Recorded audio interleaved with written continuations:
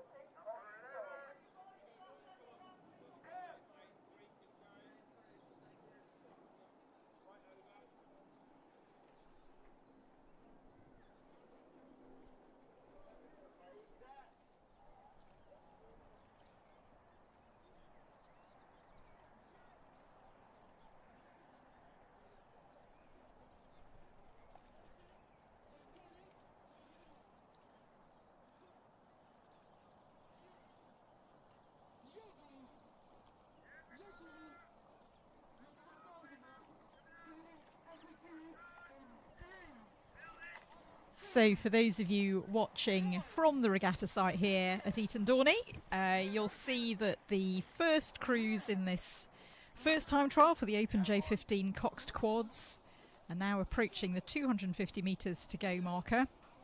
We've got crews in lanes 3, 4 and 5 for these time trials. So in the middle of the course, the conditions are fairly similar across these lanes. Although it's possibly a tiny little bit more sheltered in lane 3 than it is in lane 4 or 5. Just as you come towards this last 250 metres of the course. The time is going to be quite quick for these crews with the brisk tailwind that's pushing them down the course. Quite challenging to row in. You'd think it would be helpful because it does make you go faster, which is nice. But it's quite difficult to accelerate the boat when it's already being pushed along by the wind. Here we've got Henley Rowing Club in lane 3 in the white tops with the dark blue blades. They're just coming up towards the finishing line at the end of their time trial. The crews are set off at 15-second intervals, so you can get a bit of a feeling, and that's approximate intervals, but you can get a bit of a feeling of whether one crew's caught up with another one or not. So there's Henley that's just going across the line. And then we've got Junior School following them in lane 4. And then the crew in green that's in 3rd place, that set off 3rd, is from Maidenhead Rowing Club.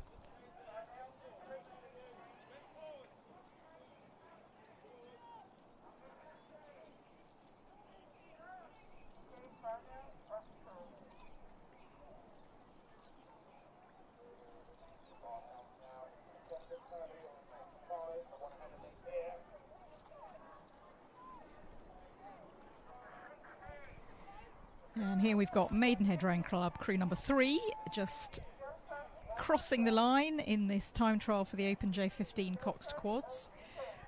In the next set of crews that are coming up, there's actually been an overtaking in the different lanes. So Windsor Boys School, which is crew number 5, Windsor Boys School A, have overtaken Brentford Boat Club, who are in lane 3, and are number 4. So Windsor Boys School going extremely well. It's a very strong programme, particularly for sculling, so perhaps this isn't surprising, but a very nice, neat piece of rowing here from these J15s from Windsor Boys, who are just coming up to the line and pursued by Brentford Boat Club.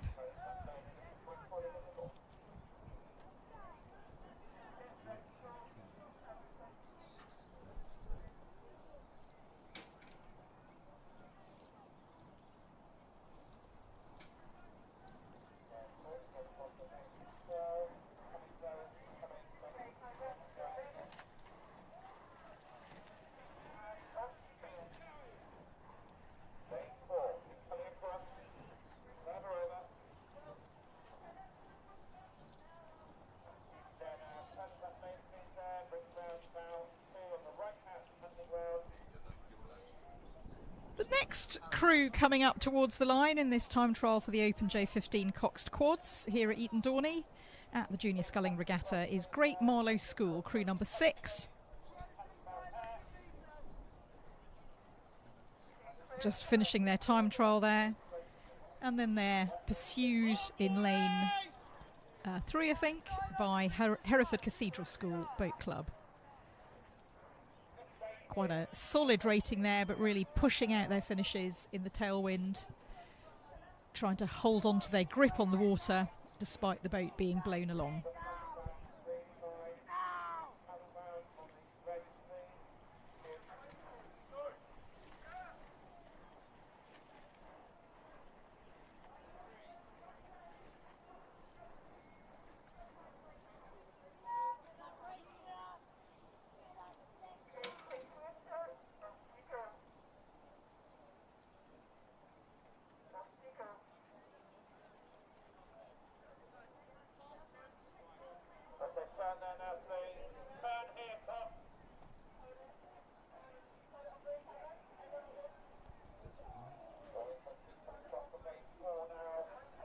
The next two crews who are racing in the last 100 metres or so, just coming up to the line now, we've got the Grange School, with the blades with the big white stripe in the middle, and then being pursued by Windsor Boys School as C crew. We've already had their A crew and their C crew, which is rating the lively 33,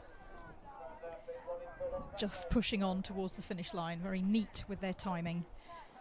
If you'd wondered what happened to the Windsor Boys B crew there, down in number 14, the A, Bs and Cs not necessarily starting in order.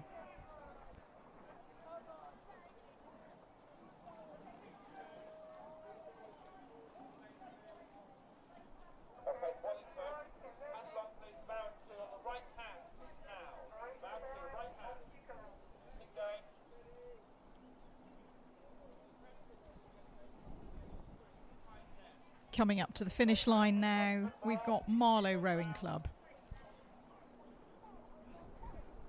And this is the time trial for the Open J15 Coxed Quads. For those watching on YouTube, you may find that the caption on the screen is not correct. You can see that these crews have got coxes in, so it is, I can confirm, the Open J15 Coxed Quads, not the Open J16 Coxless Quads.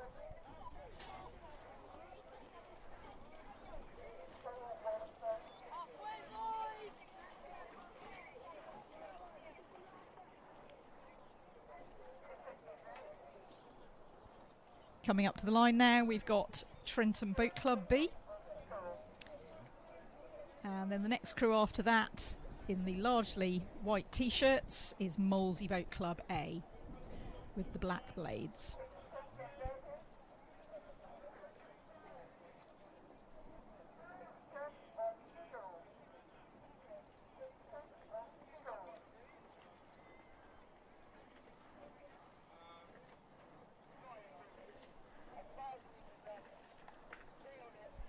Molesey Boat Club coming up to the line now. Again, a lively rating at about 35 strokes a minute. Pushing for the line.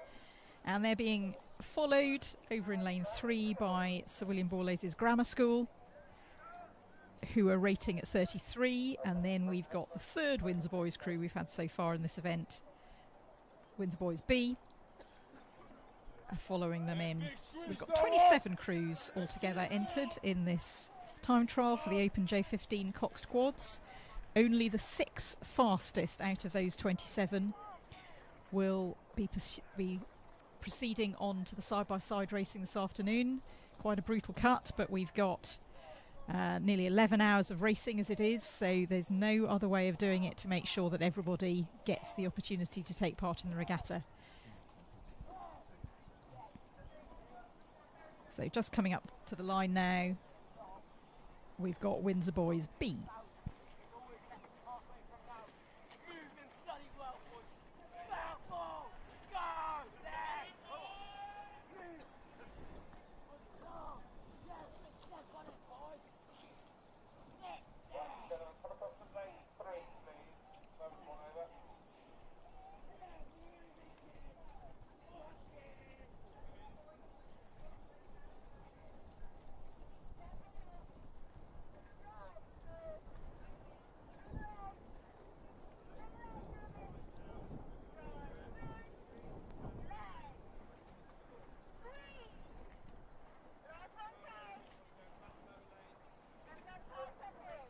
Sprinting towards the line now, we've got crew number 16, Barn Elms Rowing Club A.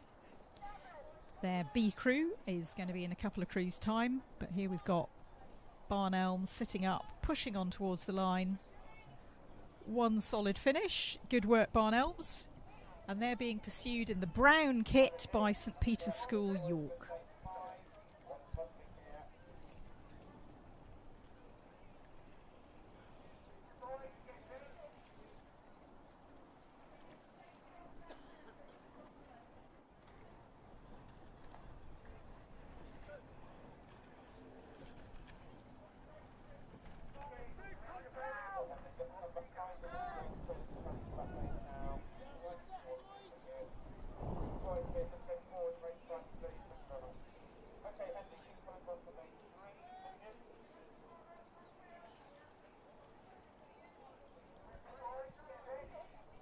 Last 100 metres now. in the red boys on the course.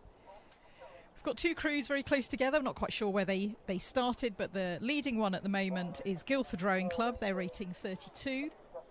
Very tall athlete at stroke, but with a nice strong posture in his back. And then they're being followed over the line by Barn Elms Rowing Club B, also in green kit, in a brighter shade of green.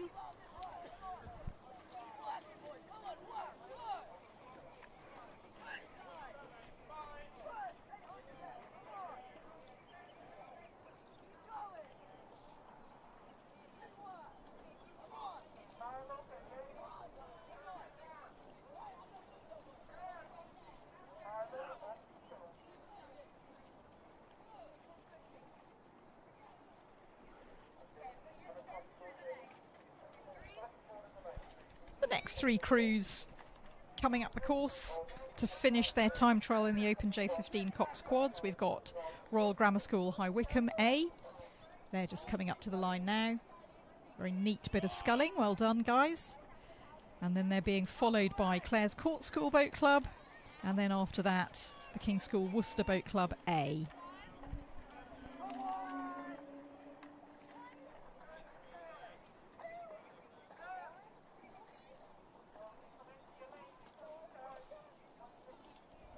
Clare's Court School just coming up to the line now.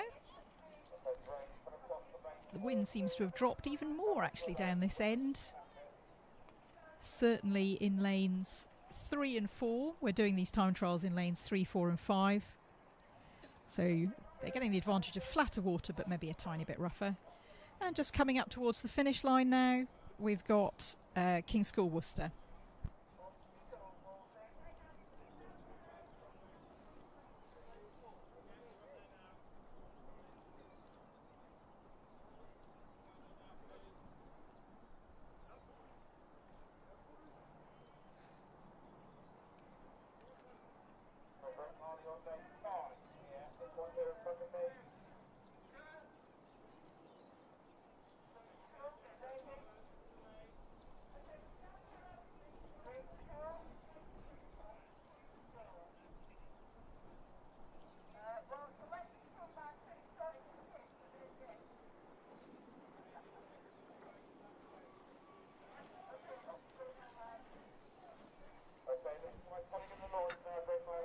The next crew coming up towards the line in this time trial of the Open J15 Cox Quads is Mossbourne Rowing Academy. 27 crews in this, they're crew number 22. And then they're being pursued by Windsor Boys School D, their fourth crew in this event, who are rowing a very strong rhythm, making the most of this tailwind that's been helping to push the boats along. Then there's a little bit of a gap back to Wallingford Rowing Club. In theory, Wallingford should have started ahead of Windsor Boys School. That might not have happened. Sometimes with boats at the start, the starters will just send off the boats as they arrive, even if they're not perfectly in order. So Windsor Boys School D just finishing there, as Wallingford Rowing Club in the red kit come into the last 150 metres or so.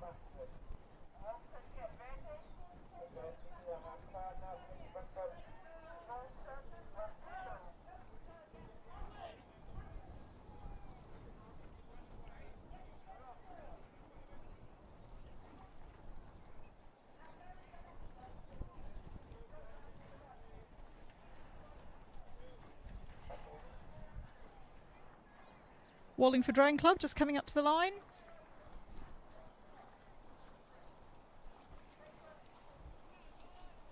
Although the course here is 2,000 metres long, if you start right on the stake boats at the far end, these time trials are rowed over 1,900 metres because it's a running start, as you'd have with a time trial. And the timekeepers are just 100 metres up from the start, so the boats can get properly aligned and then get up to full racing speed before they cross the timing line. So we've just had Tiffin School crossing the line at the end of their time trial, now followed by Kingston Rowing Club, and then the last crew to set off and to finish in this time trial of the Open J15 Cox Quads is American School London. So Kingston Rowing Club just finishing then, and American School London just coming up to the line in their navy and orange kit, very distinctive.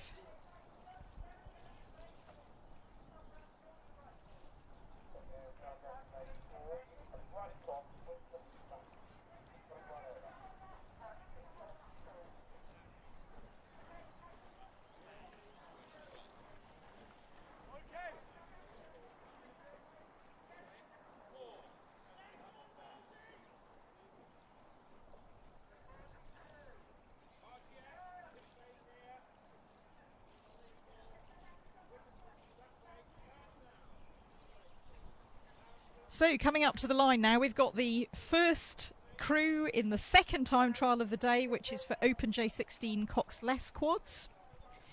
And this is Walbrook Rowing Club A. Walbrook Rowing Club in recent years have had an excellent junior programme.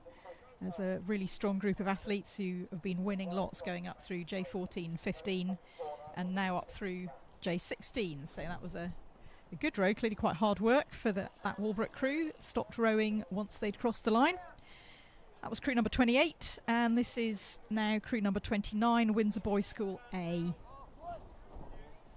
Rating 34 as they approach the line. Really neat blade work there, as you'd expect from these athletes who are a year older than those in the previous time trial, which is for J15s. So we've got 39 crews here in the time trial for the Open J16 Coxless quads. And just a reminder that only 6 of them will progress through to the side-by-side racing this afternoon. So this is the second Windsor Boys School crew that's just coming up, just crossed the line. And then we've got Henley Rowing Club, who are in the pink boat over in lane 3, also racing up to the line. The order in which these crews are set off in the time trial is based on what's called their crew ranking index. And the crew ranking index is based on how all those athletes have done in previous races. So the more crews you beat in a race, the more ranking points each individual gets. And then those are added up for the 4 members of the crew, and you get a crew ranking index from all those personal ranking indices. Marlow Rowing Club just coming up to the line now. So although crew ranking index isn't a perfect predictor of speed, it's certainly got some relationship with a crew's speed, so you would expect that the first crews finishing in this time trial are probably the faster ones. We've now got King's School Worcester coming up to the line.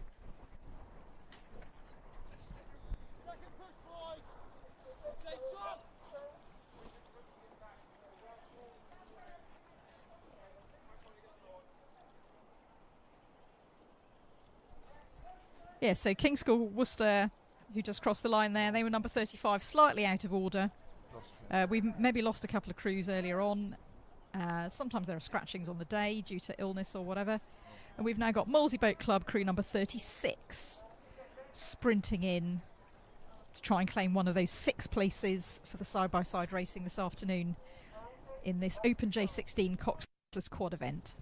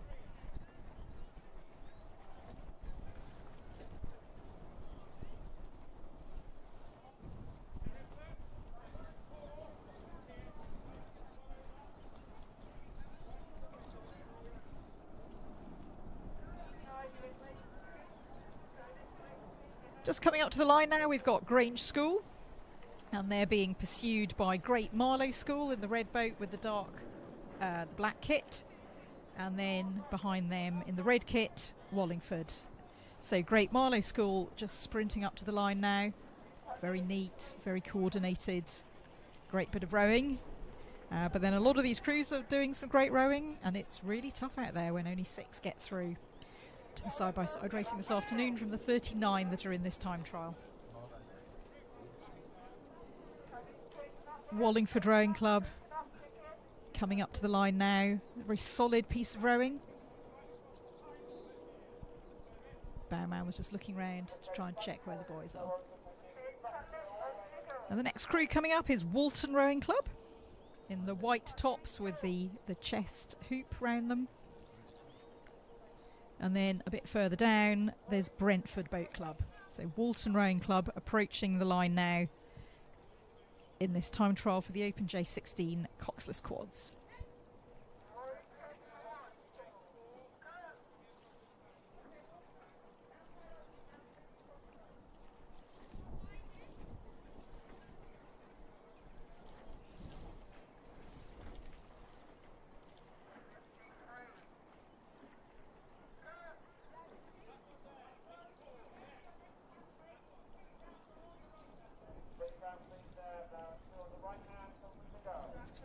Coming up to the line now, we've got Brentford Boat Club.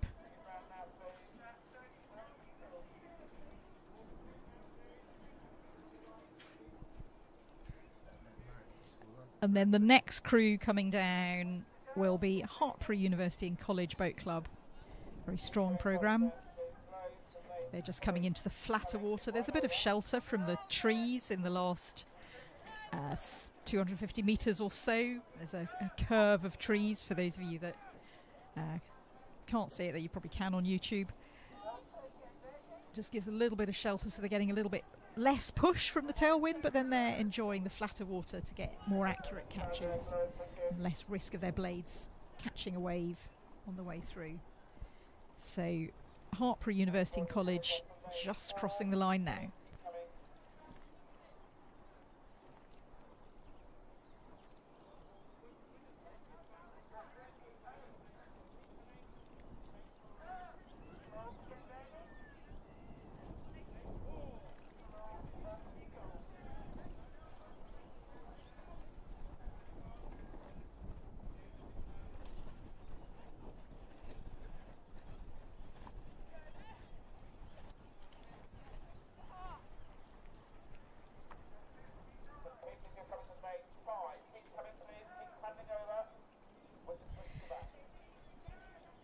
American School London coming up to the line now, and then the last 2 crews in this time trial of the Open J16 coxless quads are Royal Grammar School High Wycombe and South African Schools Rowing Union, who are fairly regular attendees at this regatta. I think they have a relationship with Eton College, borrow some boats from them, and great to have them joining in. So RGS High Wycombe is crossing the line just ahead, but it looks like the South African Schools crew has caught up with them during this time trial. And that concludes the Open J16 coxless quads.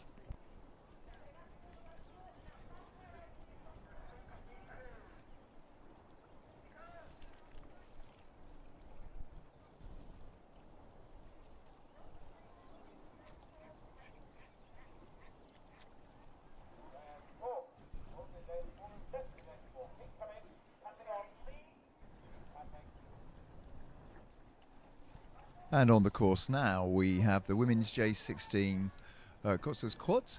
First crew coming down is Marlow Rowing Club.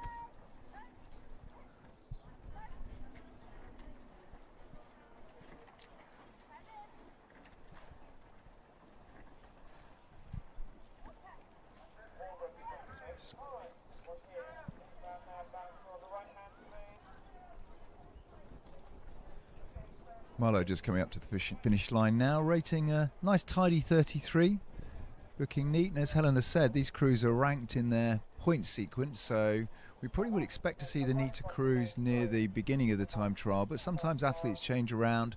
We have new people coming in, getting coached well, improving their technique, so the crews further down can still qualify. So keep an eye out for some of the later crews and the tidiness of their rowing, and see if they can push hard to get through to qualify.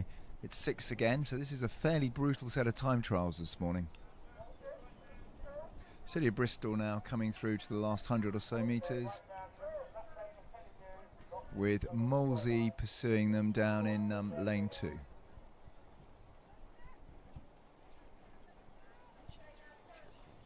Maybe 3.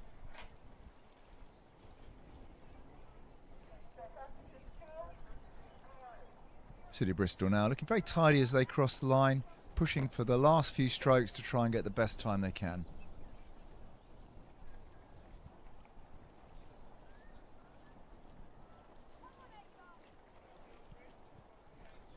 So Marlow crew setting a very fast time. These are preliminary times, of course. There may be appeals, there may be issues. So the screens you're seeing in YouTube will be probably correct, but may be subject to change a bit later on. So Molesey just coming up to cross the line now, followed by Henley Rowing Club. So far, doesn't look like we've had any overtakes in this division, with Wallingford pursuing Henley down the course, pushing for that last 250 metres.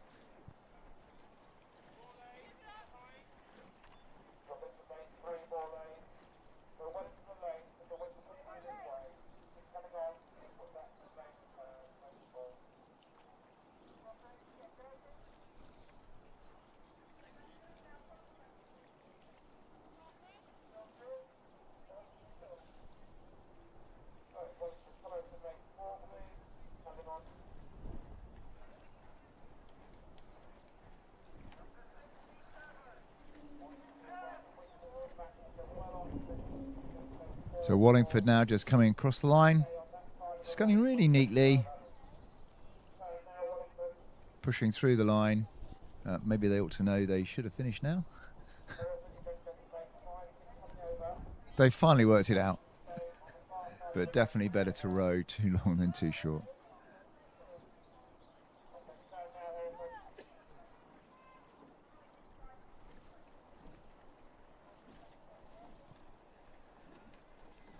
Looks like number 52, Hereford Cathedral School Boat Club, have overtaken Putney, although they may have started in that sequence. We're never completely sure at this end of the course. Hereford sculling nicely, pushing the rating on now for that last 100 metres.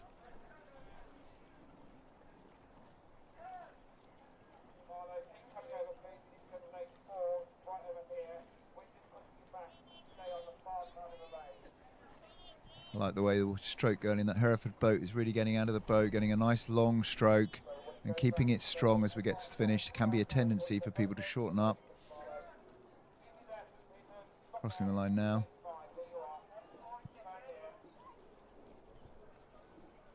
Putney just coming over the line now, followed by Warrington Rowing Club. They're very distinctive blue and yellow blades. Again, sculling nice and long, really pushing it towards a finish.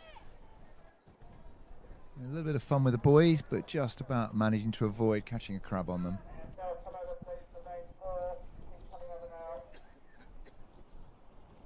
For those of you watching online, the wind here is fairly strong. It's a bit of a cross tail. It's not too bad. It's pretty much straight down the course, maybe just slightly blowing towards the finish tower here. Next down we have Stratford upon Avon Boat Club.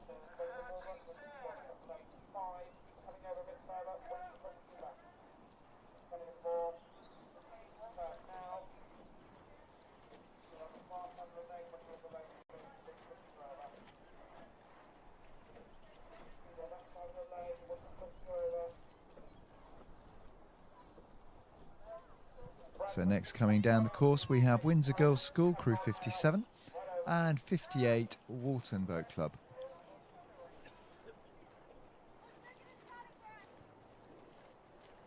Walton really pushing Windsor Girls down the last 100 or so metres. It's always good to have a crew just in front of you in a time trial. It really helps drive your motivation to get across the line.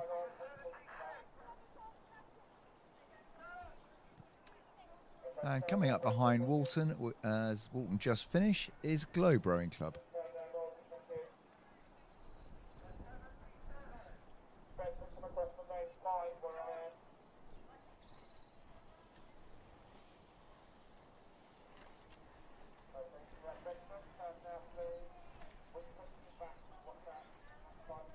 A little bit of gap here to the next crew, which is Mossbourne Rowing Academy. Stroke by Bethany Patterson. Pushing really hard again for the last 100 or so metres.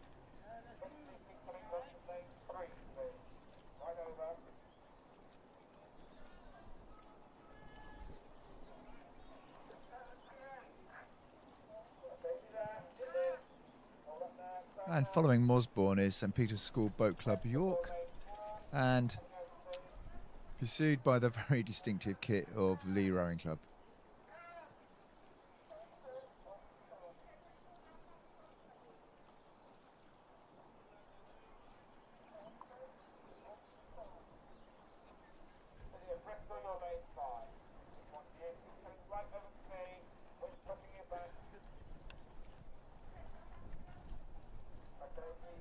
St Peter's just now pushing through to the last 100 or so metres.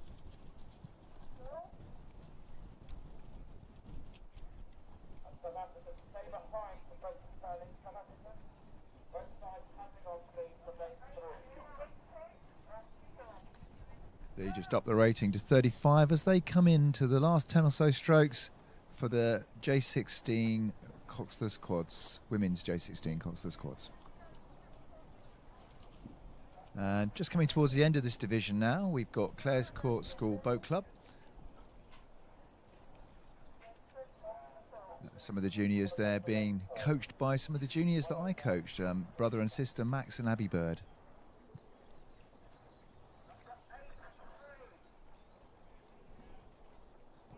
And the last two crews coming down in this division are Walbrook Rowing Club and the South African Schools Rowing Union.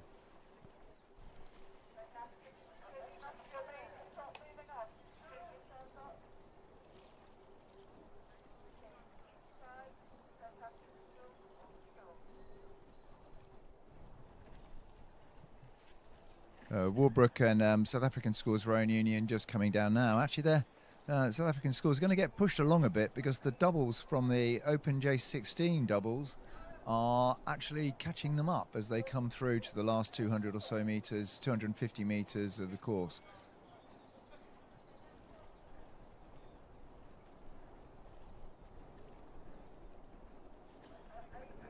So Walbrook just coming up to the last 100 or so metres. South African Schools Rowing Association have got a couple of 100 metres to go still. Bulbridge in the Open J16 doubles are pushing really hard to overtake them, so this should be a good time for that Bulbridge crew. Again, remember that the way the time trial is sequenced means the crews that are starting first are rated the highest on their index. And certainly looking at that Bulbridge double, they're a really neat and tidy double, powering it through for the last couple of 100 metres. Again, it really helps if you've got a crew to push against next to you, and they're trying really hard to push through the South African Rowing Association quad.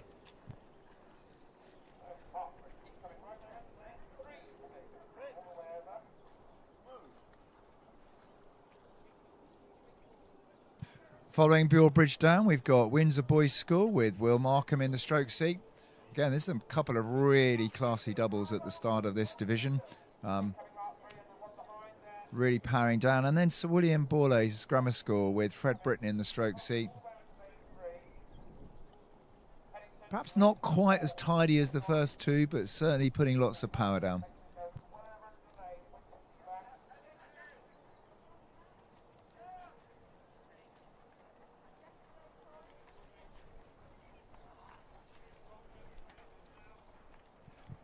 And Borlase crossed the line now, followed down by Wallingford Rowing Club with James Vine in the stroke seat.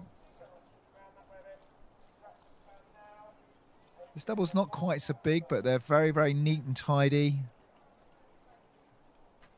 For those of you who remember 2012 here, the men's double final was won by Joe Sullivan and Nathan Cohen, who were easily the smallest guys in the race, 5'10", 5'11", 80, 82 kilos, pushed through in the last 100 metres to one. So it's not always the largest crews that are going to win. And next coming down, Hereford Cathedral School Boat Club and Mossbourne Rowing Academy.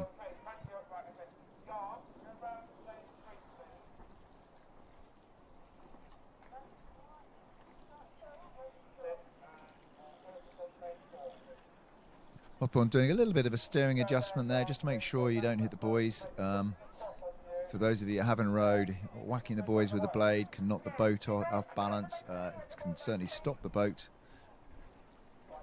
So best avoided.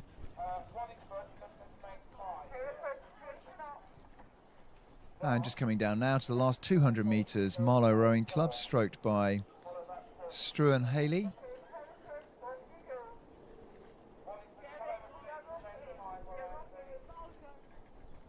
And again from St Peter's, York,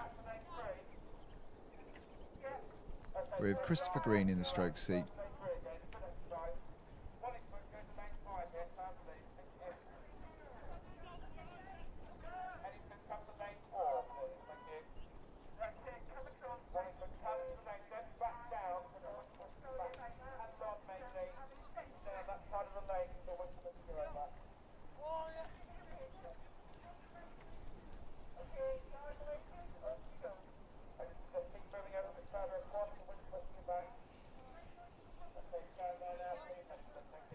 And next up we have Crew 75 Walton Rowing Club with Alfie Howells in the stroke seat, followed by the American School in London.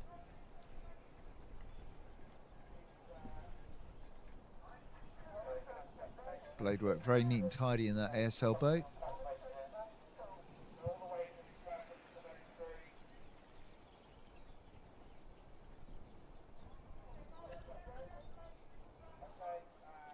And now coming into the last 200 metres is Walbrook Rowing Club with Oscar May in the stroke seat.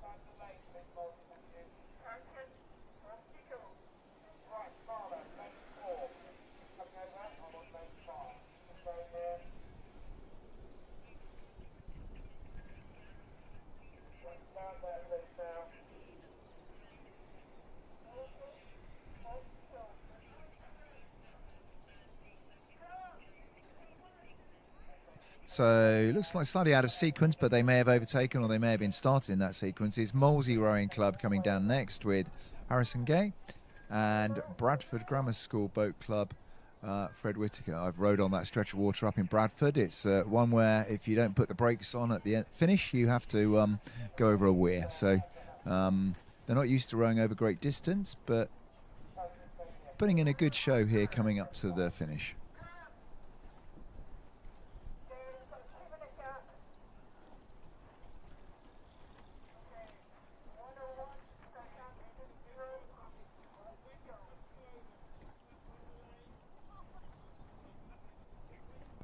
Next coming down is Bedford Rowing Club with Louis Balin in the stroke seat, followed by Hinksey Sculling School, just coming into the last 200 or so metres.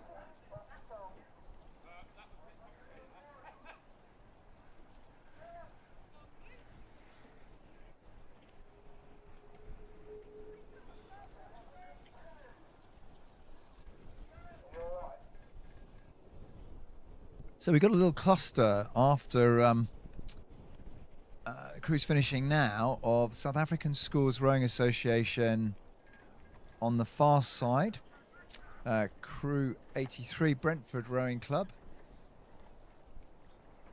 and City of Bristol Rowing Club.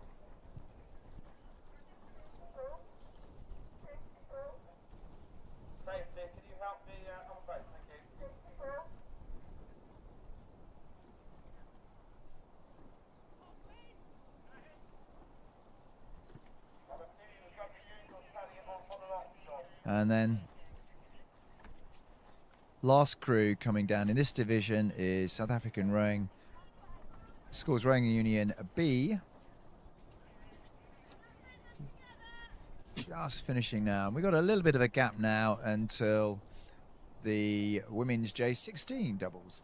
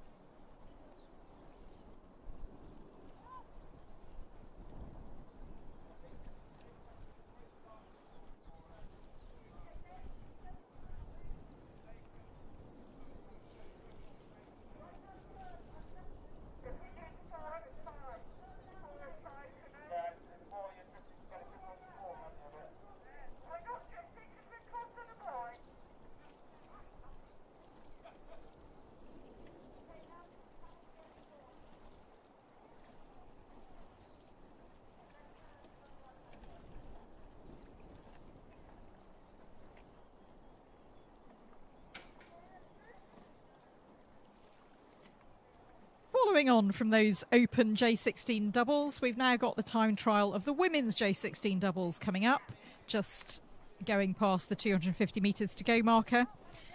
And either we've had some crews starting out of order, or maybe there's been a little bit of overtaking, but we think we've got Great Marlow School who are nearest us, but maybe on the far side it's still St Mary's School, Cambridge. 3 crews quite close together anyway. Okay, it turns out that's crew 89, Hartpury. I think has probably done some overtaking. A very strong programme at Hartpury, a high performance programme. And so Hartpury, stroked by Rosie Reynolds, look to be the first crew over the line in this time trial of the women's J16 doubles. Just coming up to the last few strokes now. And they're being pursued by Great Marlow School, crew number 88, and then Headington School, Oxford, crew number 90. Looks like St Mary's School, Cambridge, crew number 87 hasn't started. They had a crew earlier on in this series of time trials that also didn't start, so perhaps they're not here yet, or they've had a number of withdrawals. So after those first 3 finishers, there's a little bit of a gap back down to the next crew, which is Stratford-upon-Avon Boat Club, who are just coming into the last 200 metres or so. You can see, particularly if you're here on site at Dorney Lake, that the buoys go red, that the buoys that mark out the divisions between the lanes go red in the last 200 metres. Just an extra visual cue for the crews, or possibly 200 metres, an extra visual cue for the crews that they really need to be sprinting for the line. So the next crew up to the line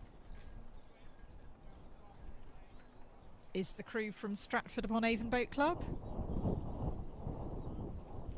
followed by crew number 94, Hereford.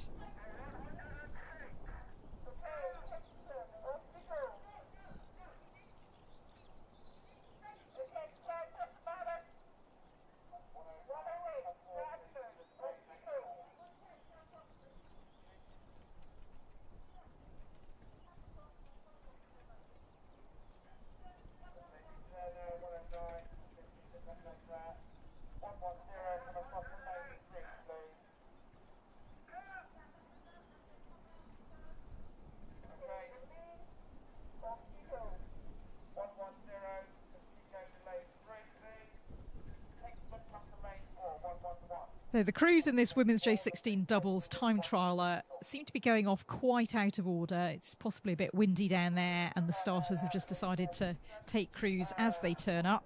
So the next crew we've got coming up to the finish line in the flatter water in the shelter of the trees is number 92, Yarm School Boat Club. They're in the white tops with the black boat. They are being pursued by crew number 96, Headington School, white boat, light blue kit. And then behind them, some considerable distance, is crew number 95, Wallingford Rowing Club.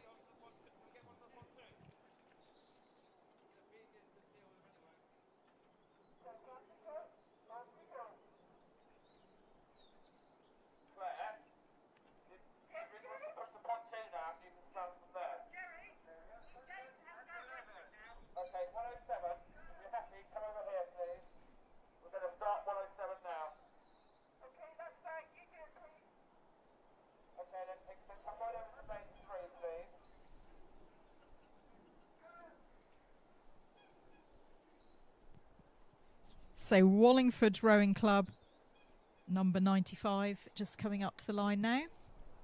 And they're being pursued by crew number 100, Marlow Rowing Club B, also in red kit.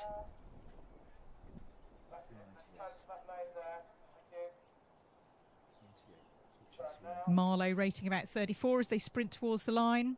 And then they're followed by crew number 98, Sir William Perkins' School Rowing Club. The really solid rating there, powering along the finishes in the tailwind. And they're pursued by number 99, Molesey Boat Club A. So very hard to work out how all these crews are doing relative to each other. I think they've been set off in the wrong order, but there could have been some overtaking here.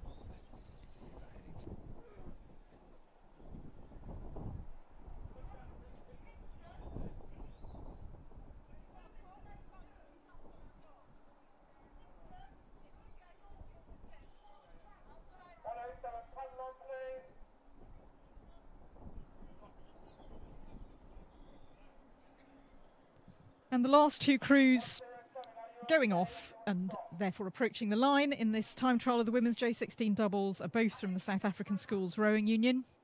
They're A and B crews.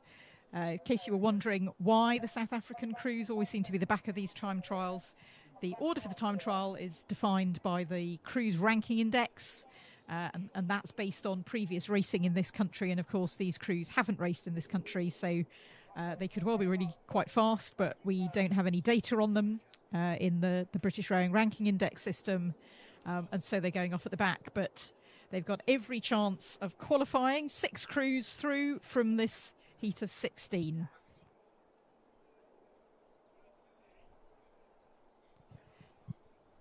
And the South African Schools B crew just crossing the line now. They're just making sure they've really rowed right the way through the line, not winding down until they get to the big white boys afterwards. And that was the end of the women's J16 doubles. The next time trial, and there's quite a gap down the course until we get to that, is the first singles time trial we've got today. It's the Open J16 singles, and there's just 10 crews in this one, quite a small one.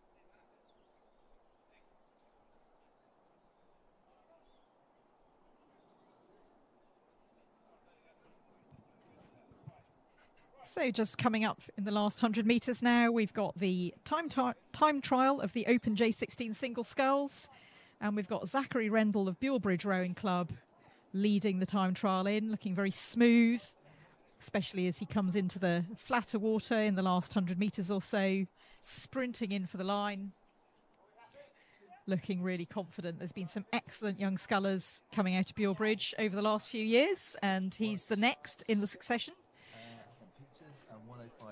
Having a real battle here. Then we've got 2 more scullers having a real battle. We're not quite sure what order they set off in. There's number 105, Jack Elms from Bulebridge. He's nearer the finish tower, and he's just being headed by William Gawthorpe of St Peter's School, York. So really good race going on between these two scullers, who should have set off about 15 seconds apart, possibly didn't. Both of them just crossing the line now. So that's Buellbridge and St Peter's. Next, coming up in the burgundy kit with the bucket hat, obviously going for the sunshine rather than the temperature, we've got Bradford Grammar School, Leo Mackinson-Gurr. Leo's just coming up to the line now, keeping his length, rowing really long in the tailwind, which is always very advisable. And he's being followed by Adrius Sull from Lee Rowing Club.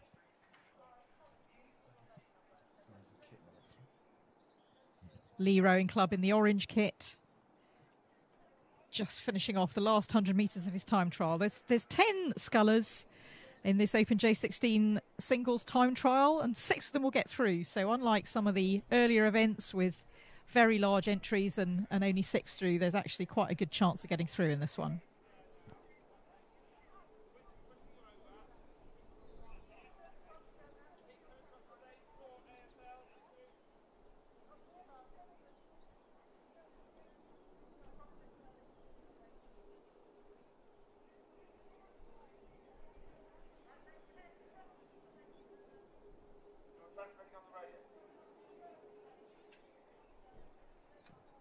And the last 3 scullers to come in this Open J16 singles time trial, we've got number 110, Bradford Grammar School, Peter Dawes. And he's being hotly pursued by Matthew Herman from South African Schools Rowing Union. And then there's a little gap back to Jessel Mystery of Kingston Rowing Club. So Bradford Grammar School, Dawes, just coming up to take his last few strokes now. Followed very closely by the very tall athlete Matthew Herman from South African Schools.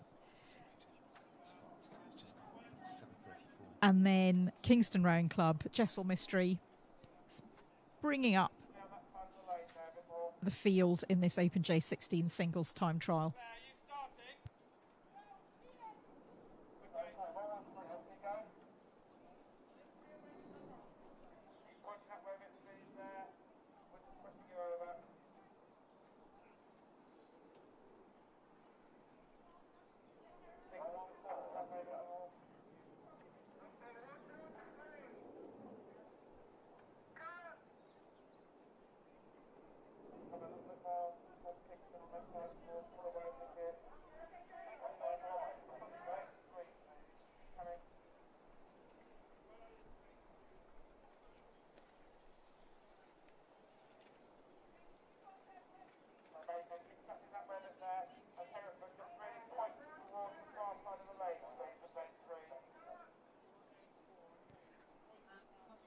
While we're waiting for the next time trial, which will be the women's J16 singles, we can give you the official results of the first time trial of the day, which was the Open J15 Coxed Quads.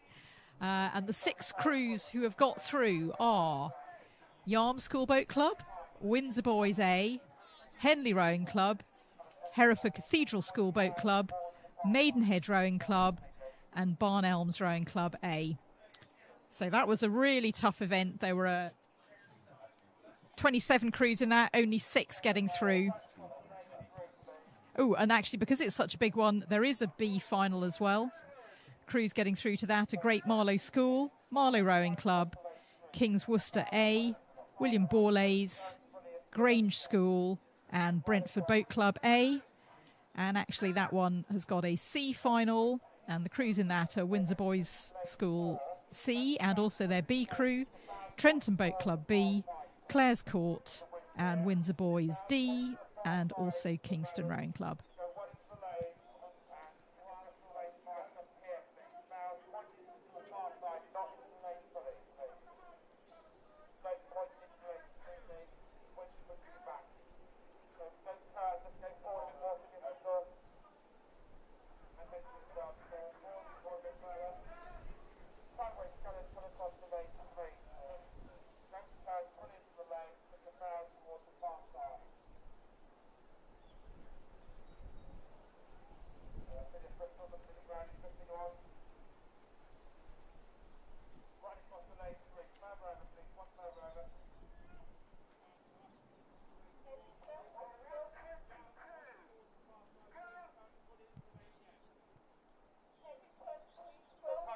And next on the course, we have the women's J16 singles, 15 crews in this event. They've just started off, so it'll be a little while before they get down to us, and we can give you some guidance onto who's doing well and maybe who's got a little bit more work to do.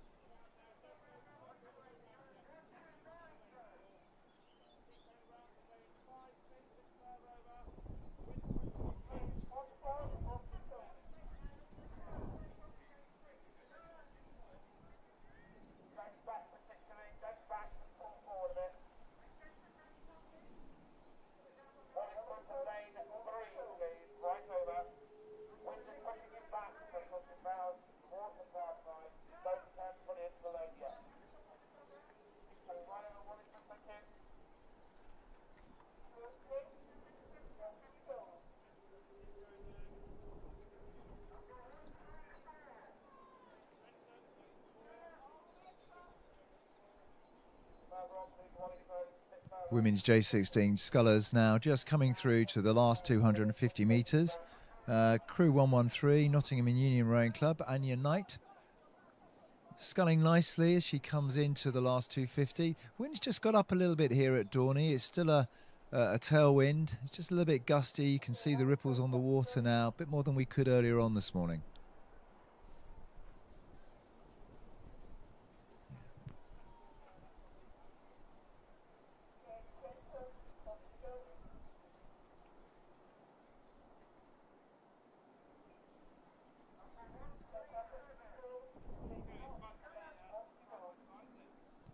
So Anya Knight just coming now into the red buoy, or went into the red buoy, sculling really nicely, keeping it long and strong, just making the advantage, taking the advantage of the tailwind.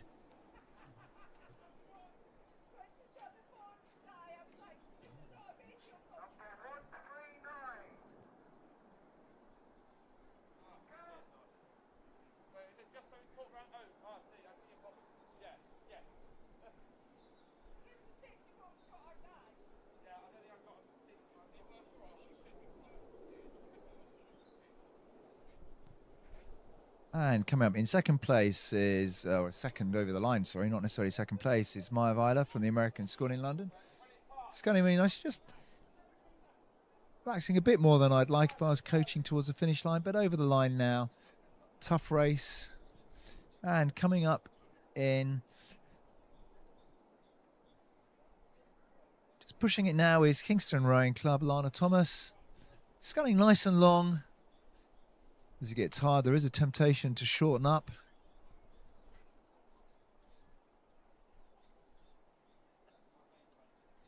So, next couple of athletes after the Kingston Sculler is Maidenhead Rowing Club, Tilda Forsyth.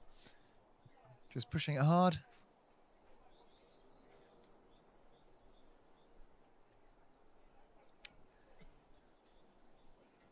And Royal Shrewsbury School Boat Club, Katharina Webber. Royal Shrewsbury head coach there is Chris Clark, who used to row at Maidenhead. So bit of a connection between these two scullers as they come up to the finish line. Then Peterborough Rowing Club at Jasmine Cheshire, pushing hard again for that last 20 so strokes. And 119 Hereford Cathedral School Boat Club, Naya Davidson. And making it helpful for us commentating here, all completely in order so far. So a bit of a journey for the next sculler from Totnes Amateur Rowing Club, Paige Darnley.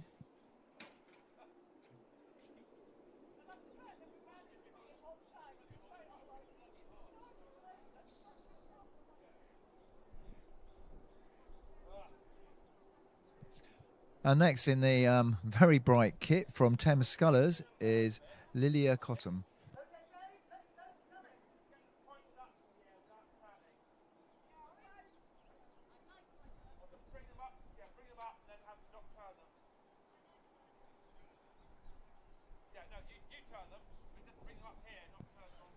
And our first out of sequence sculler now, of course they could have started out of sequence, is Laura Ward from Headington School, Oxford. And behind her, probably 100 metres or so, is Marlow Rowing Club, Eleanor Lenchitz Evans, with Tideway Scullers tucked in behind her, Larissa Hainline.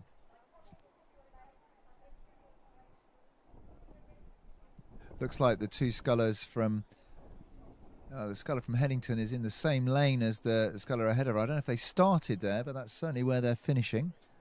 I think they're going to get to the finish before it becomes a problem, and indeed they do. And the next two scullers are City of Bristol Rowing Club nearest us in their green kit, and 127 South African Schools Rowing Association Robin Moore, just slightly ahead of the sculler from City of Bristol. Two girls have pushed themselves down the course, and that's the end of the women's J16 singles.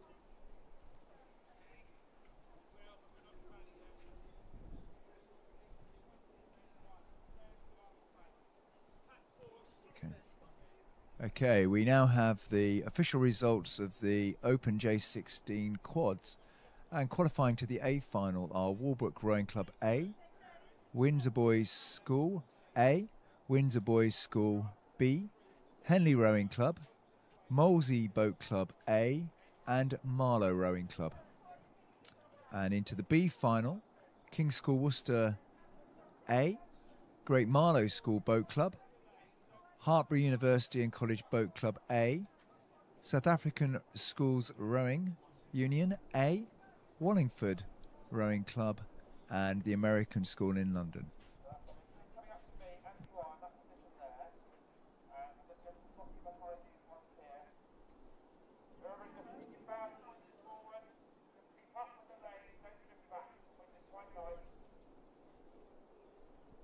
So, next on the course we have the Open J15 singles.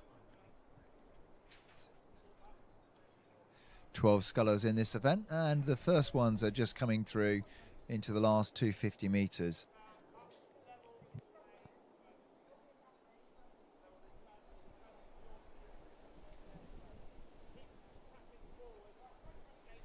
So the first two scullers coming through are Totnes Rowing Club.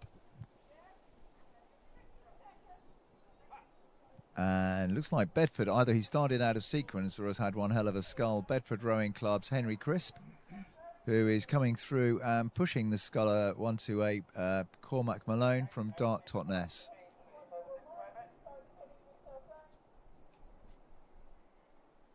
And in third place we have Maidenhead Rowing Club.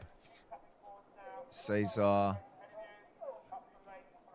just pushing on there for the last 250 metres.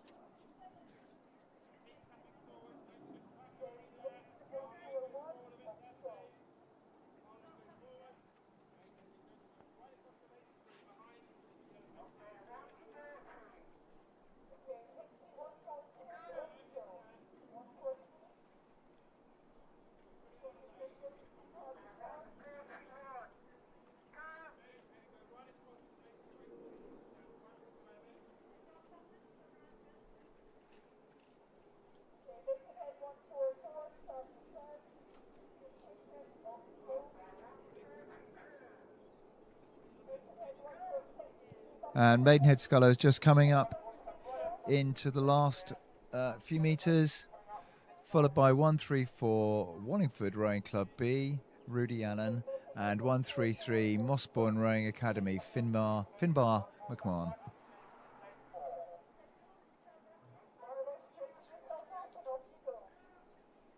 And then next coming down the course is 136 Royal Shrewsbury School Boat Club A, Jake Datnell.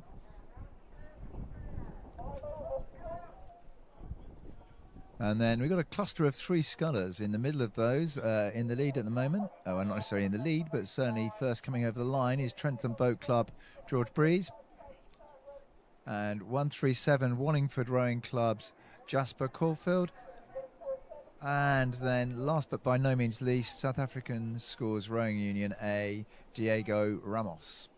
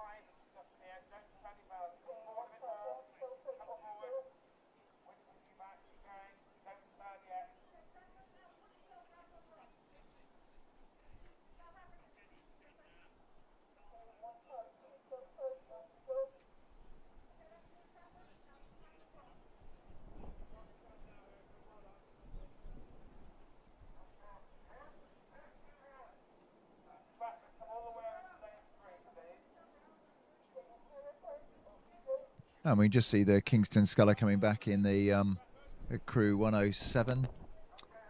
James Phillips coming back with his boat on the safety launch. A big thank you to all of the safety crews here today.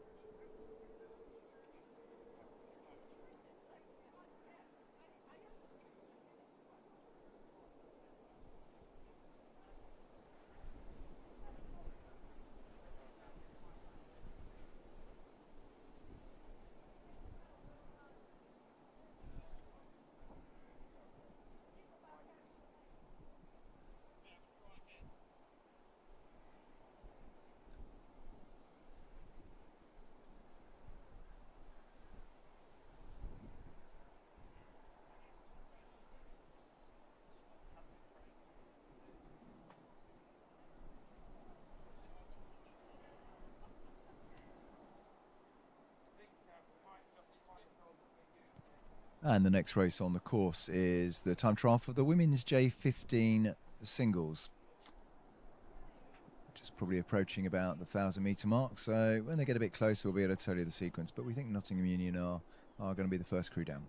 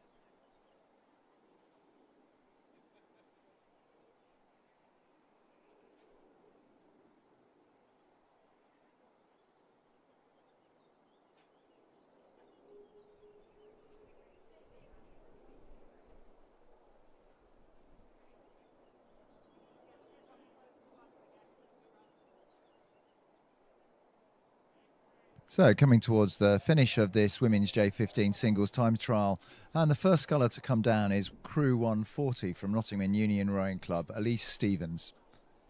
Having a look round to see where the finish is. You can see she's in the red buoys. Oops, get back to me.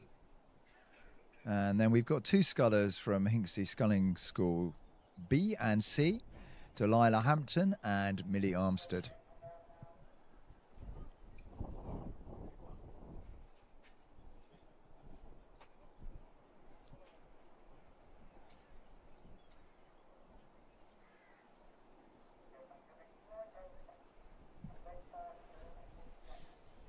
Delilah sculling at 29.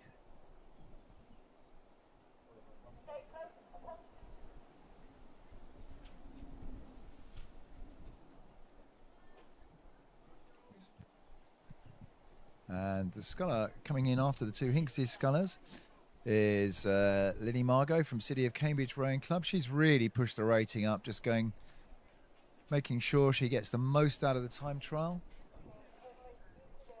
And between Lily and the next crew is quite a big gap. The next crew from Maidenhead Rowing Club is Sophia Todd.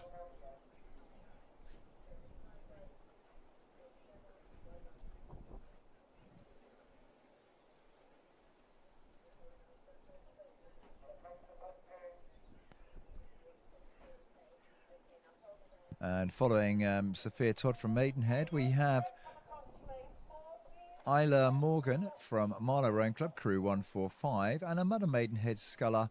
Sorry, apologies, it's 147. Totnes Rowing Club, Greta Wollaston.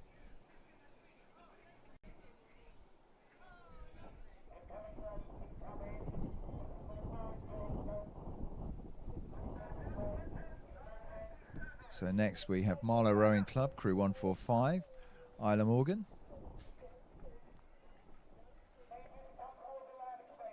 And Greta Wollaston from Totnes, just coming up on the Marlow sculler, really putting in a push to try and catch her at the finish. And then 148 Buell Rowing Club, Mia Prince.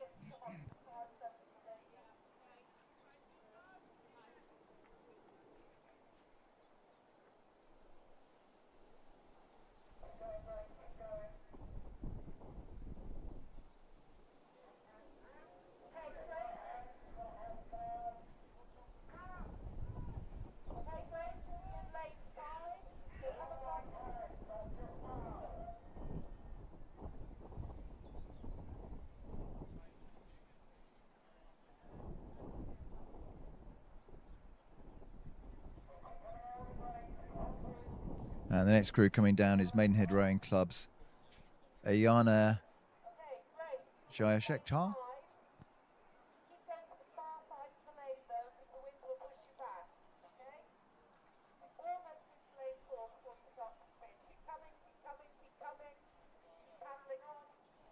And the crew following the Maidenhead sculler is Crew 151 from Guildford Rowing Club, Charlotte Allen.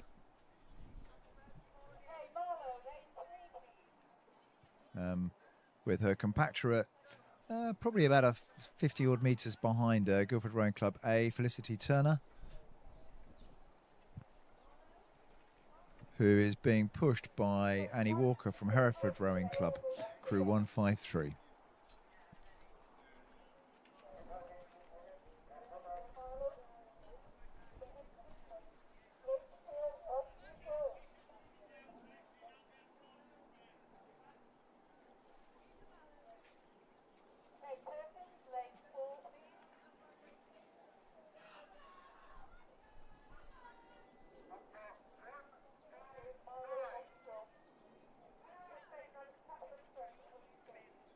So Guildford Rowing Club, Felicity Turner is just coming to the finish line now, followed by 153 Annie Walker from Hereford Rowing Club. And then down from the northwest, Trafford Rowing Club, Ellen Drife, just coming up towards the last 20 or so metres.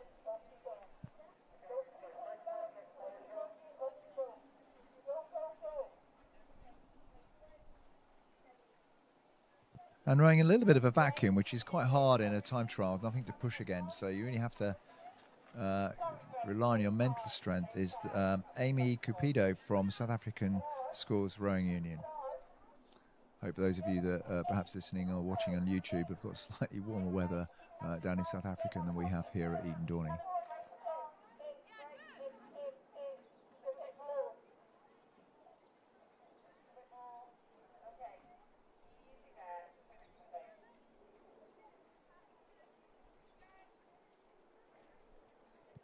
South African sculler really sculling nice and long at the finish. Sometimes, again, the temptation as you'd get tired is to shorten up.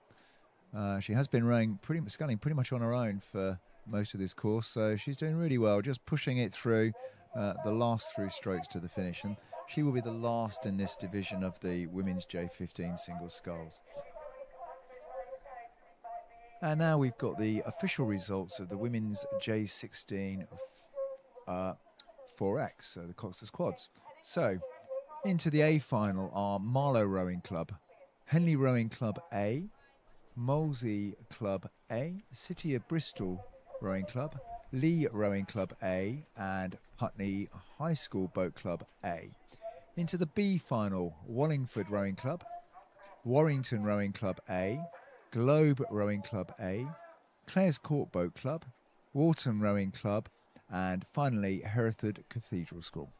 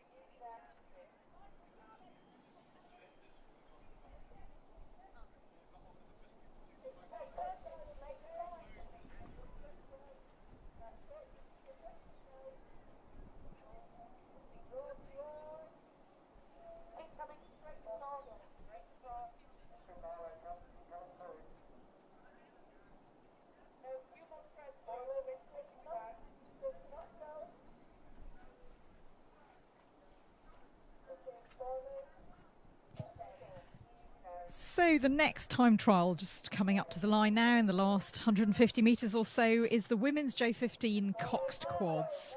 And the first crew approaching the line is Henley Rowing Club in the white tops. And they're being followed after a reasonable gap by Maidenhead Rowing Club, and then there's a big gap down to the next crews.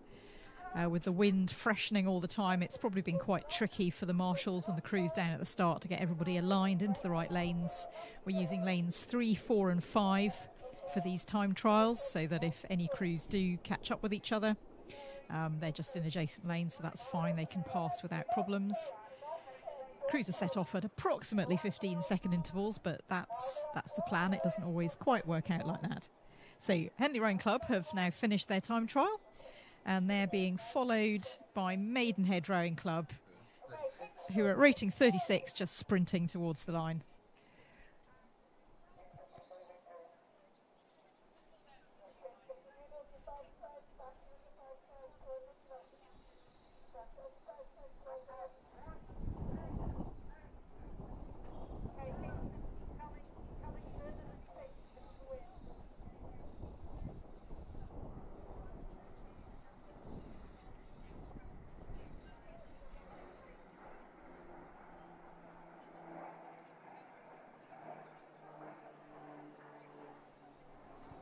There are 35 crews in this Women's J15 Coxed Quads event. It's actually the largest event of the day.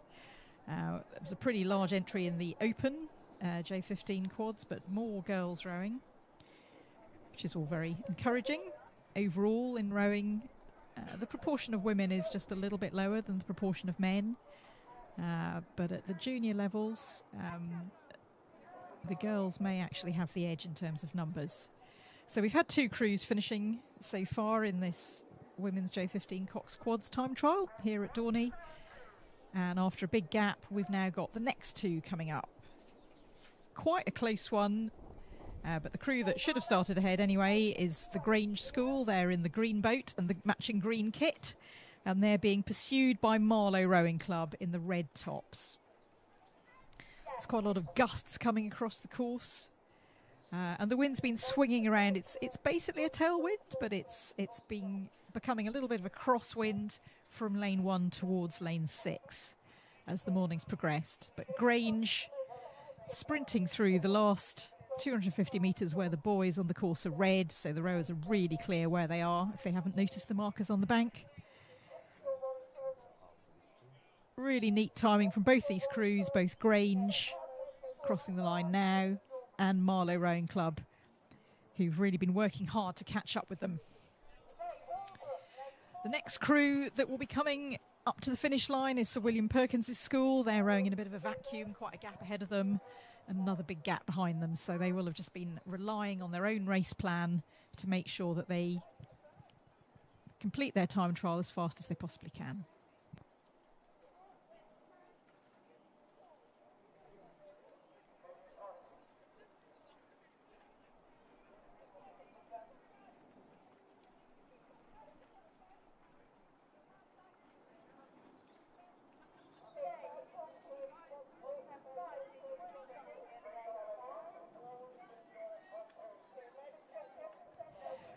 William Perkins just coming up to the last line, the line now with their last few strokes, rating 33.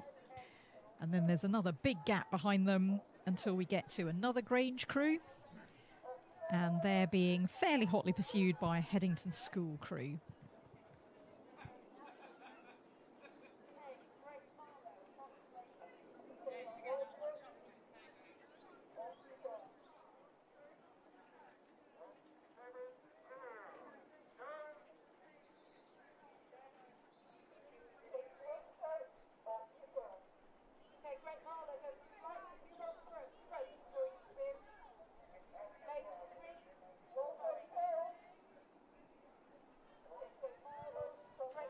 The next 2 crews in the last 250 metres of the race are Grange School B and Headington School.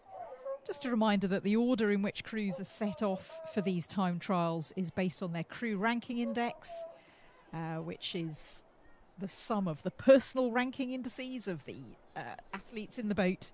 And that's what they get based on how they've done in previous races. So more or less, if you beat another crew in a race, you get 1 point. If you beat 10 crews, you get 10 points.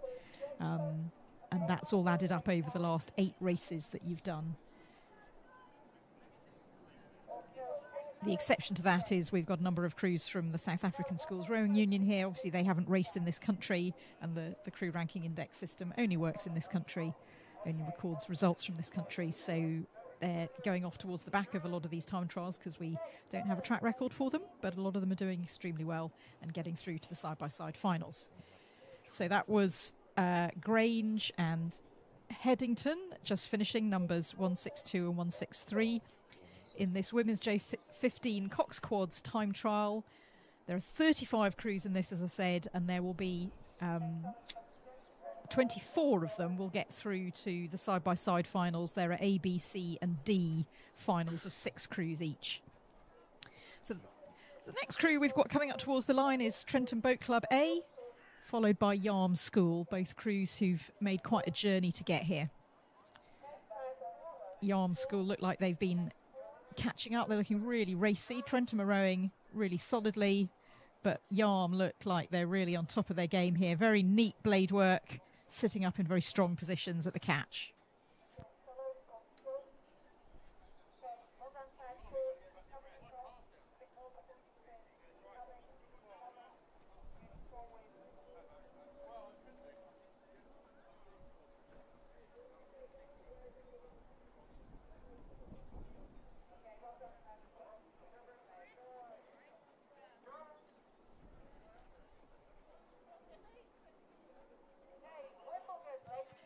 Over in lane 3, we've got Rob Roy coming up now.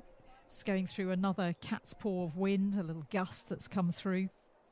Hit the water, you can see them moving, see these gusts moving across the water. If you're here at Dorney Lake, if you're watching on YouTube, you don't necessarily get quite such a big view, but I think you can see it in the last 250 metre view on your screens.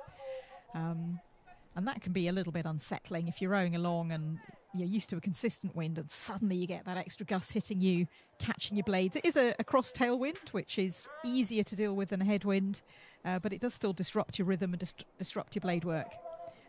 But here we've got Rob Roy coming up to the line, taking their last few strokes. Rob Roy Boat Club from Cambridge.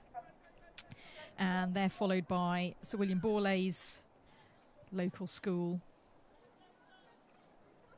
who are just having a nice bit of fairly flat water, but of course less of a push from the wind. But certainly towards the end of the course here, the wind is very much swinging round to be a cross tailwind or almost a crosswind compared with the straighter tailwind that we had earlier this morning. So Sir William Borley's just taking the last few strokes. I think one of them might have stopped a couple of there. Might not make that much difference. And then we've got another big gap down the course, but coming through the 250 metre mark to go now, we've got Sir William Perkins' school rowing a little bit on their own because there's another bit of a gap behind them.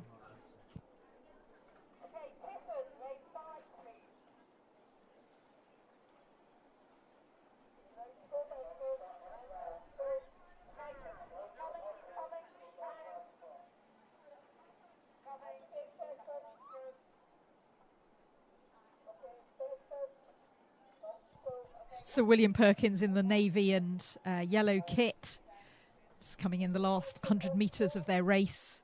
Really solid rating going on here and really solid finishes. Yeah, they're really holding onto the water right through the stroke. Rating about 32, which isn't particularly high. It's a perfectly reasonable rating, and they're choosing that to keep it nice and solid, nice and together. Good job, William Perkins. Next, we've got Marlow Rowing Club, who are in the black sleeves with the red vests, and they're being pushed hard by Kingston Rowing Club, who we think started behind them. Marlow Rowing Club are at number 169, Kingston are 170, so Kingston should have started behind them. Kingston are looking really lively. Yeah, really neat catches, moving together well, and Kingston just squeezing out the extra inches ahead of Marlow as they come over the line.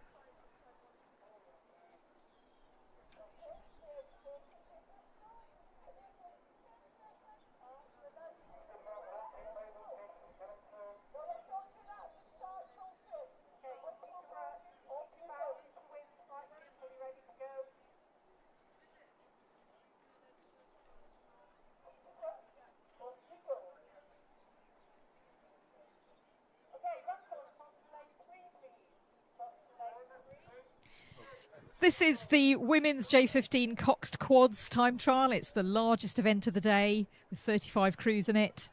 And we're about a third of the way through. We've got Wallingford Rowing Club, number 171, just coming up to the finish line now.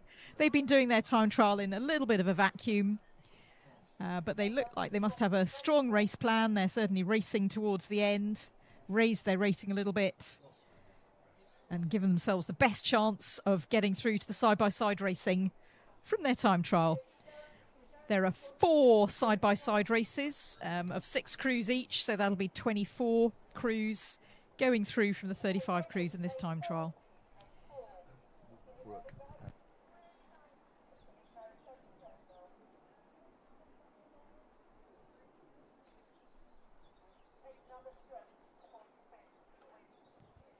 Next, we've got a little group of 3 all coming through together. They may have been set off quite close, or maybe there's been some catching up. The leading crew of these 3 is Marlow Rowing Club. They're number 172. They're in lane 3. Then the next crew to cross the line will be...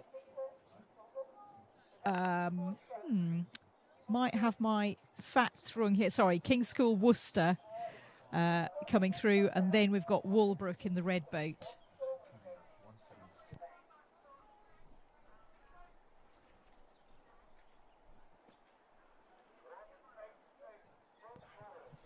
.176 are now coming up. Great Marlow School just approaching the line. Black kit, red stripes down the side. Really strong finish, quite a big lean back from some of the athletes in that crew, trying to get every inch of length through the finish. Well done, Great Marlow.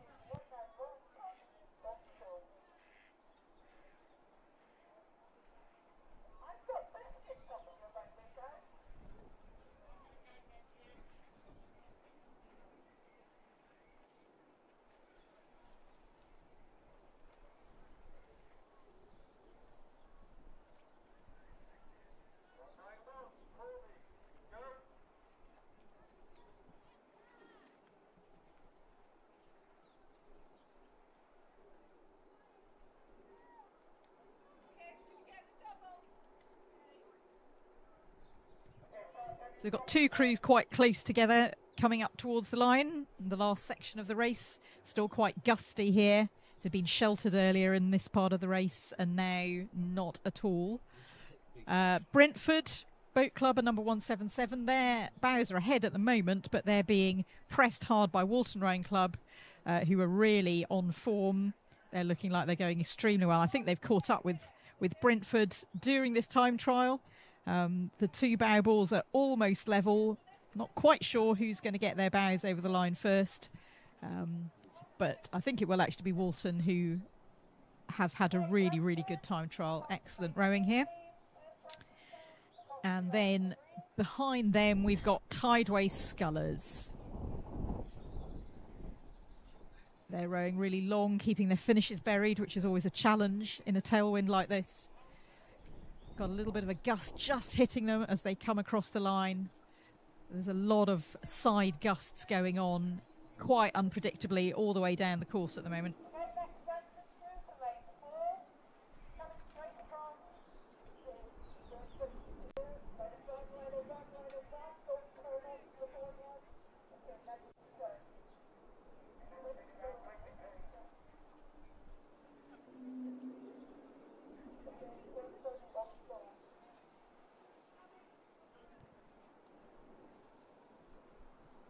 Rowing in a bit of a vacuum, we've got crew 180, Clare's Court School. Really powerful looking athletes in this boat. Rating about 32, which is probably fairly standard for a time trial, but they're really making the most of it by getting the maximum run out of the boat every stroke by loading on the power. Some really strong rowing here from Clare's Court School. They're followed down the track by Wimbledon High School. Notable for their green kit, easy to pick out.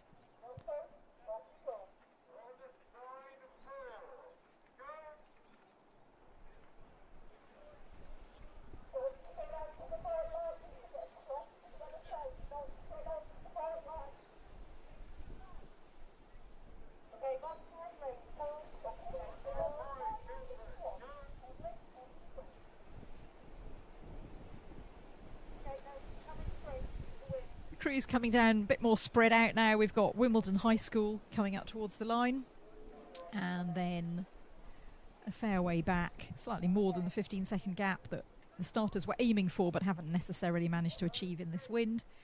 We've got 182 Guildford Rowing Club.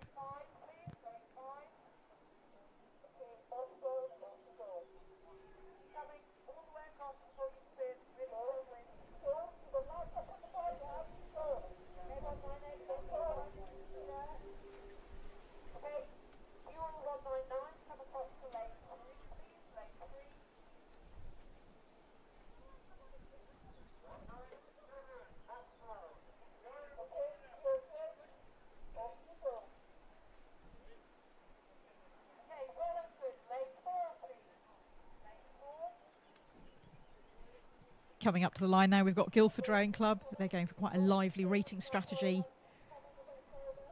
Sitting up, tapping it along. That's caught a little bit of a wave there. It is quite rough, this water, even over in lane 3 where they are. The conditions are tricky for scullers. You're trying to get your blade down close to the water, and where the water has moved is never easy. Next, we've got Bedford Modern School.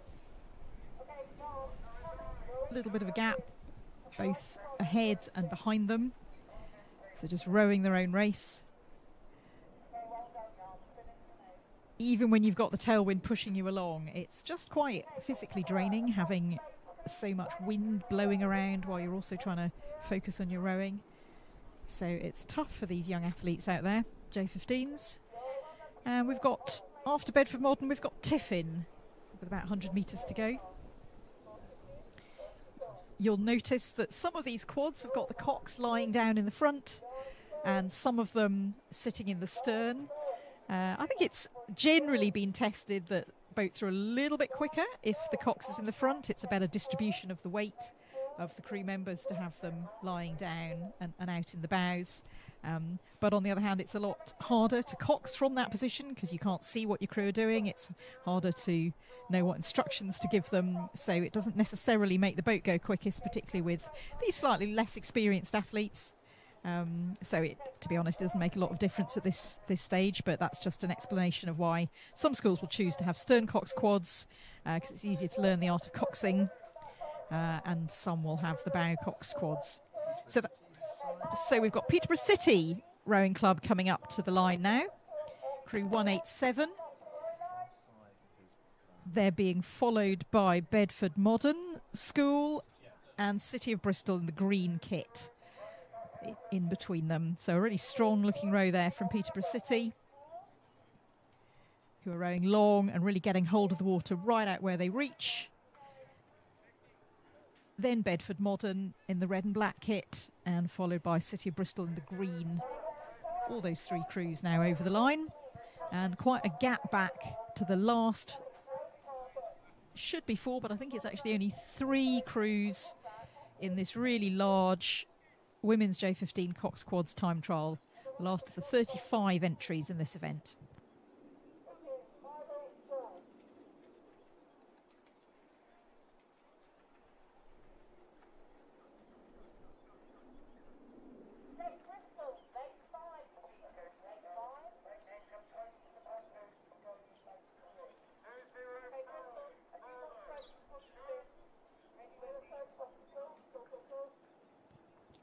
And so after a gap at the end of this women's J15 Cox Quads time trial, we've got 2 crews coming in together. Weybridge Rowing Club and nearer the tower, they've got the pale blue top halves to their vests and also the pale blue blades, and Runcorn Rowing Club in royal blue over on the spectator side.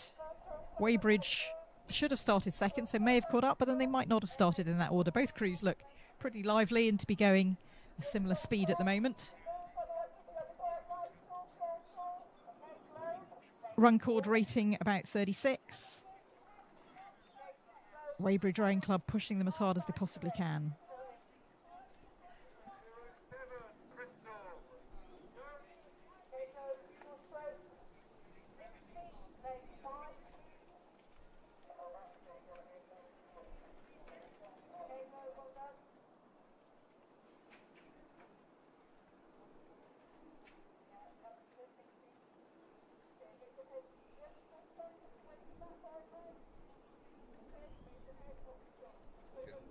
And the final crew in this women's J15 Cox Quads event to finish will be Tormead School. Tormead Rowing Club. Just pushing through the last of these cross tail gusts that we're getting, to be honest, the whole way down the course, but certainly in the last quarter of it.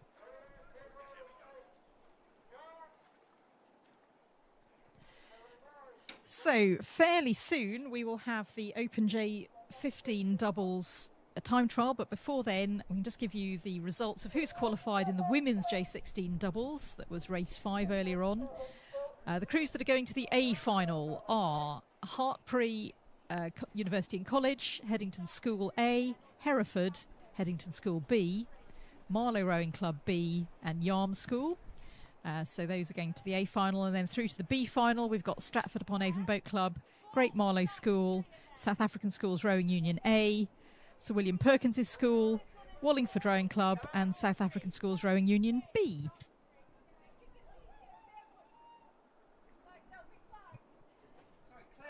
And now in the time trial of the Open J15 doubles, we've got Brentford Boat Club A just crossing the line there, leading this time trial. And then their B crew will be next.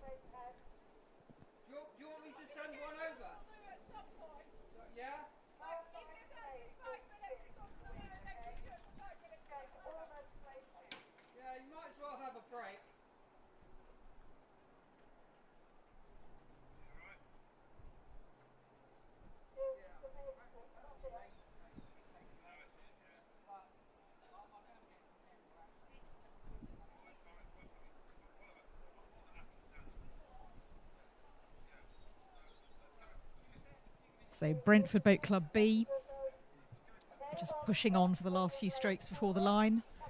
Really strong row from Brentford, moving really well together. Nice tall posture, getting the blades into the catch. Bowman just looking round, trying to work out where the finish line is, but rowing several strokes through it to make sure he doesn't wind down early. They're pursued by Guildford Rowing Club in the yellow boat. Yeah, and they're just across the line as well. They've got quite a space behind them. And then we've got a crew nearer the finish tower who are having a little bit of difficulty with their steering. The crew should be coming up in lanes 3, 4 and 5, but they're obviously getting pushed towards lanes 6 and 7 by the wind.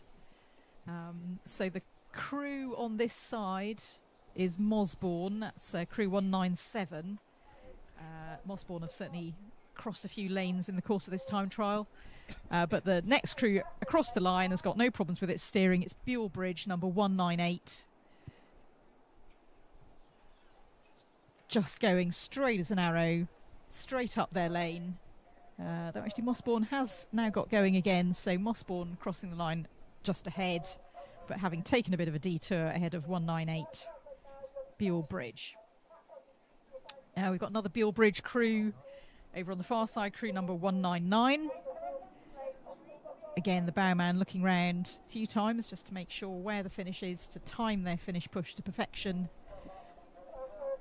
Like their A crew, finishing really strongly.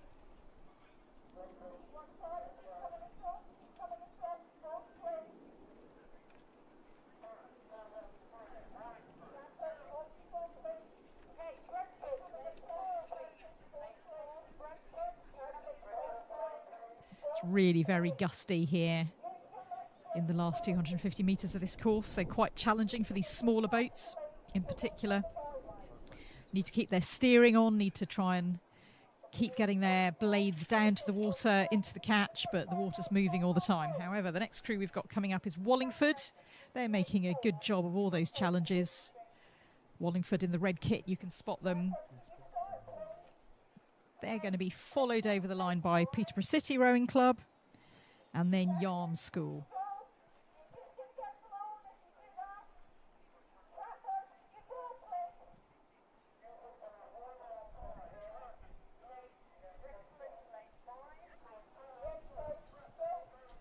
Wallingford Rowing Club just battling across the line. Finally got a little bit of flat water. Peterborough City coming through now. And then Yarm School pushing on as well.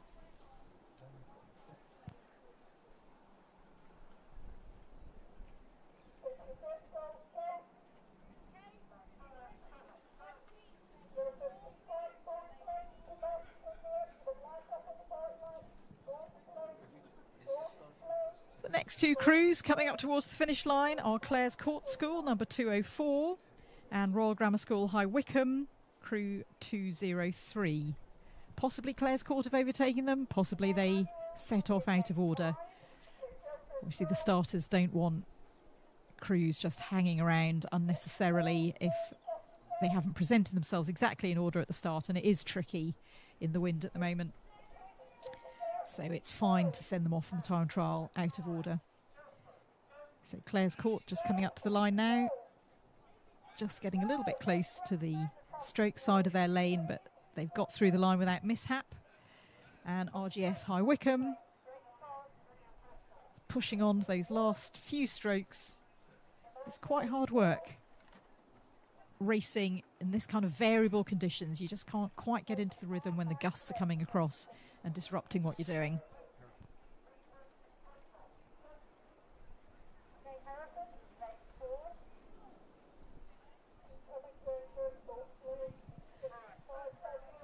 We've got another pair of crews coming up.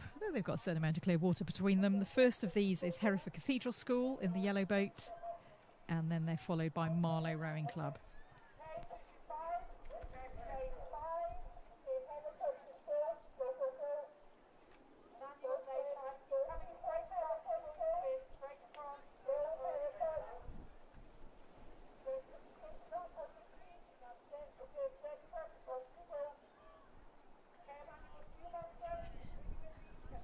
Hereford Cathedral School pushing over the line in their yellow boat, matching the yellow chevrons on their blades now. Again, making sure that they've got through the timing point by carrying on rowing right up to the big white boys afterwards. Marlow Rowing Club also just coming right up to the line. Also just continuing to race through it just to be certain. After this, we've got Globe Rowing Club in the white tops with the black sash across it. They're looking really strong, actually, in these conditions. Rowing nice and long, getting a lot of power, sending the boat past their buried blades. And they're being pursued by Maidenhead.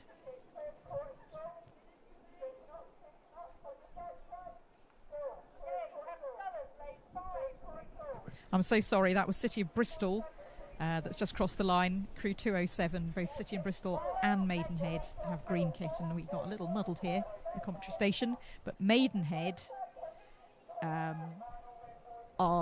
I think... Right, okay, forget Maidenhead for the moment. I've got a bit muddled. We've got Crew 211, South African Schools Rowing Union, just finishing. Then Hinksey Sculling School, Crew 210 coming up to the line, and now we've got the Maidenhead crew, Crew 208, finishing off this open J15 double sculls time trial.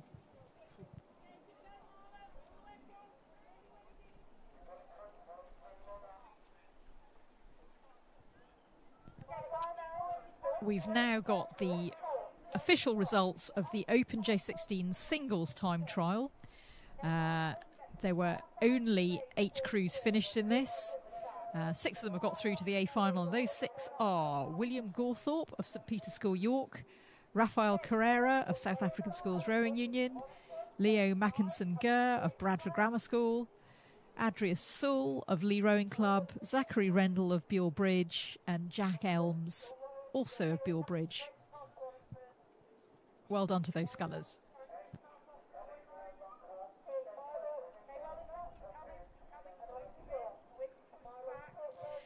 While we're waiting for the women's J15 doubles, who've still got about 250 metres to go, we can also give you the results of the Open J15 singles time trial. Again, there's just going to be one side-by-side race, so the 6 crews that got through to that are Henry Crisp of Bedford Rowing Club, Diego Ramos of South African Schools Rowing Union, George Brees of Trentham Boat Club, Cormac Malone of Dart Totnes, Rudy Allen of Wallingford, and Jasper Caulfield also of Wallingford. Well done.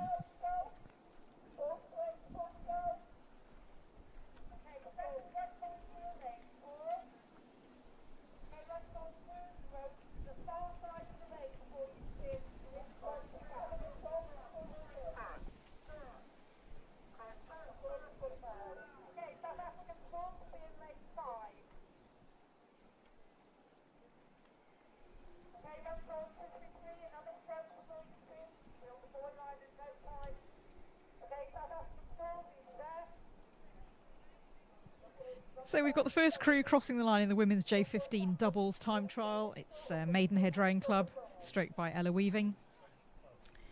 And then there's a really huge gap back to the next set of crews, who themselves are all quite spread out. So I think Maidenhead just got on with it, got onto the time trial and got away with that one. No harm in doing that. There's 23 doubles in this time trial. And as I was mentioning earlier, about 60% of the crews who enter here get through to the side-by-side racing. It's giving a balance of just allowing enough crews to race at all in the time trials and to have the experience of doing the side-by-side racing. We've got a big programme of nearly 11 hours of racing here. Time trials in the morning, side-by-side races in the afternoon, and we simply cannot fit any more in the number of minutes there are in the day. So that was Maidenhead Rowing Club that have finished, and next we'll have Wallingford Rowing Club, who are pretty much rowing in a vacuum, not much round about them. So just rowing their own race plan. They are a little bit close to the boys, probably need to do some adjusting of their steering just to have a really nice clean run in, but it's difficult. There's a lot of cross gusts going on at the moment.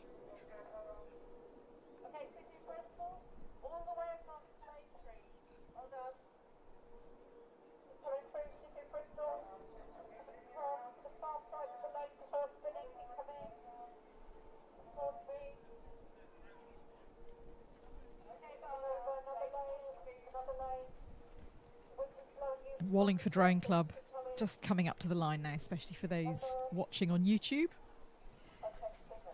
as well as the hardy spectators we've got on the far side of the course. It's really quite chilly here today at Dorney Lake.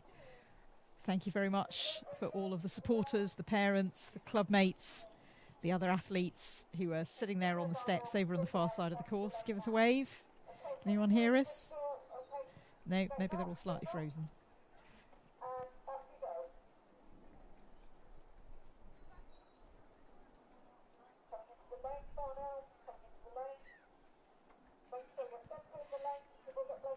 Trafford Rowing Club just crossing the line now, and then there'll be Brentford Boat Club,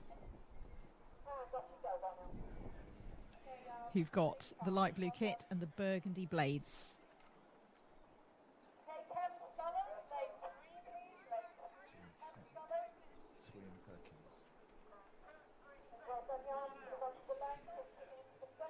After that Brentford crew that's just finished, number 217, the next will be 215, Sir William Perkins' school.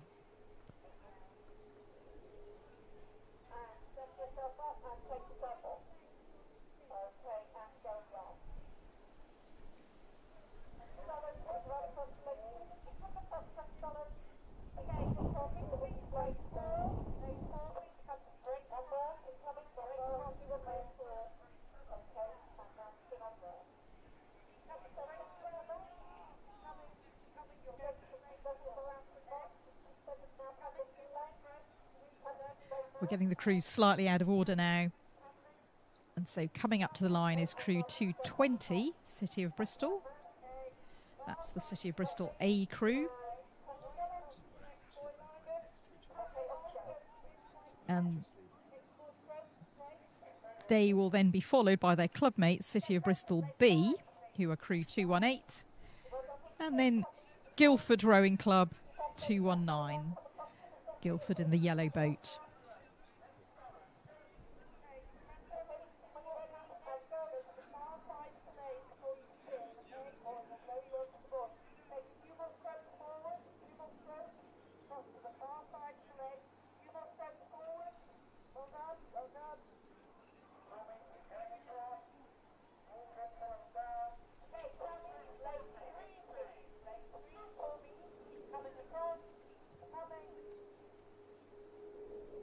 Just pushing on for the last few strokes now is Emmanuel School, crew 221. And then coming up after that will be Hereford Cathedral School, crew 224.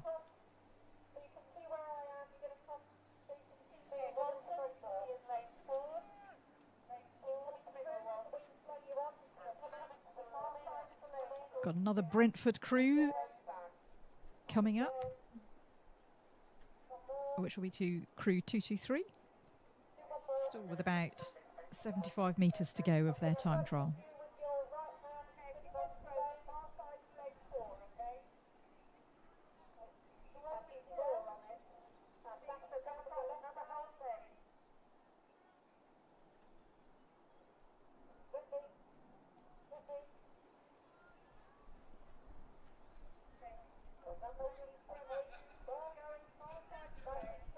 Brentford Boat Club just crossing the line now. In fact, they're still racing, although they've crossed the line. Yep, they've worked out they've finished now. Now we've got crew 225 Emmanuel School, and they'll be followed by 226 Clare's Court. Emmanuel have had some steering challenges as they go down the course, and they are quite close to the buoy line now. The bow woman is just looking round to check where things are. They have crossed a lane, but there have been no mishaps as a result of that, and she's safely navigated her crew to the finish line. Clare's Court on the far side looking more confident with their steering. Following them, we'll have a crew in the high-vis tops of Thames Scullers. Very safe. And they'll be followed by Sir William Perkins' school.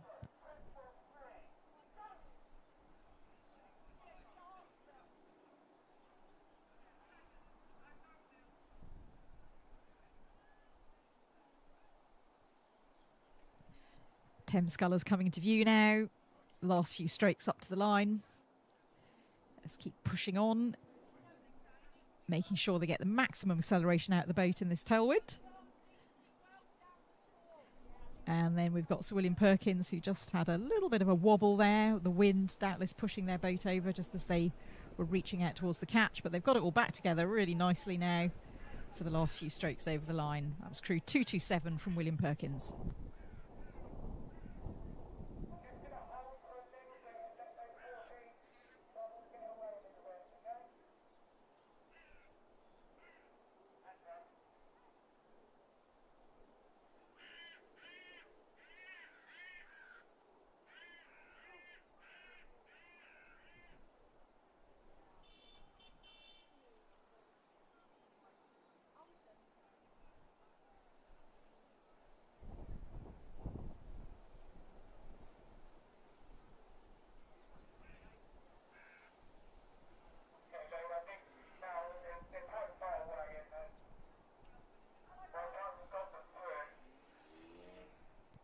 So Barn Elms crew 230 just finished, and coming up to the line now we've got 229 Marlow Rowing Club.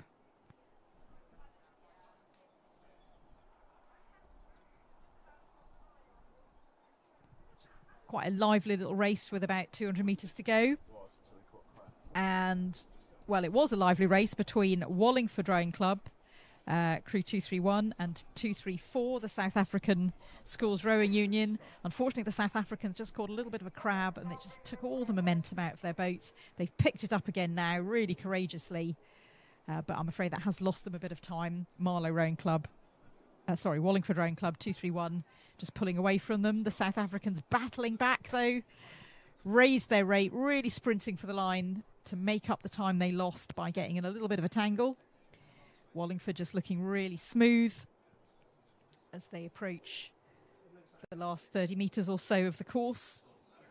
You can see them coming into view on YouTube now, hotly pursued by crew 234 from South African Schools Rowing Union. Then we'll have Runcorn Rowing Club C, followed by Runcorn Rowing Club D. Mid-blue kit with the double white hoops around the chest. So one of their crews just finishing and the other one with about 30 metres left to go. And that concludes the 23 crews in the women's J15 doubles.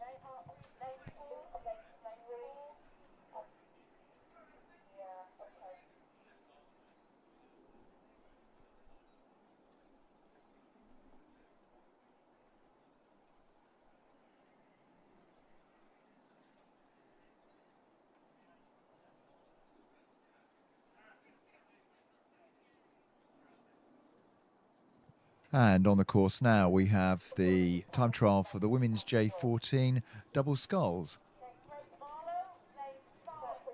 Just 9 crews in this event.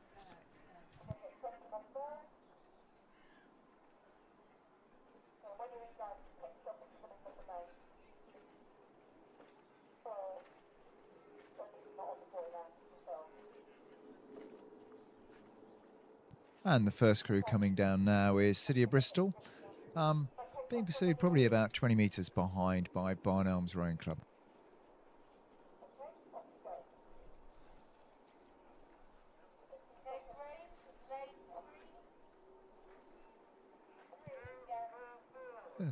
City of Bristol now just coming through to the last 20 metres, being pushed very hard by Barn Elms.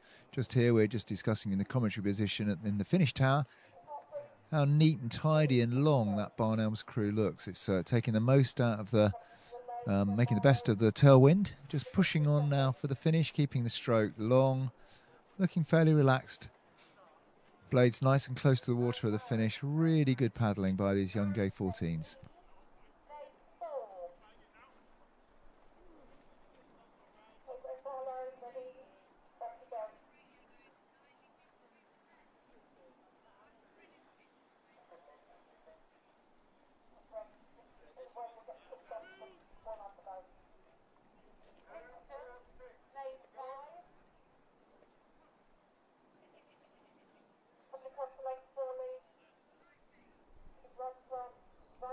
Bit of a gap between the first 2 doubles and the next 2, but the next 2 up are Yarm School Boat Club, stroked by Enan Athi, and Thames Scullers.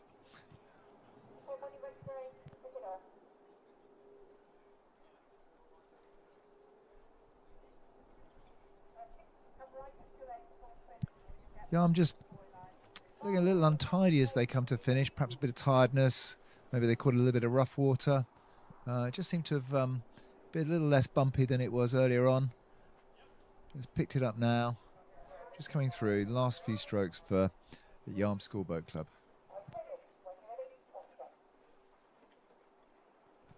Rating quite high, 37, as they cross the finish line. We've now got 238 Thames Scullers. Holly, stroked by Holly Mordecai.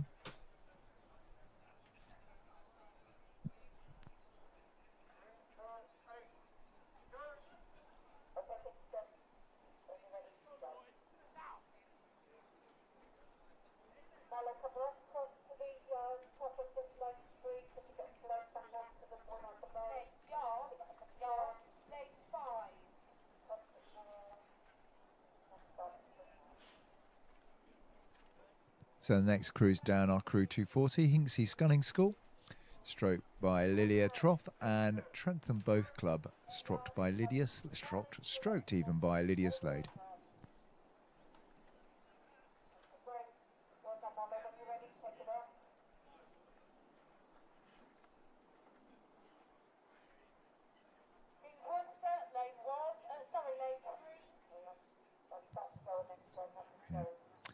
And crew 241, Trentham Boat Club now just coming up to their last few strokes to finish. And there's a bit of a gap now between those 2 doubles that finished and the last 2 doubles of Tormead Rowing Club A and Walton Rowing Club A, who are side by side, some just crossing the 500 metre marker now.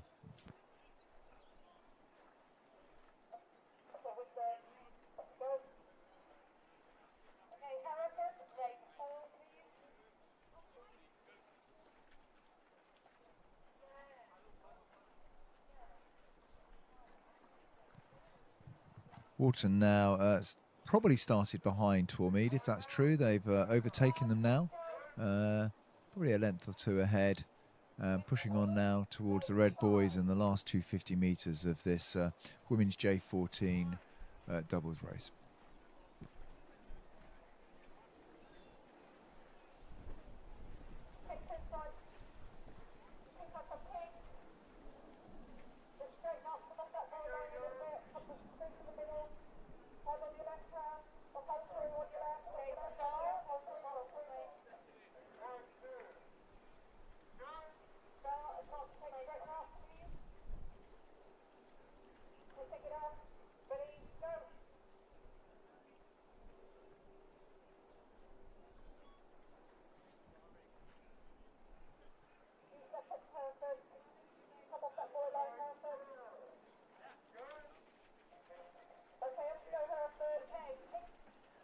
And now coming up to the last 100 or so metres are Water and Rowing Club A Crew, stroked by Alice Hornsey, and 20-30 metres behind them, Arika Gupta stroking the Tormead Rowing Club A Crew.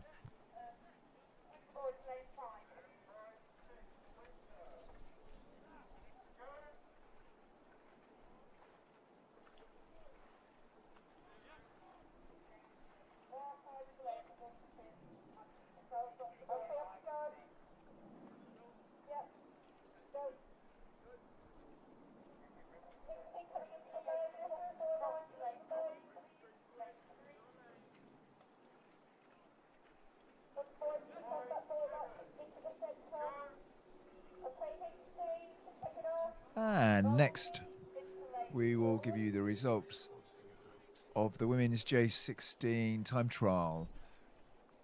And into the A final are Anya Knight of Nottingham and Union, Maya Weller of American School in London, Larissa Hainline of Tideway Scullers, Laura Ward of Huntington School Boat Club, Jasmine Cheshire of Peterborough City, and Katerina Weber of Royal Shrewsbury School. Into the B final, Paige Darnley, Naya of Dart Totnes, Naya Davidson of Hereford Cathedral School, Robin Moore of South African Schools Rowing Union, Lana Thomas of Kingston Rowing Club, Lilia Cottam of Thames Scullers, and Tilda Forsyth of Maidenhead Rowing Club. Now on the course we have the 29 competitors of the Open J18 quads. And first down the course is Crew 244 Trentham Boat Club, stroked by Lewis Copeland. Followed by Crew 245 Hartbury University and College Boat Club, stroked by Lewis Sheesby.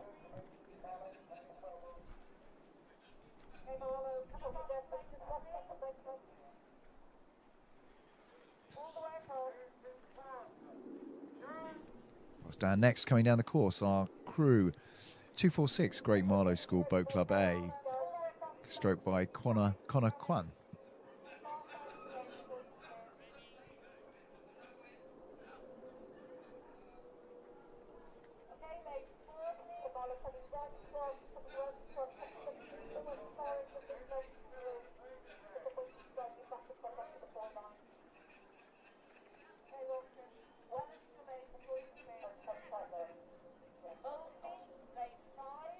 And next crew down are Grange School Rowing Club A.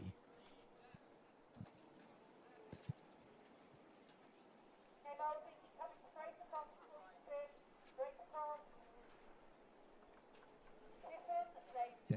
Grange School just pushing over the line there at stroking 37-38 a minute. Followed by the very distinctive Lee Rowing Club A crew. Actually looking very, very tidy technically. Timing looking very, very good. Bow perhaps just missing the catch a little bit, raising the blades a bit high, but just pushing through nicely to the line.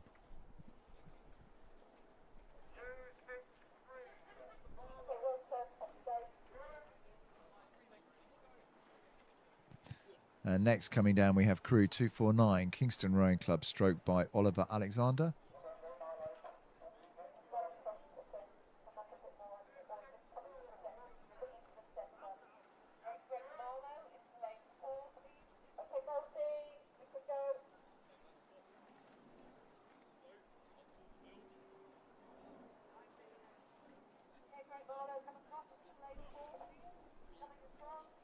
Kingston now just crossing the line. And next down the course are Marlow Rowing Club, stroked by James Grabski, and followed a fair distance behind them is Windsor Boys School.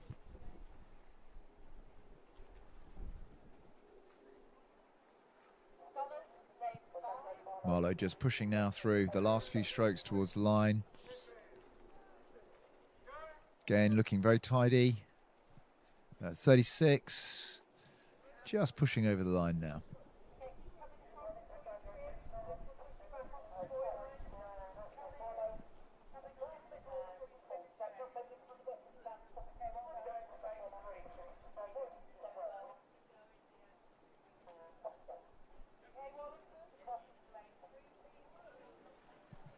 Coming up now into the last 100 metres or so, another very neat Windsor Boys School crew. Anjan Singh Karay stroking it, just pushing now through for the last few strokes. So Windsor Boys very successful in sculling. Mark Wilkinson has done an amazing job building a coaching team and getting the boys at Windsor Boys to be technically very, very good, and it's shown in their results. They are followed down the course by Yarm School 252. Patrick Tullock stroking crew, pushing really hard down towards the finish now.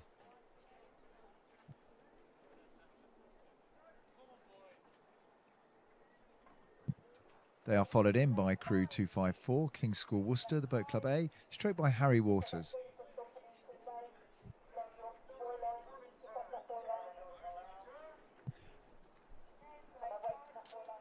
And King's School Worcester just crossing the line now.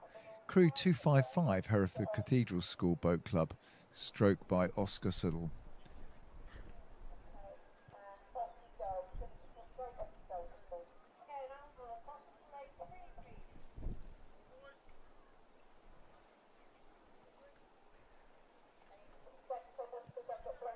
Hereford really pushed it over the line there, stroking around 40 strokes a minute, trying to get the maximum out of the time trial. They're going to be followed over the line by crew 256, Windsor Boys School Boat Club B, stroked by Pierce Woods.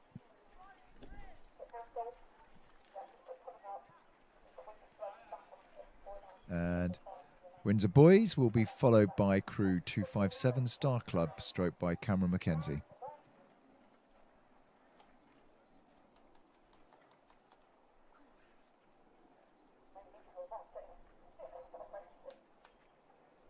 Star Club just crossing the line now, and they're followed down the course by crew 258, Hinksey Sculling School.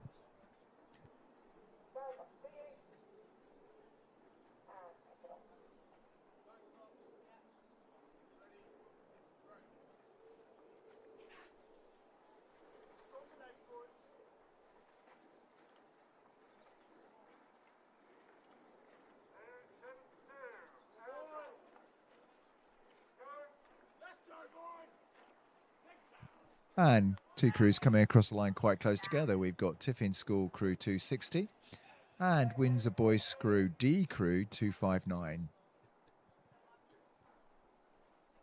Tiffin crew pushing it really nicely towards the finish, really chuffing the rating up.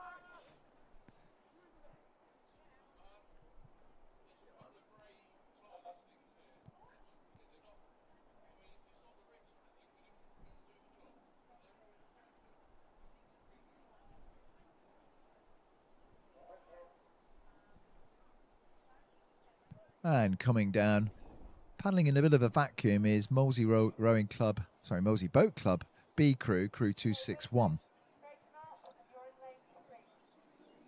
Stroked by Phoenix Kellanash.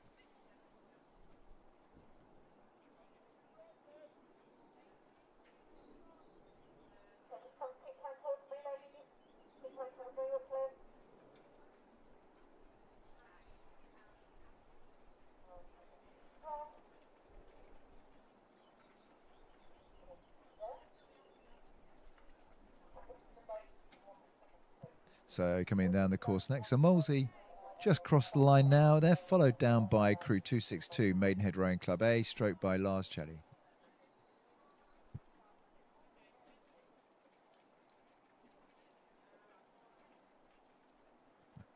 And the boat that Maidenhead boys are using is actually was the women's quad that was used in the, I think it was the Barcelona Olympics. Certainly the veterans at Maidenhead would like to get it back, but the juniors have nabbed it for the moment and are sculling nicely over the line.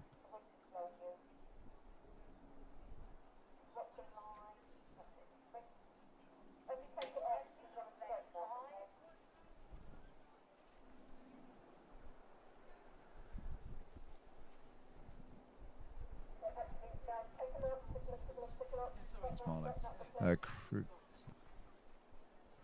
Next crew coming down is Marlow Rowing Club's B crew, 263. Stroked by Ivan Kernazov.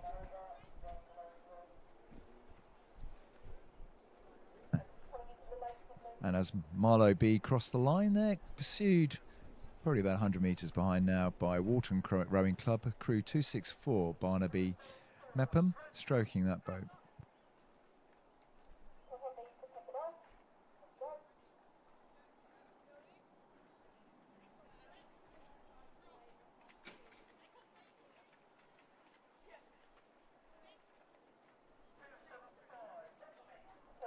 And as Walton Rowing Club cross the line, they're pursued down by Molesey Boat Club C.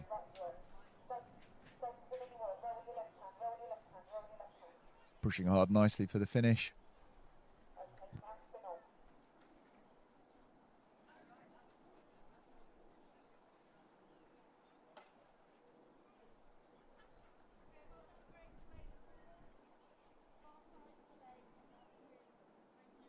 And coming into the last 20-30 strokes of time trial for Tiffin's School Boat Club B, stroked by Tom Nilsson, crew 266.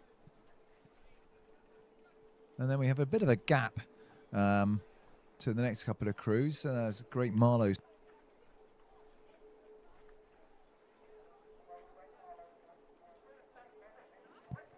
So Great Marlow School crew 267 and Tideway Scullers School 268.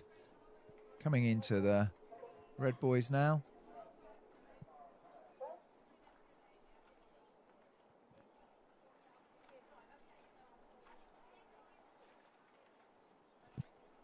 If they were started kind of around about the 15-second gap, it would have meant that Scullers have picked up a fair few boat lengths on Great Marlow. And certainly looking at their boat speeds now, that looks possible. As both of them push into the last 2 or 3 strokes towards the finish. Tideway Scullers just getting that motivation of seeing the overlap with Great Marlow as they come to the finish line.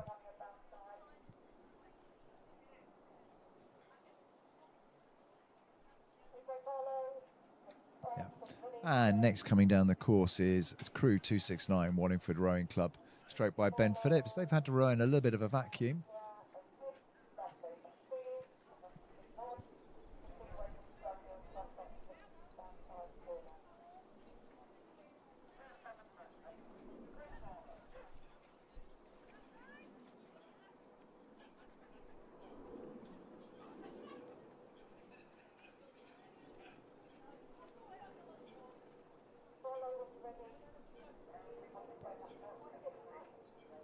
And just a little bit of a gap now before the next couple of crews come down. And the next one we'll probably see over the finish line will be crew 270, City of Bristol Rowing Club A. And following them, we have crew 271, Royal Grammar School Worcester Boat Club, stroked by Zachary Dew.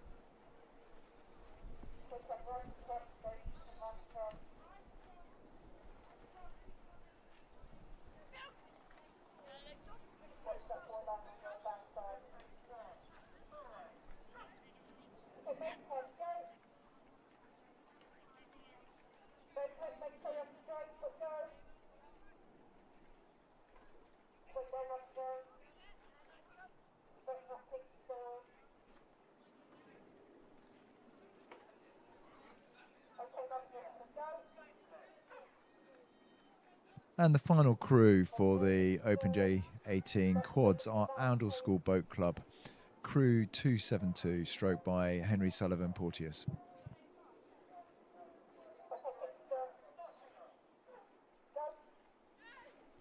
So before we start the next time trial, we're just going to give you the results, the official results of the women's J15 singles time trial.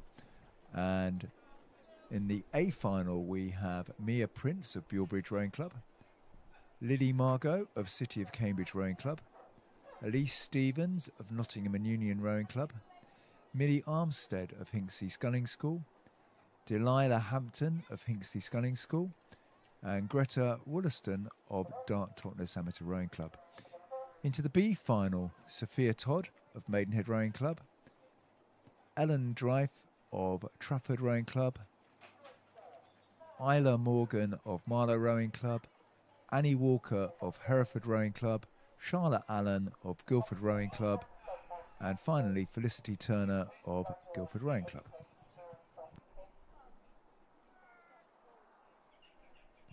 And having had the the Open J18 quads, we now have the women's J18 quads on the course.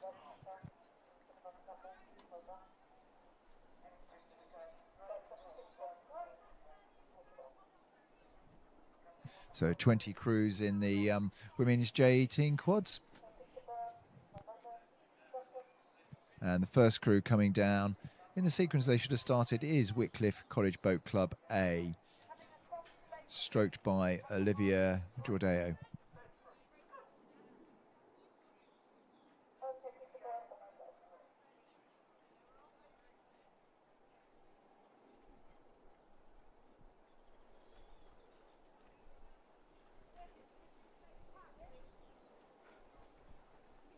Wycliffe crew are stroking 34.35 as they come into the last 100 or so metres. Sorry.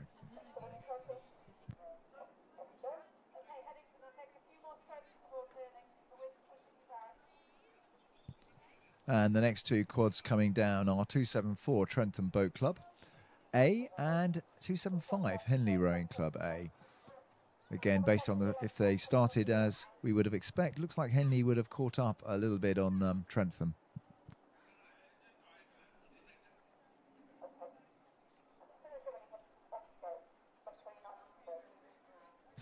Both of these two women's squads actually looking really neat. It's a fantastic demonstration of women's junior sculling. Both of them very tidy, really pushing now for the last 20 or so metres of this time trial.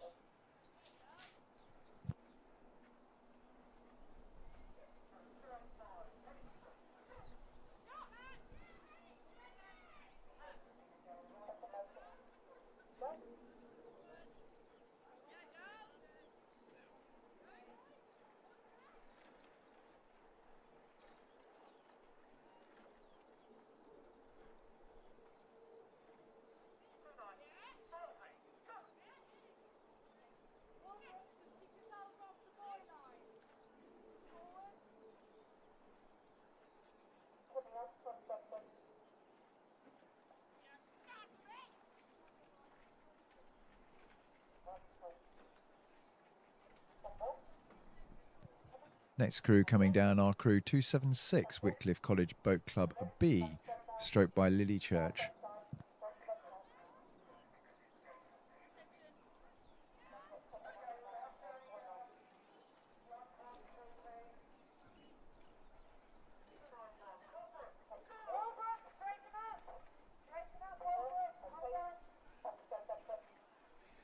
And keeping in sequence, we've got Wycliffe just coming across the line now. And they're followed down by crew 277 Grange School Rowing Club A, stroked by Hannah Laundy.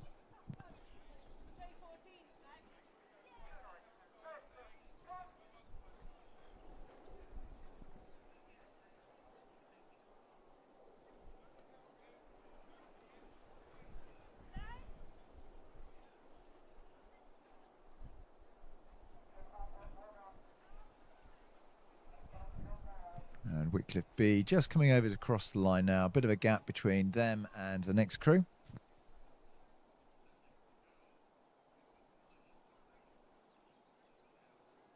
And the next crew down are crew 278, Great Marlow School, stroked by Lucy Platt.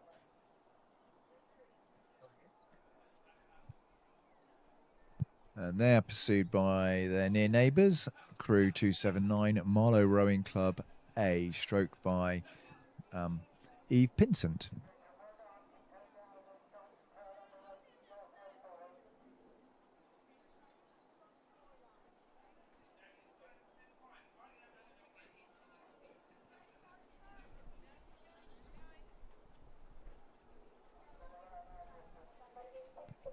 So crossing the line now, a Great Marlow School crew 278, and a few lengths, 3-4 lengths behind them, crew 279, Marlow Rowing Club.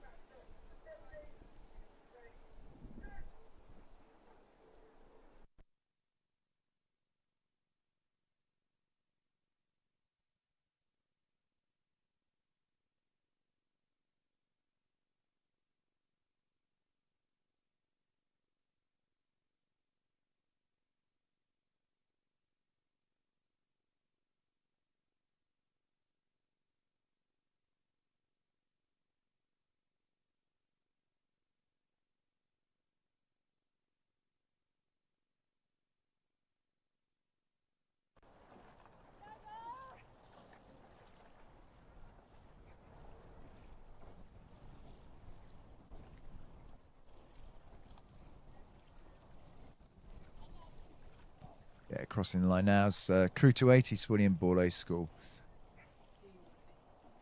Next down the course we have Maidenhead Rowing Club, crew 281.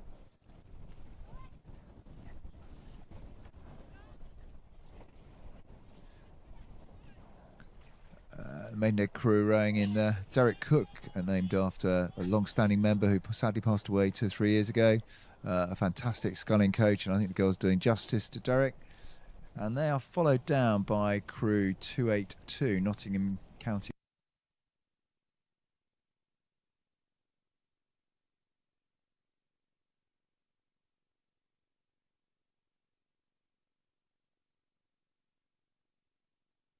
Georgie Wells. And they're just coming in now to the last 20 or so strokes as they push for the line.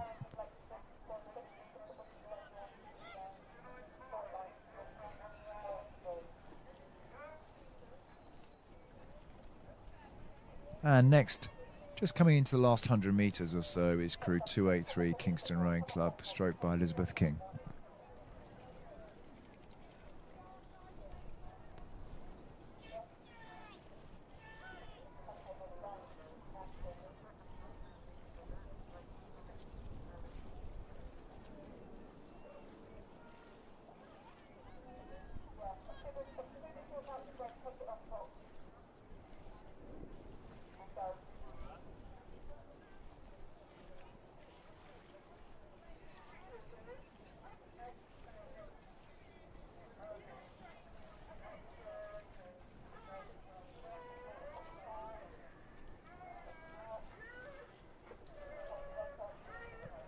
And the next crew we have coming into the last 100 metres or so are crew 286, Bedford Modern School Rowing Club, stroked by Stella Norris.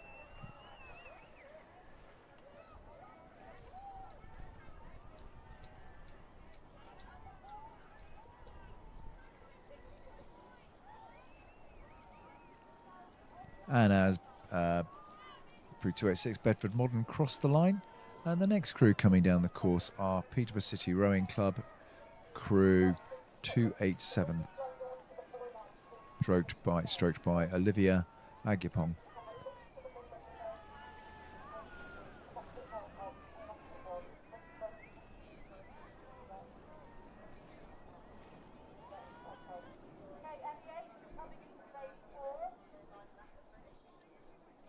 And as Peterborough City Rowing Club crew 287 come up to the finish line, in sequence, the next crews coming down are crew 289.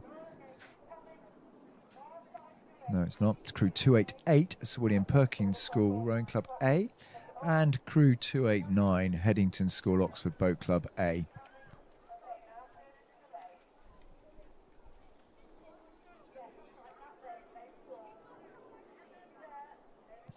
And as Perkins and Headington both put in big pushes to try and get their times down,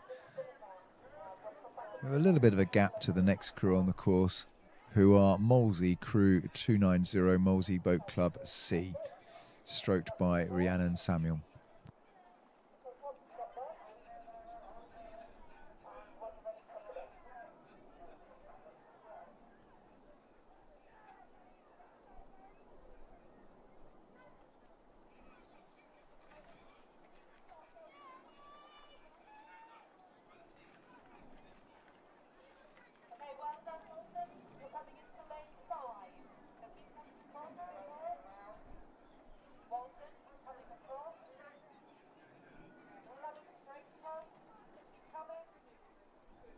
And just coming up to cross the line now is crew 290 Molesey Boat Club. A bit of a gap then down to crew 291 Walbrook Rowing Club. Rebecca Nyman stroking that boat. And the final crew of this division is Bedford Rowing Club, stroked by Delph de Serpa Pimentel.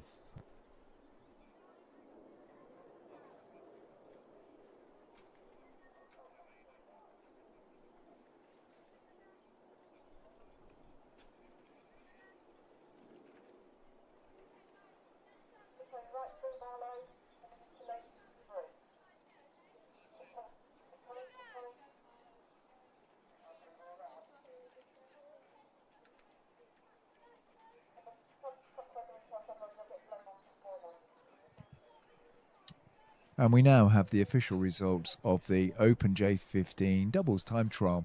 So into Final A, we have Brentford Boat Club A, Globe Rowing Club, South African Schools Rowing Union A, Buellbridge Rowing Club A and B, and finally Peterborough City Rowing Club.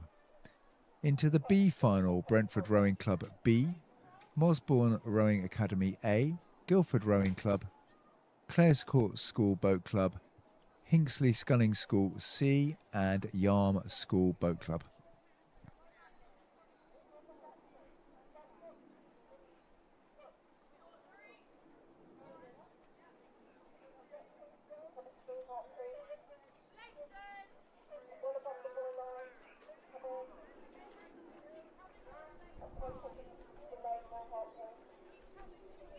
So just now coming into the last 500 metres or so, the last 250 metres or so, is the women's J14 Cox Quads.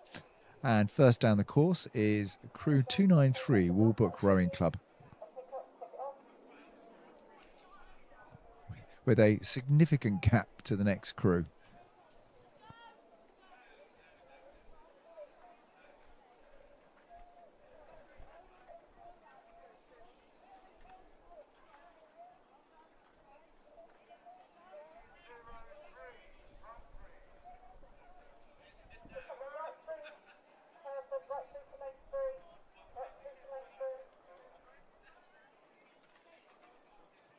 So Walbrook Rowing Club just coming up now to the last few strokes of this women's J14A Cox Quads.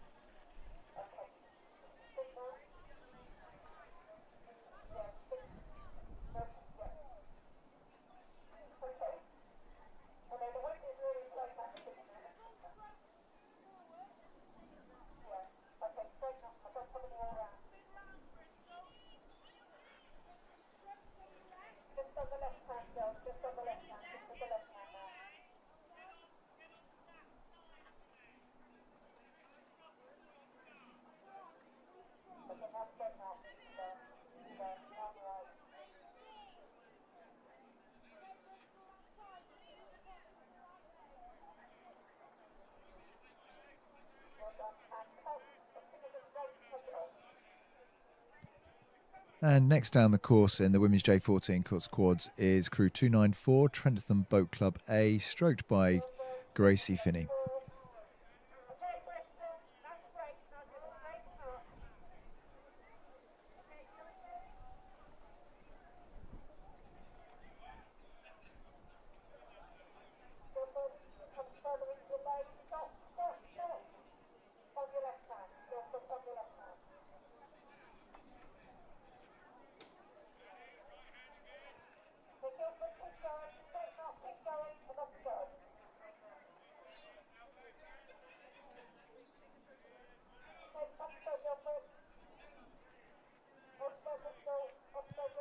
Next crew coming down the course is crew 295, Guildford Rowing Club A, stroked by Beatrice Williams.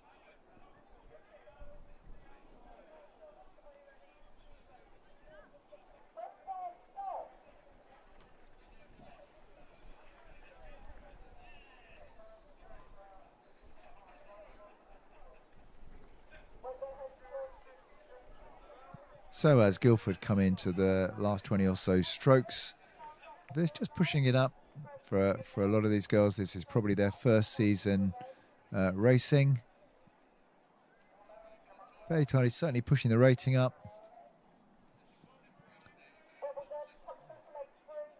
They are followed down the course by Headington School Oxford Boat Club with Jessica Kesterton in the stroke seat.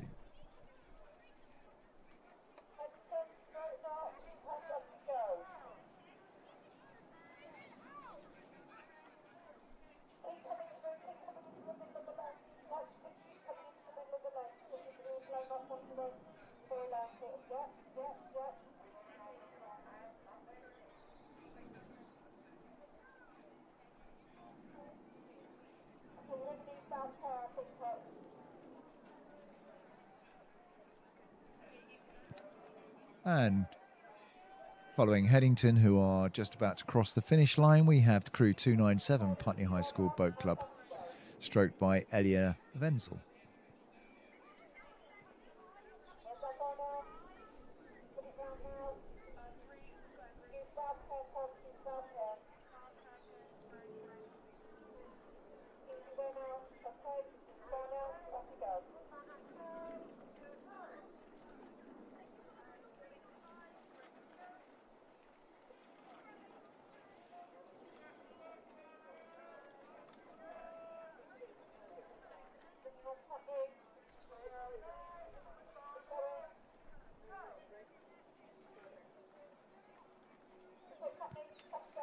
And next coming down, pretty much side by side, but with a lane gap in between them, is Kingston Rowing Club crew 298 and Sir William Perkins A crew. Actually, it was Kingston A crew as well, and Sir William Perkins A crew 299.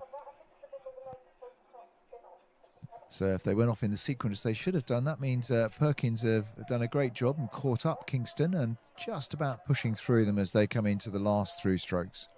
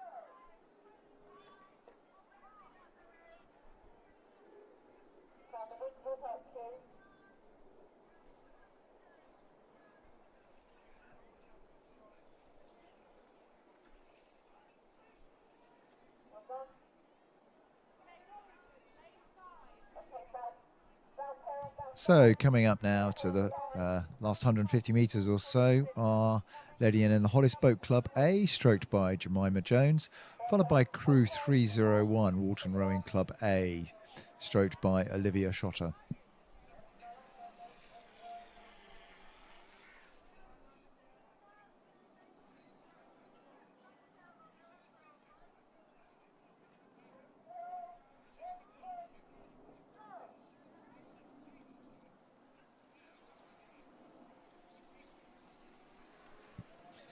Walton just having a little bit of a shipwreck. They've recovered that well. Well done. Just picking it up.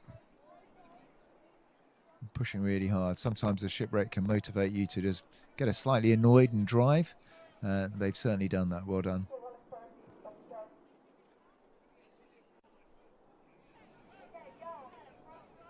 Unfortunately, Walton have picked up another shipwreck. Again, recovered nice and quickly. And Walton crossed the line now. Next crew down is Marlow Rowing Club A, Lily Whittingham, stroking the Marlow crew.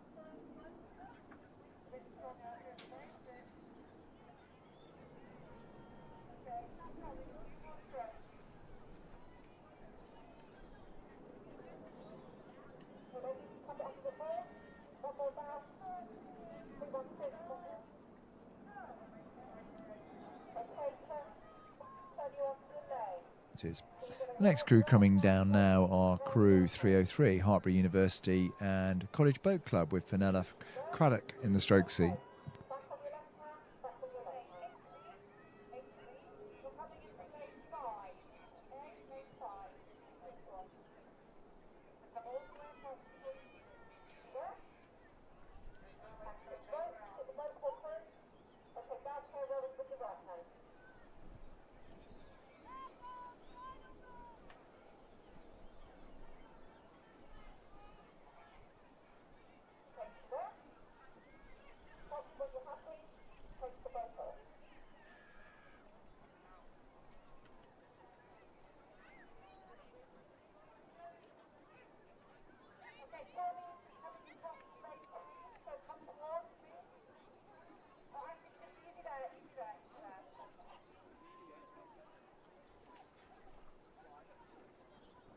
Next crew coming down now, just through their last few strokes. Crew 305, Hereford Cathedral School. Freya Panniers in the stroke seat.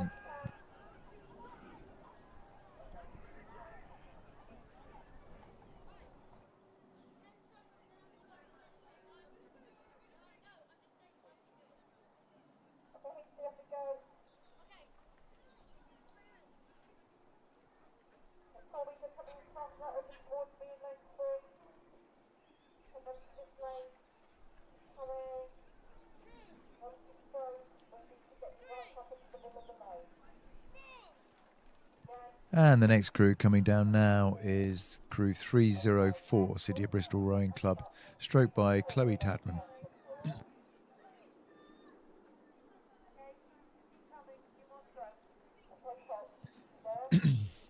So as Crew 3, as Hereford Cathedral School come through to the finish, they are pursued by, in their usually yellow boats, Guildford Rowing Club B, stroked by Rosie Yendall.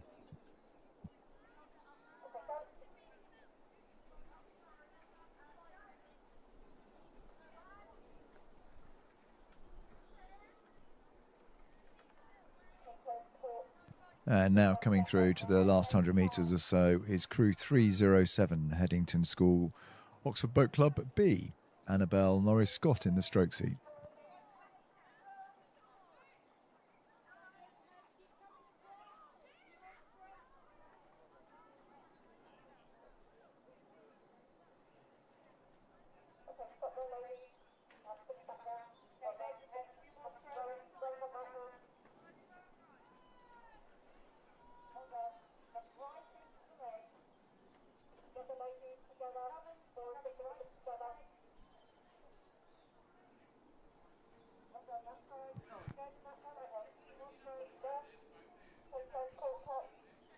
And coming into just into the last 250 metres now, wombling down the course is crew 308, Wimbledon High School Boat Club C.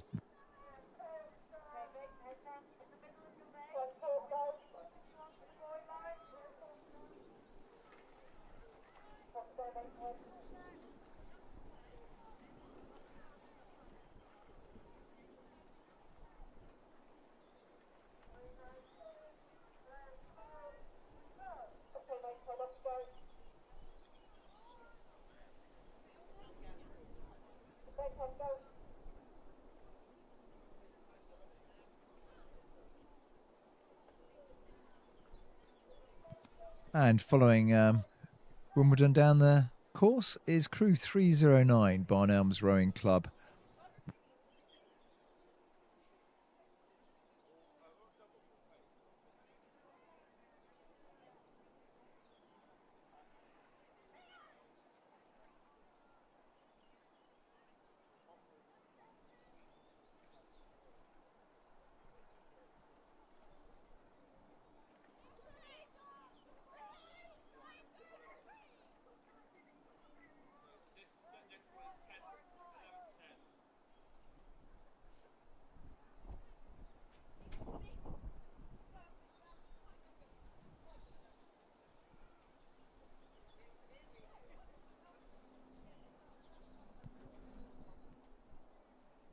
And coming into the last 100 metres or so now is crew 310, Putney High School Boat Club B, with Darcy Paramore in the stroke seat.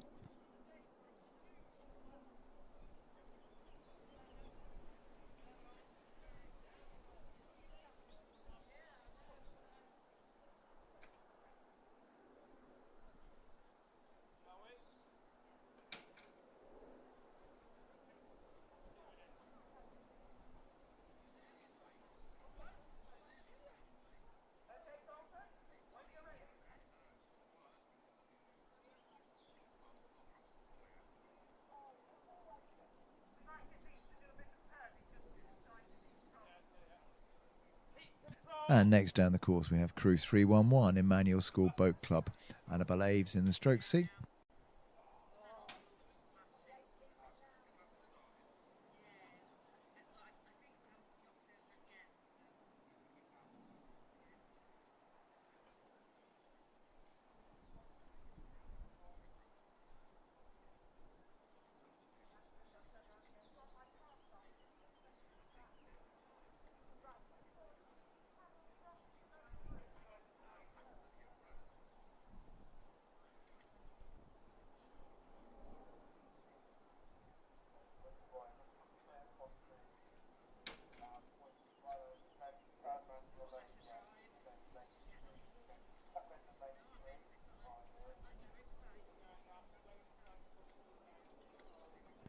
And coming into the last 100 metres or so is 312, Brentford Boat Club A, with Harriet Owens in the stroke seat.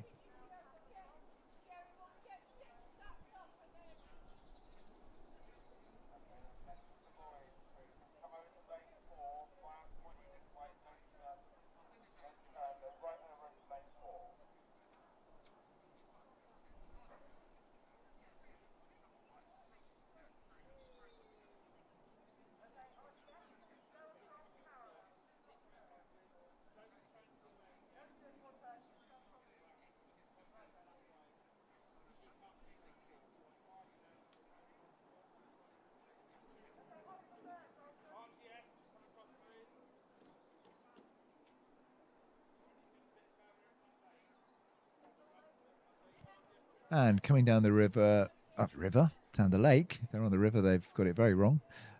Crew 313, Wanningford Rowing Club A with Elizabeth Wood.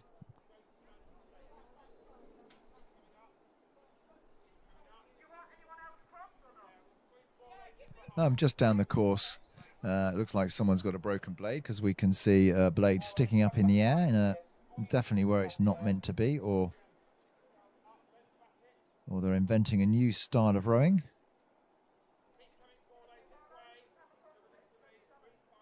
No, I'd say the blade is broken and stuck under the boat by the looks of it. Can't quite see who the crew is yet. They're around about the 1,500 metre mark.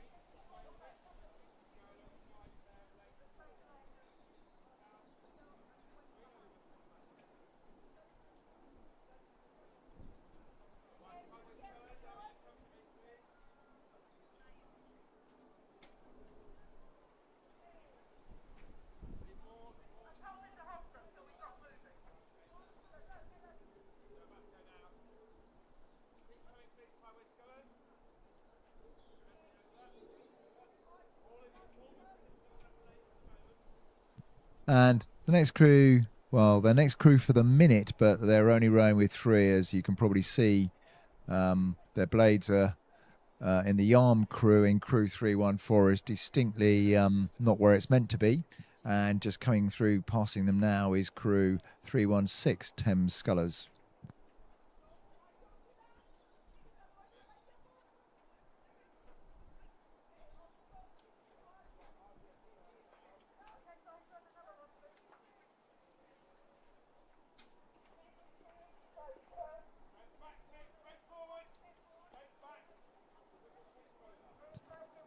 Thames Scullers coming now for the last 20 strokes. Well done to the Yarm girls for keeping going. Probably won't be the quickest time of the day rowing with 3 and a broken blade, but they are going to get over the line.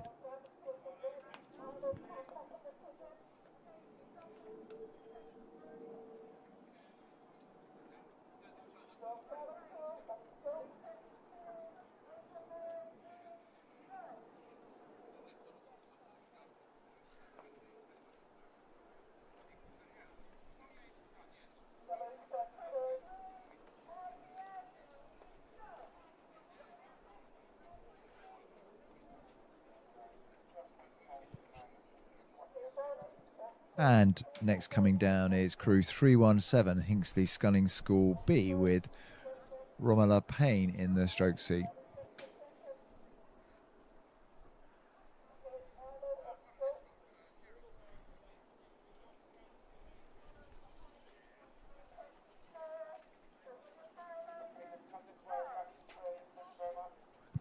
And a bit of a gap from Hinckley to the next crew, crew 318, Tormead Rowing Club A, with Emma Starkey Garcia in the stroke seat.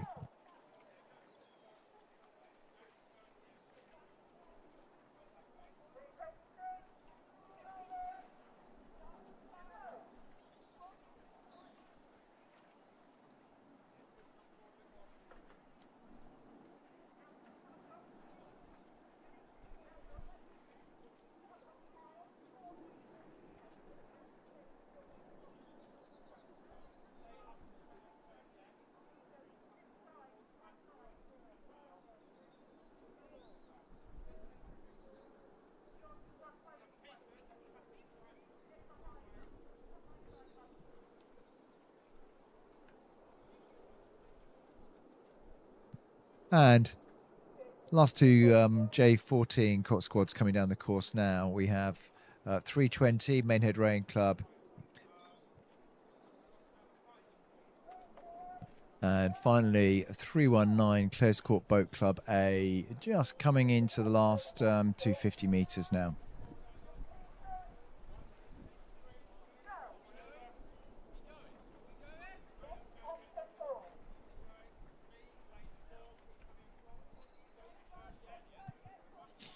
And And just as we come to the end of division now, it's the Maidenhead Rowing Club crew, crew 320, coming up to the finish line.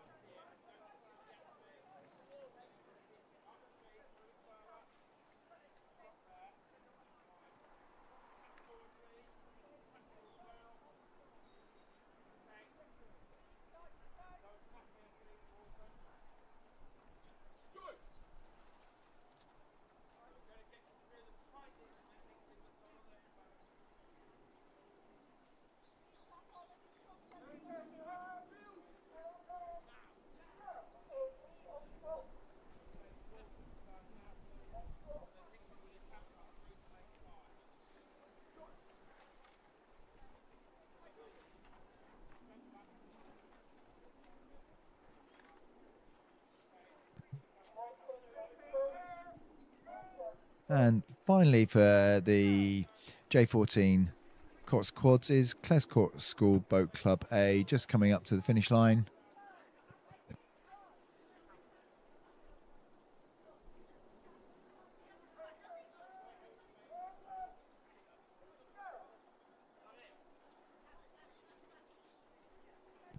So the next official results of the women's J15 doubles time trial. Into the A final, City of Bristol Rowing Club A, Barn Elms Rowing Club, Maidenhead Rowing Club A, Trafford Rowing Club A, Brentford Boat Club A, and Hereford Cathedral School Boat Club. And into the B final, Wallingford Rowing Club A, City of Bristol Rowing Club B, South African Schools Rowing Association A, Clescourt School, Thames Colours School A, and finally in the B final, Emmanuel School Boat Club A.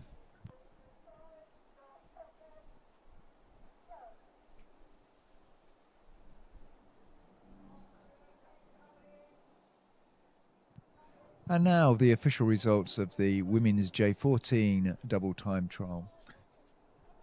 There is only an A final in this one, as there are only 8 entries. So into the A final are Barn Elms Rowing Club, City of Bristol Rowing Club, Trentham Boat Club, Thames Scullers, Yarm School Boat Club, and Walton Rowing Club A.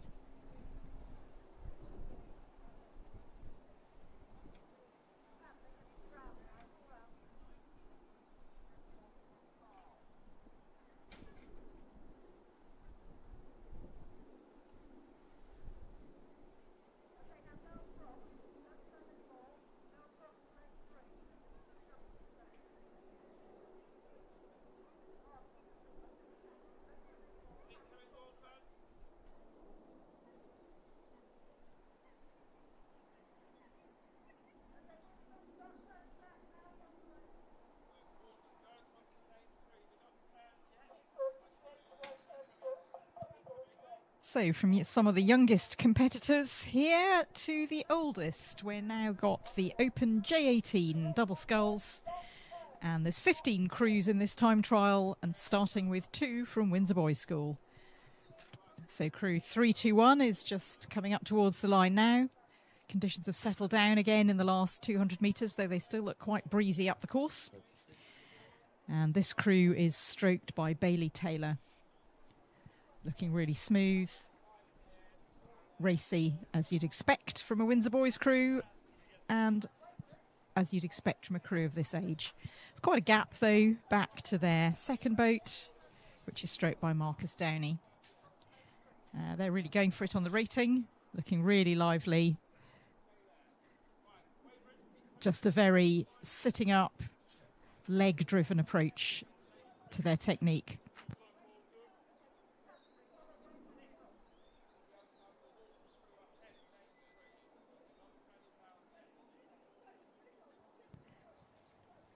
So that's Windsor Boys B just crossed the line, and they're followed by Crew 323, Royal Grammar School High Wycombe, stroked by Matthew Turner. Also pushing hard for the line, maybe not quite as lively as the Windsor Boys crews were with the rating.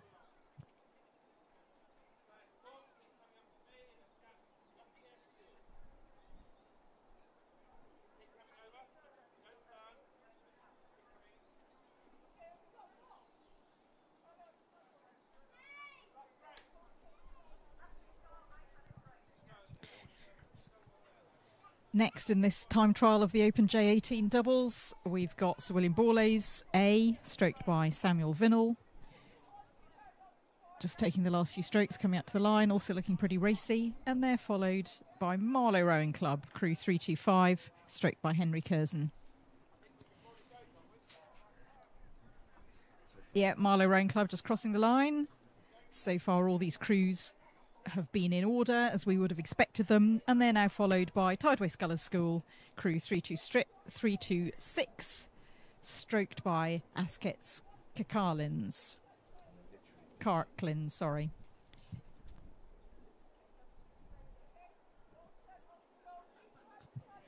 However, after that first group of 6 doubles, there's a bit of a gap back to the next ones.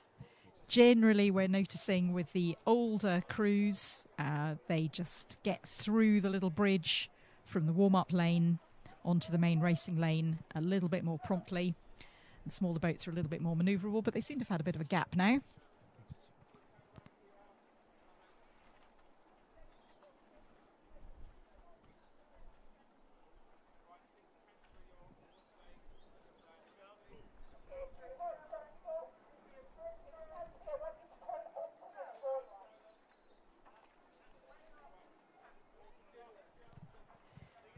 So, having had the first 6 crews in this Open J18 doubles time trial in order, we're now getting out of order again. We've now got crew 329, St Peter's School, York,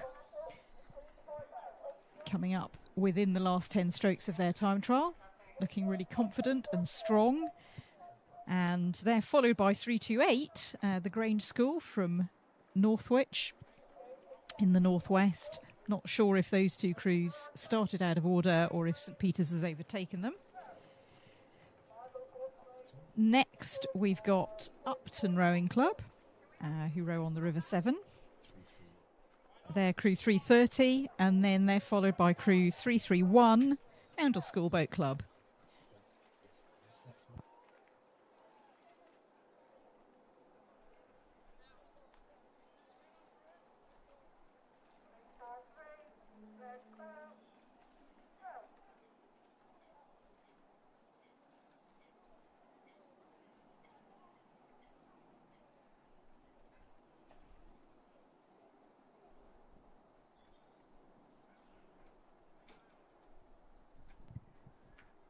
Lee Rowing Club sprinting towards the line now, moving really smoothly together. Nice bit of double sculling going on there. They've been rowing in quite a lot of a vacuum, space in front of them, space behind them, because it's still at least 75 metres back to Walton Rowing Club, who are going to be the next double. This one's stroked by Alex Rogers.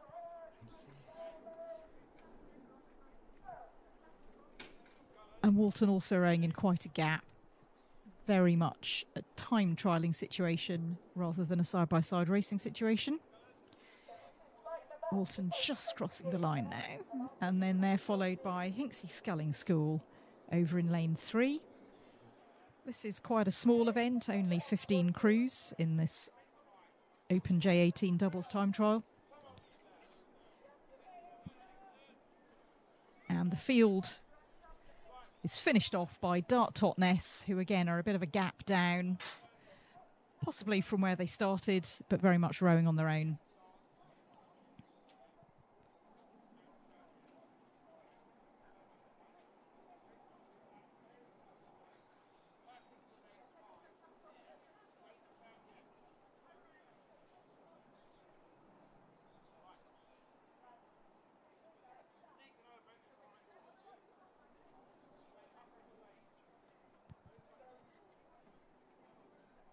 And here's crew 335, Dart Totnes ARC, stroked by Hugo Dossett, finishing off the time trial for the Open J18 doubles. Now we've got the official result for the Open J18 quads that took place earlier. There are 3 side-by-side finals in this event, which had quite a large entry. So going through to the A final, we've got Lee Rowing Club, Hartpury University and College, Grange School A, Marlow Rowing Club, Great Marlow School A and Hinksey Sculling School A. So those 6 crews are in the A final. Through to the B final, we've got King's School Worcester A, Tiffin A, Trenton Boat Club A, Star Club, Kingston Rowing Club A, and Hereford Cathedral School. And then going through to the C final of the side-by-side racing, we've got Yarm School, Marlow Rowing Club B, Windsor Boys School A and also B, Molesey Boat Club B and Maidenhead Rowing Club A. So well done to those crews, and we'll see them again this afternoon.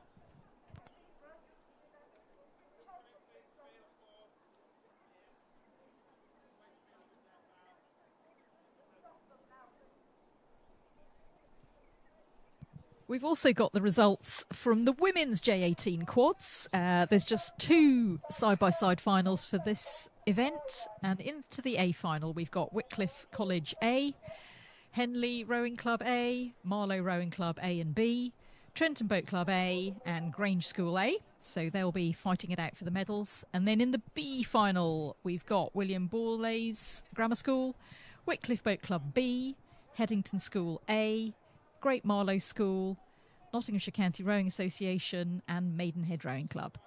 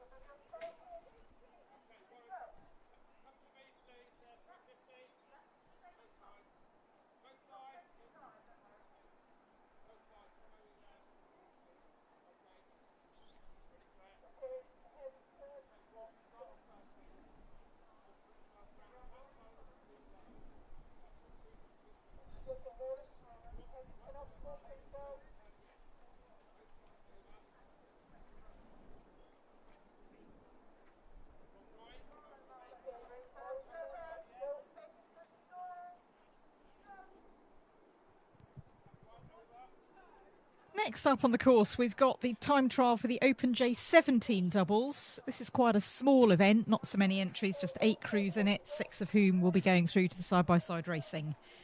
And the time trial's been led off by Walton Rowing Club, crew 336, stroked by Jake Heffernan. They're looking pretty lively as they come up to the line now.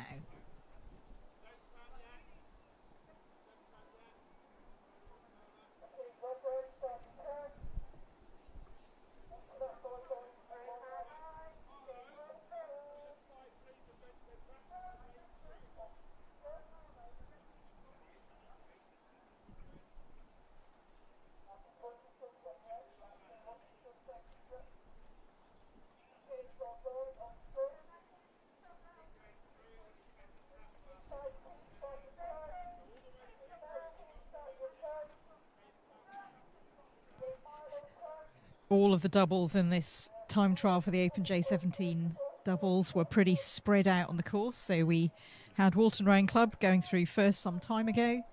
Now we've got City of Bristol, stroked by Rufus Woodbridge, just crossing the line, also looking pretty lively. 339 overtaken 340. Then we've got a couple of crews relatively close together. We think that, well, certainly coming next over the line is crew 339 Kew House School. We think they started behind Runcorn, who are now following them. So Kew House School, stroked by George Alban Davis, coming across the line, looking very smooth and together. And then they're followed by Weybridge Rowing Club, 340. So in fact, those crews were in order, and perhaps Weybridge caught up Kew House.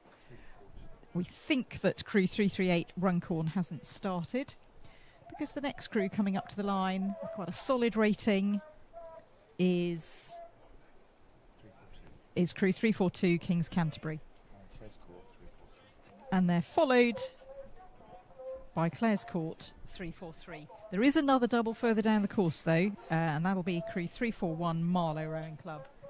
So just taking their last 10 strokes now. We've got crew 343, Clare's Court School, stroked by Harrison Evans.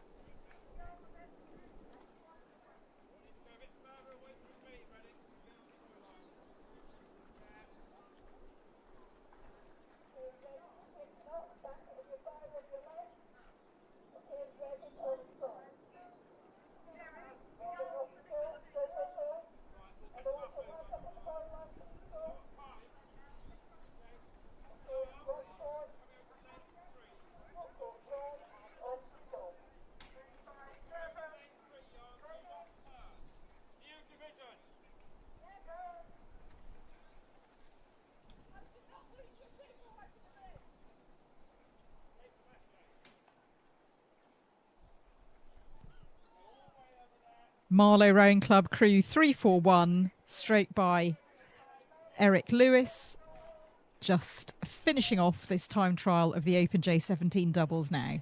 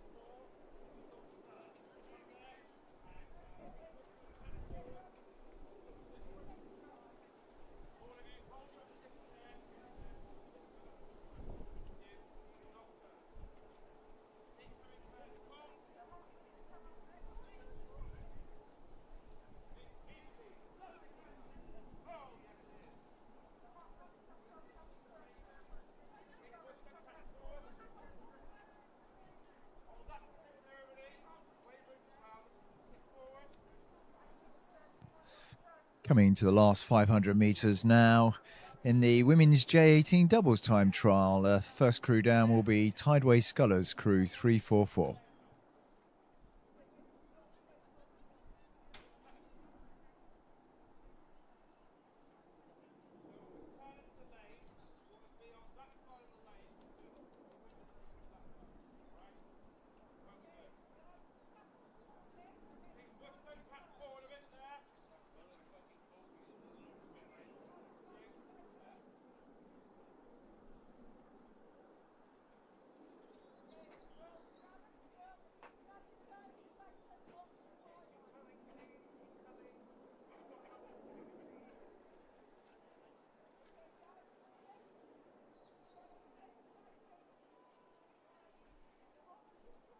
And coming now into the last 100 metres is crew 344 Tideway Scullers, stroked by Kate Cohan, just pushing up the racing nicely.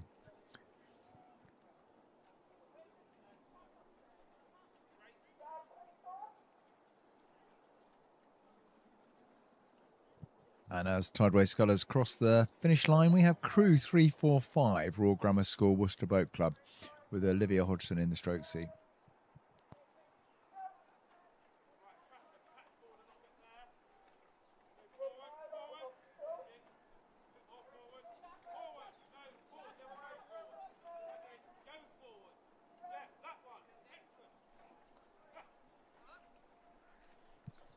And next down the course is crew 346 William Perkins School Rowing Club.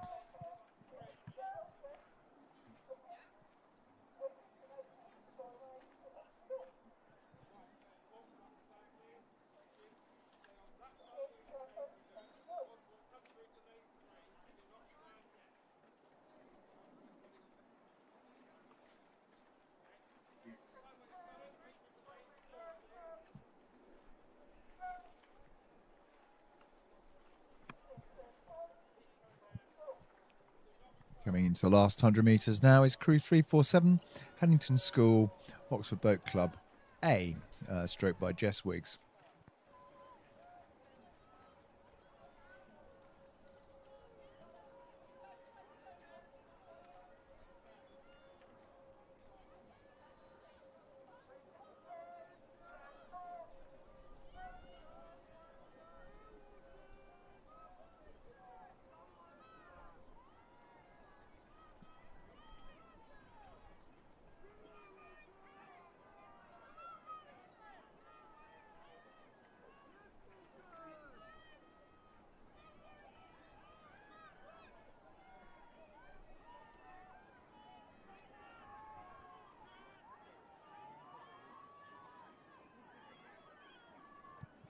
Coming up to the finish line now is crew 349, Walton Rowing Club.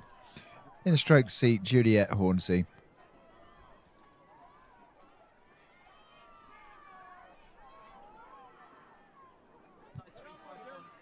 And coming in very closely together are crew 351, Rob Roy Boat Club, and crew 350, Peterborough City Rowing Club.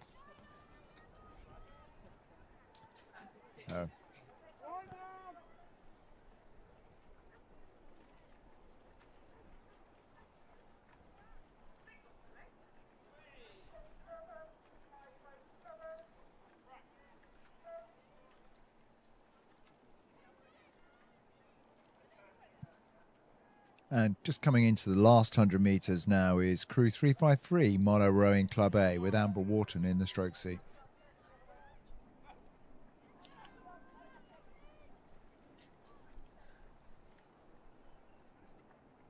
Yeah, so 353 just coming over the finishing line now, Marlow Rowing Club. And they're followed down by crew 352, Great Marlow School Boat Club, with Poppy Spence in the stroke seat.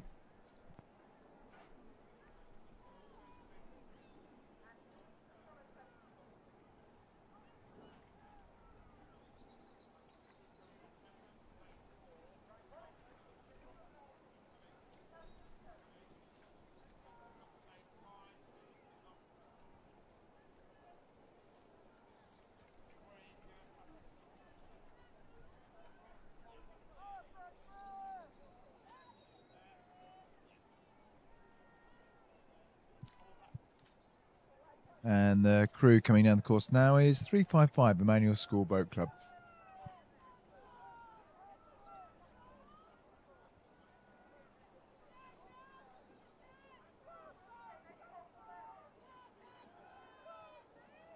Emmanuel School pushing it really hard now for the last few strokes, taking the rating up, but keeping it long, really powering through to see if the time reflects the effort that they're putting in.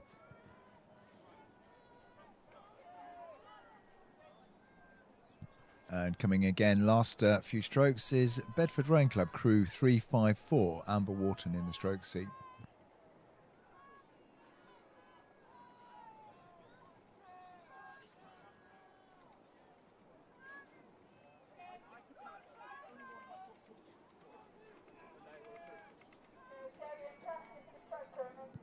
And just coming up to the finish line now is crew 356, Kew House School Boat Club, Grace Oliphant.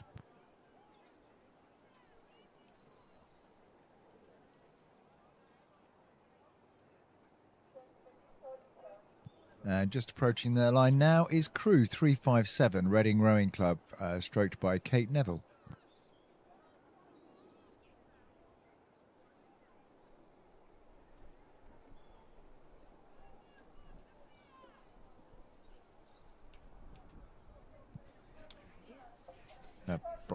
And the last crew coming down now is crew 358, Broxbourne Rowing Club, with Lillian Simmons in the stroke seat.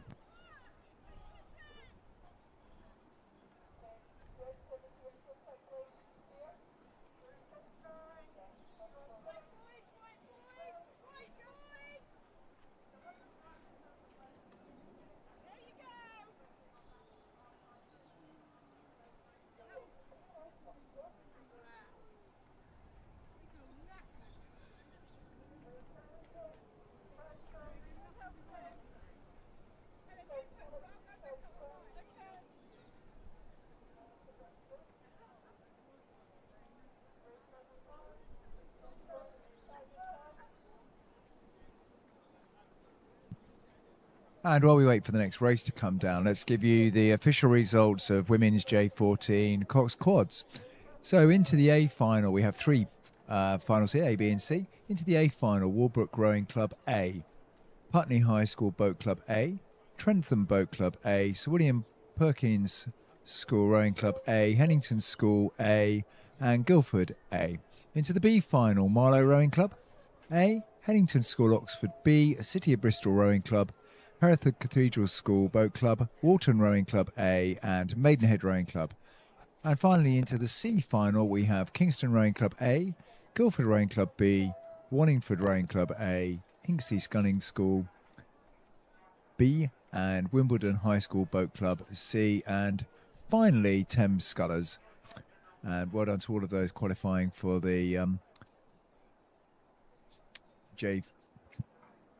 women's J14 quads. And now we have the official results for the Open J18 doubles. So A and B final here. Windsor Boys School A and B. Into the A final, Oundle School Boat Club, Royal Grammar School High Wycombe Boat Club A. It's William Borlase Grammar School B, and Marlow Rowing Club. Into the B final, Thames Tideway Scullers, Hinckley Sculling School, Lee Rowing Club, St Peter's Boat Club, York, Upton Rowing Club, and Walton Rowing Club. Just coming up to the finish now, we have the time trial for the women's J18 double sculls. Apologies, we have the women's J17 double sculls.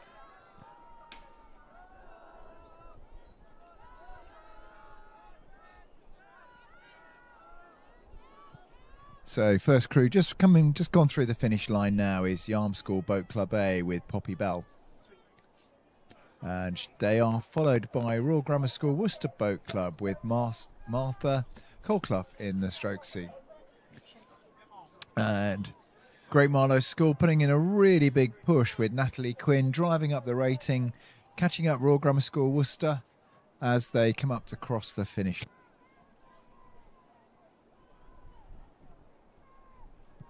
10 crews in this women's 10 crews entered in this women's J17 doubles. Of course, they may not have all turned up.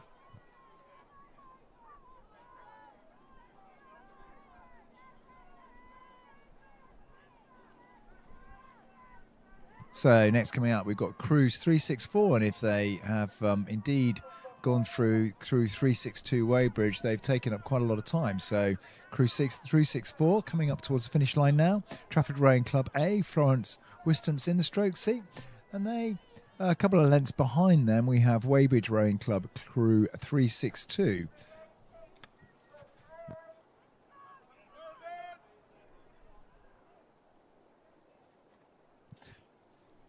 A little bit of a gap now before we have crew 365, Clares Court School Boat Club, Hattie Sampson in the stroke seat.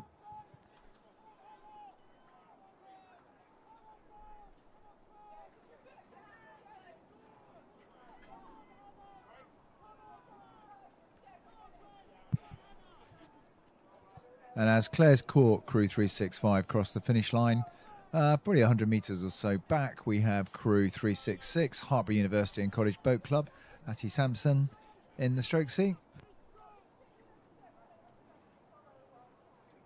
Followed a fair way behind by crew 367, Tideway Scholars even, with Katerina Vickers in the stroke seat.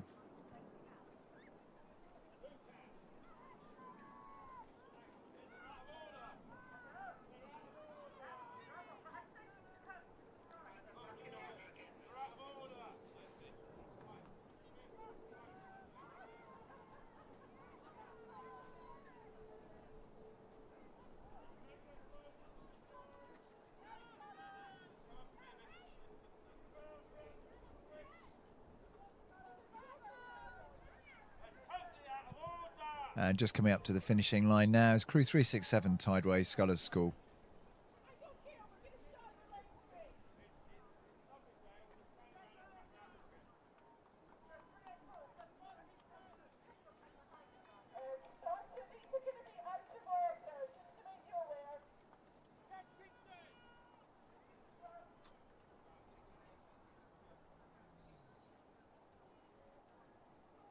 And finally, in the women's J17 double sculls time trial is crew 368 Kingston Rowing Club A, Helena Sanz Castano in the stroke seat.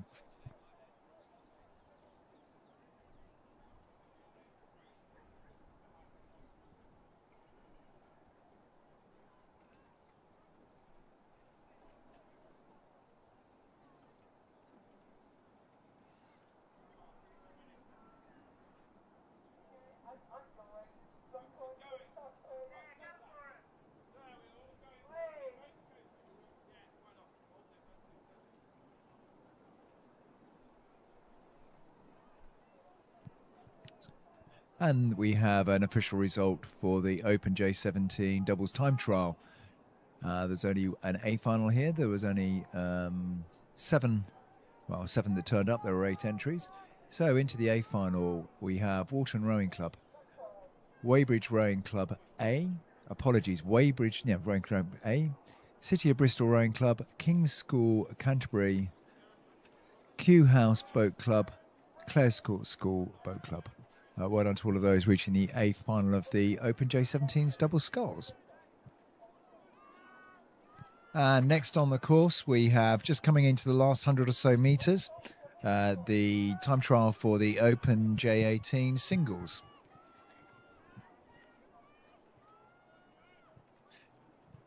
And coming over probably where he started is sculler Jack Ribbons from Bulebridge Rowing Club, crew 369.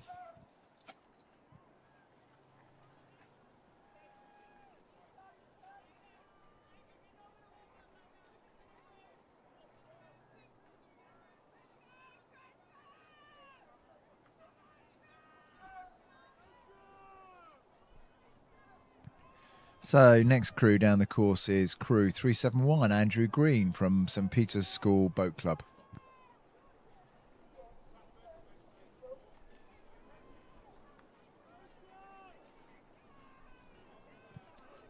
And St Peter's York, Andrew Green is just coming up to cross the finishing line now, and he is followed in by crew 370, Trentham Boat Club, Joseph Bakewell.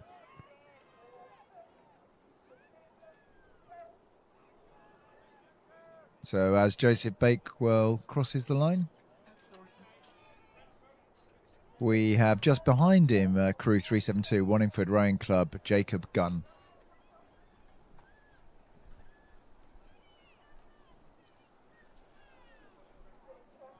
And as Jacob Gunn from Wallingford crosses the line, we have Michael Janeway from Broxbourne Rowing Club, crew 374.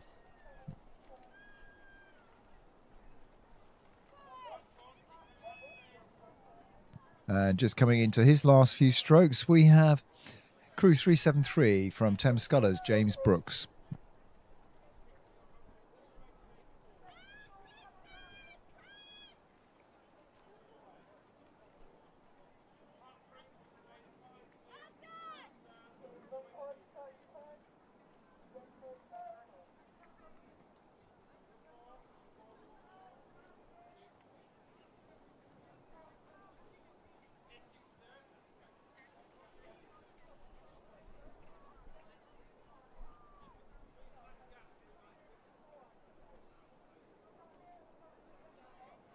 And coming into the last few strokes now is Robert Sagar from Abingdon School Boat Club.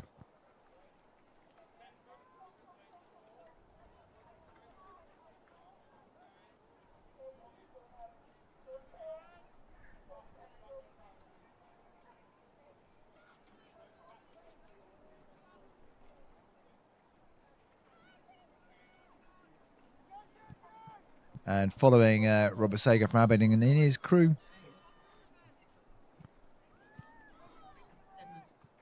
is crew 376 from Peterborough Rowing Club, Sergio Reed, Mariah Lima, who is being pushed very, very hard from Thomas Urbanski from Hereford Cathedral School Boat Club.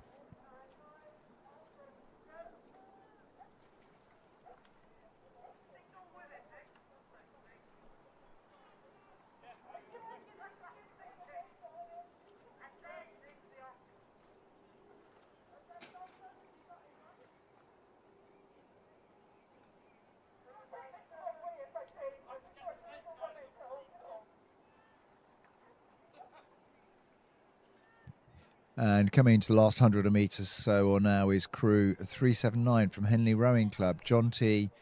Stanbridge Bennett.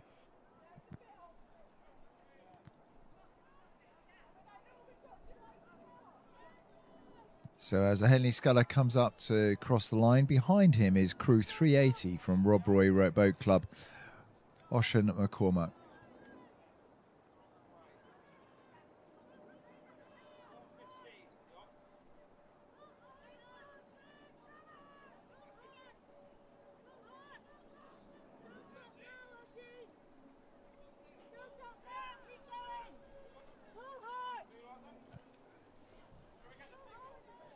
And as Rob Roy crosses the line, we have crew 378 from Kingston Rowing Club, Oliver Burton, coming into the last 20 or so strokes for him.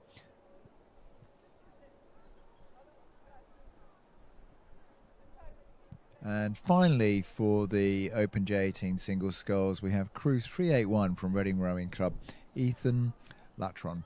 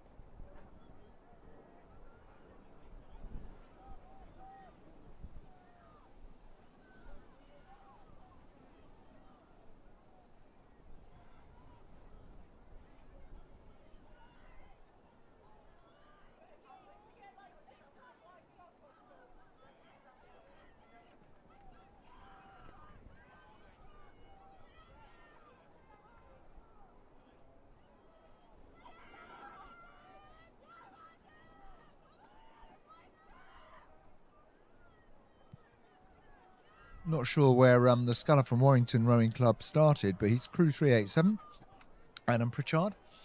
If they started in sequence, he's gone through a lot of people, so I suspect he may have started out of sequence, but looking very tidy as he comes down through to the last 5 or 6 strokes. Followed by the Sculler from Whitcliffe Rowing Club, Junior Rowing Club, Alexander Judd.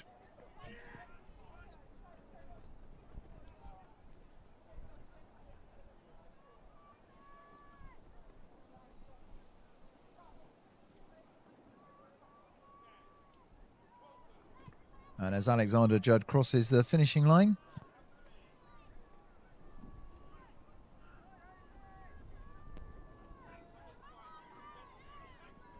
we have the Sculler from Runcorn Rowing Club, Sculler crew 389, Owen Hughes, who is just ahead of crew 385 from Hereford Rowing Club, Hamish Gamble, who is just ahead of Finn Condren from Whitcliffe Junior Rowing Club.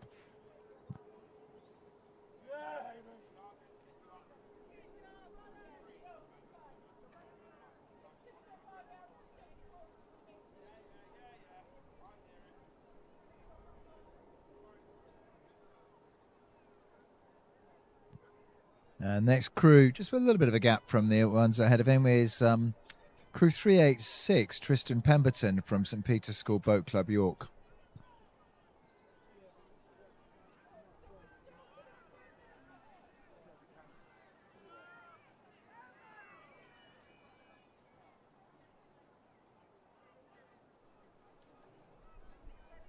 And the next sculler coming down towards the finish now is crew 390 from Barn Elms Rowing Club, Fergus Mance.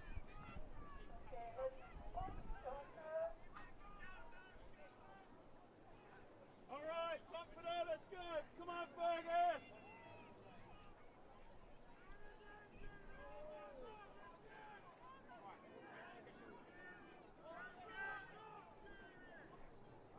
And the next sculler coming now to his last few strokes, just tanking it as he comes into the finish, is crew 392 from Rob Roy Boat Club, Jamie Crupper, and he is ahead, just ahead of crew 391 from Trafford Rowing Club, Matthew Robinson.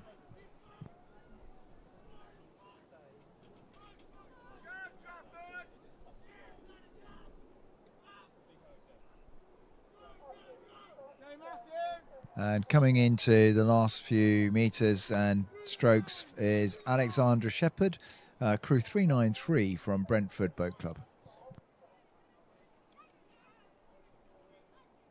A little bit of a gap now to the next batch of scullers, one of whom just caught a little bit of a crab, but he's picked it up quickly. That's crew 395 from Hartbury University and College Boat Club, Oliver Leppert.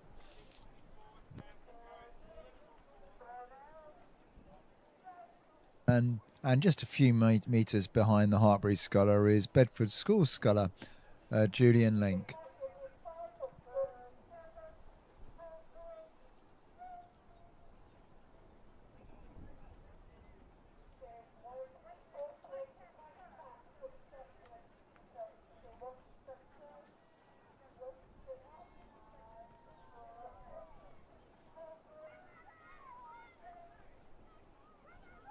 Bedford School just crossing the line now.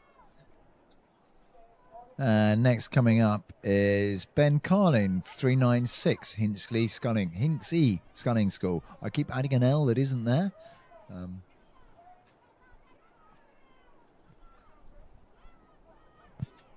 And coming in after the sculler from Hinksey is crew 394, Runcorn Rowing Club B, Edward Smith. And that's it for the Open J17 single sculls.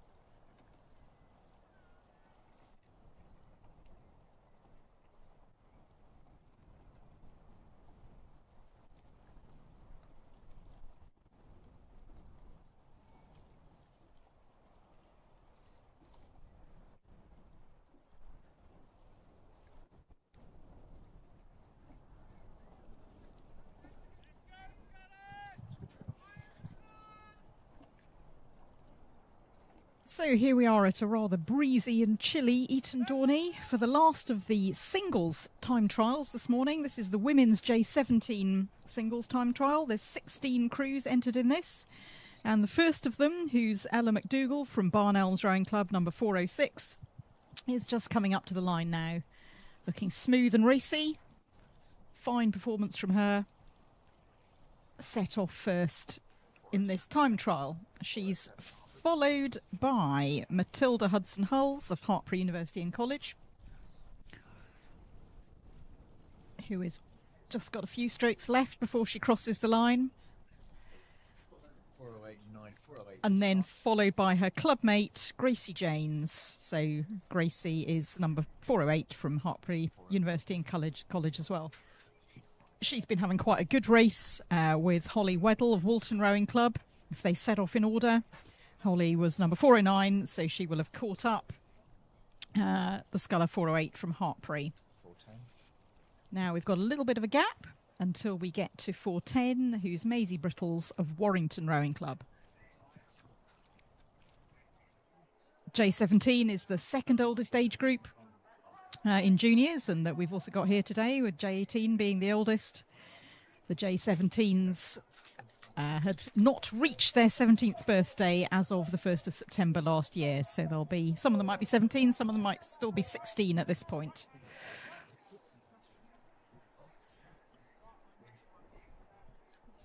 Bit of a gap now until we get to the next group, and then they're fairly evenly spaced. So the next one coming up in her pinky red boat is number 412, Lily Gator of Clare's Court School.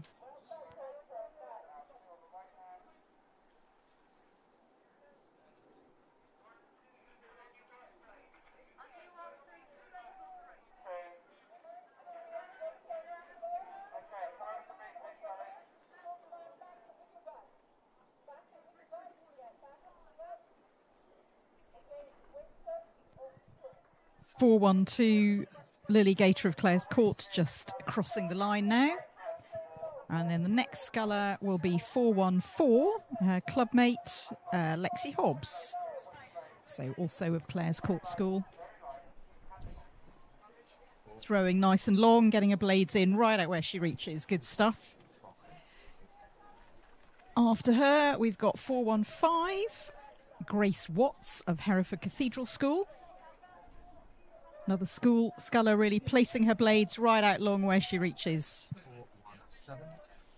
And she's followed by 417, Daniela Ragukaita, again of Hartpury University and College. Quite a number of scullers from Hartpury here today. Little bit of a gap to 416, Imi Palmer of Sir William Borlase's Grammar School. It's really smooth, letting the boat run between strokes really efficiently. But as she's coming into the last 100 metres, just squeezing her rating up a little bit to make the most of her speed all the way to the line.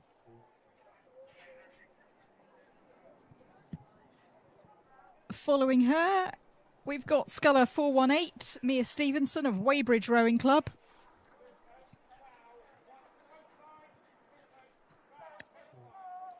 And she's followed by number 419, Alexa Glyn Mills of St Peter's School Boat Club, all the way from York.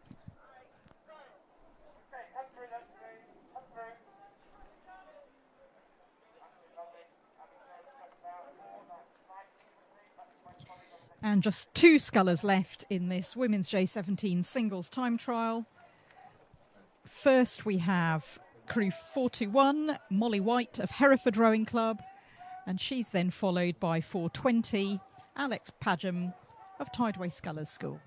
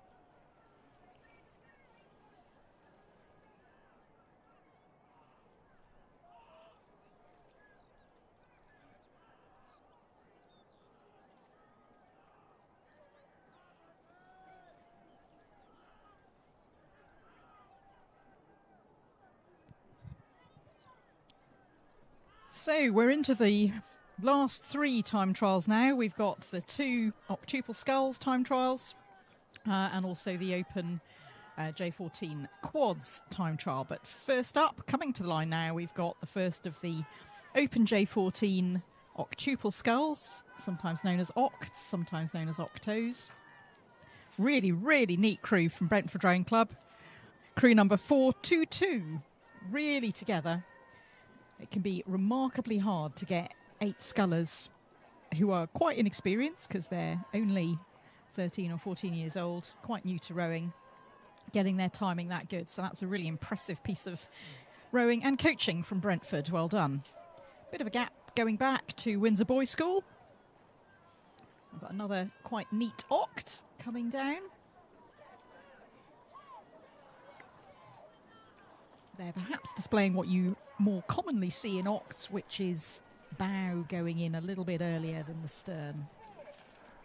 When he actually pulled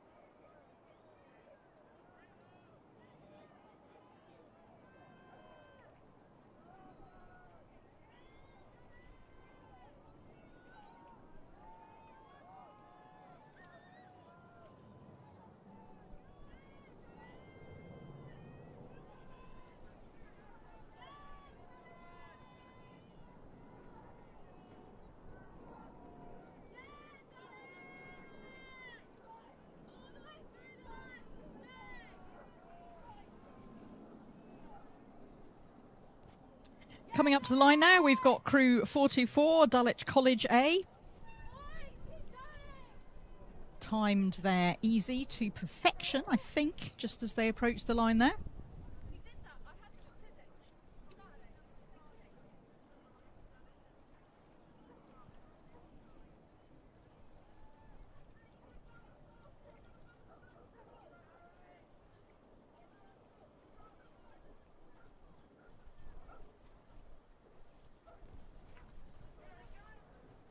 And coming up to the line in this really quite spread out race, we've now got crew 425 Reading Bluecoat School. They'll have a B crew right at the end of this time trial, but this is their A crew.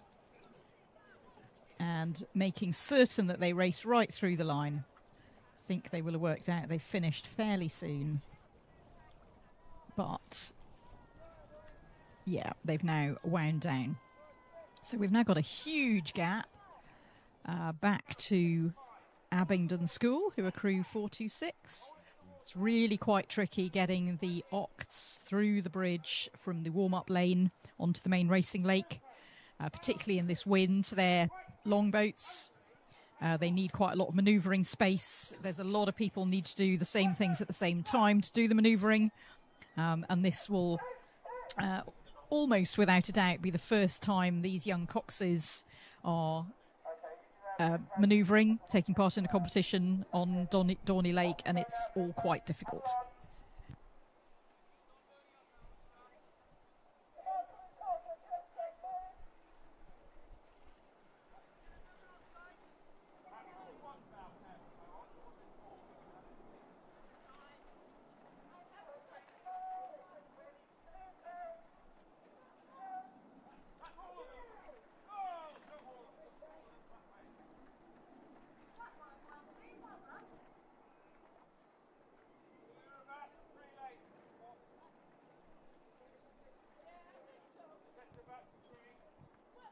Into the last 100 metres now, we've got crew 426 Abingdon School, stroked by Finn Guinness. Abingdon School in their distinctive bright pink blades. And they're followed by Windsor Boys School's second crew. Big programme at Windsor Boys School.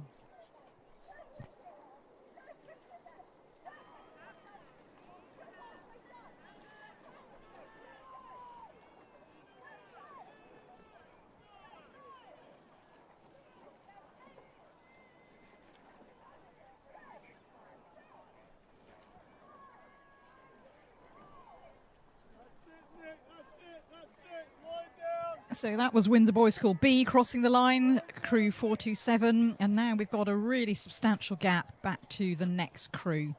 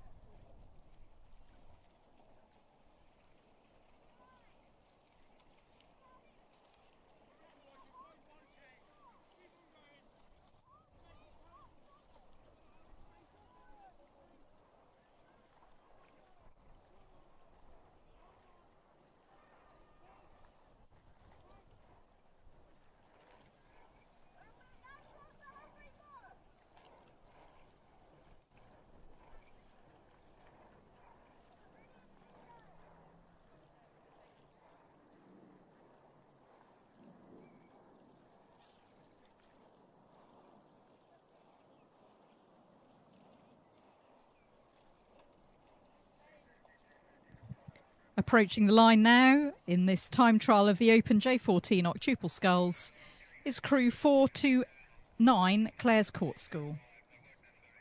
Big gap ahead of them and a really big gap behind them as well.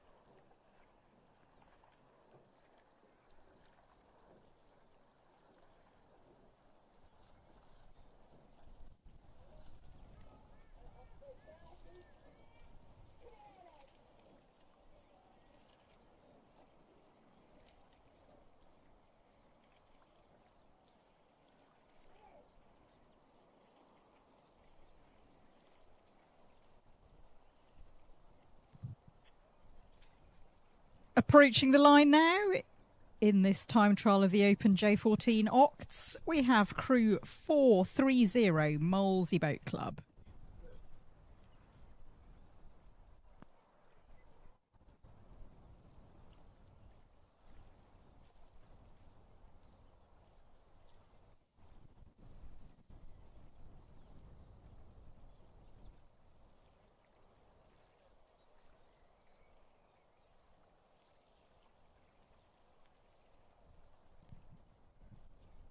And they are followed by crew 428, Sir William Borlase' school.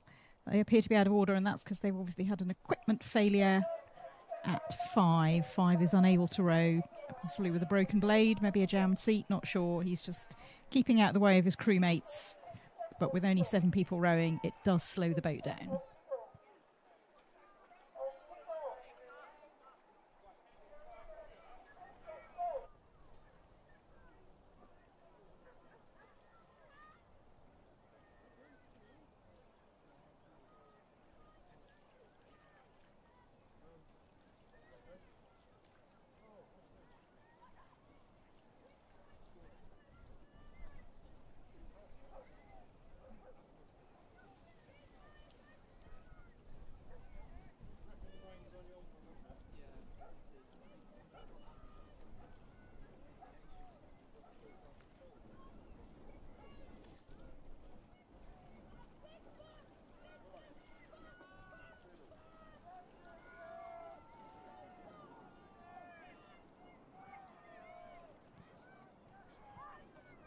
Coming into the last 10 strokes or so before the line now, we have crew 431, Bedford Modern School.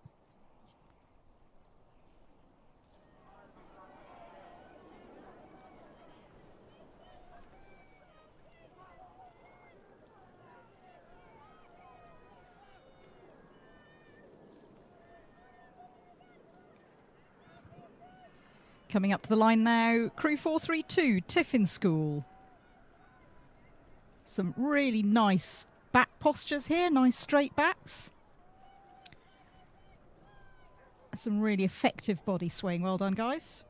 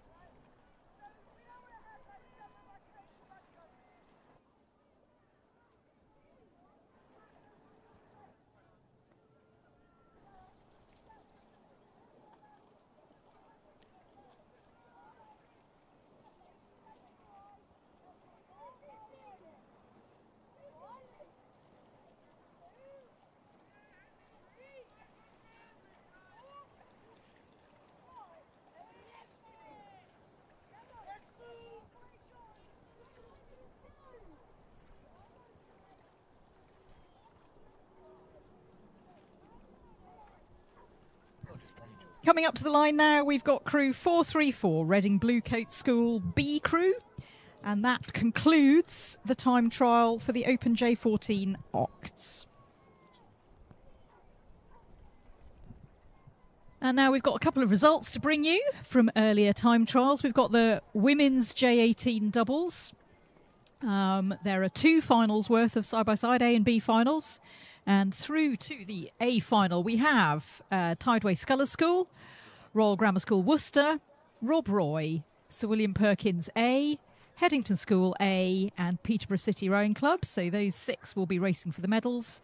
And then in the B final, to get their official order, we'll have Marlow Rowing Club A, Walton Rowing Club, Warrington Rowing Club A, Emmanuel School A, Kew House School, and Reading Rowing Club.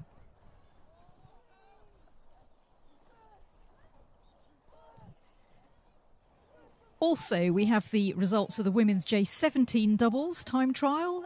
There were just 9 crews, that started this, and so 6 of them are going through to a side-by-side A final, and those 6 are Yarm School A, Great Marlow School, Royal Grammar School Worcester, Tideway Scullers School, Trafford Rowing Club A, and Hartpury University and College. Well done to those 6.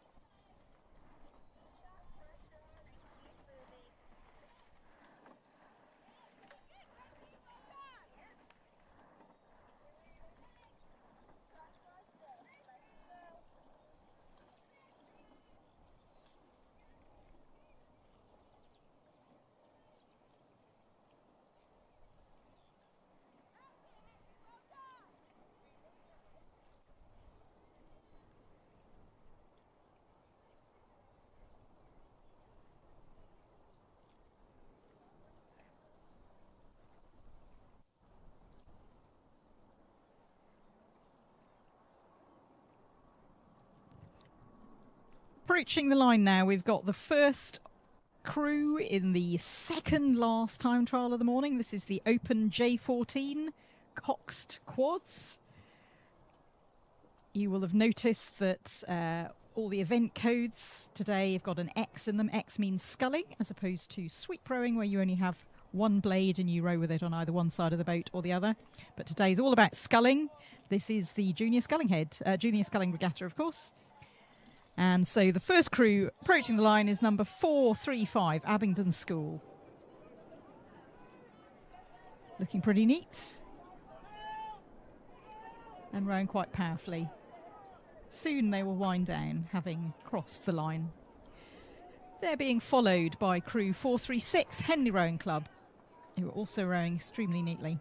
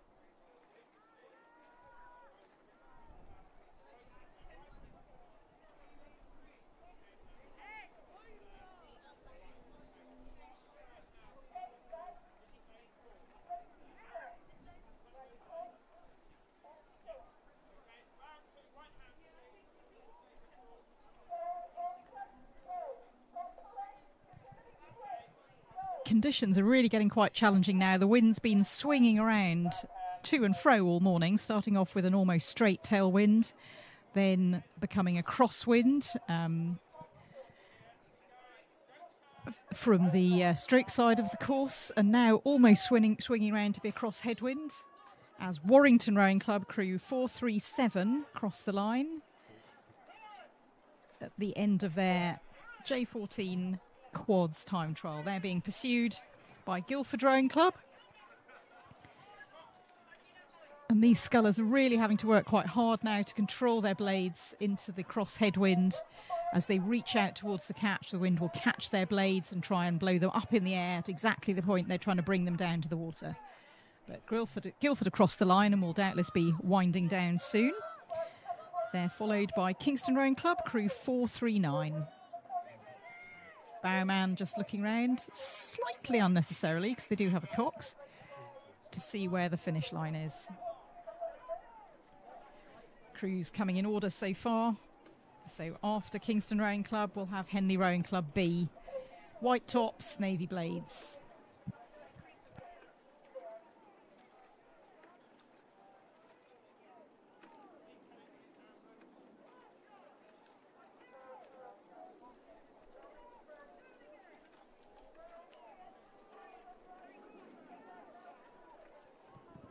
Henley Rowing Club, crew 440, just crossing the line now.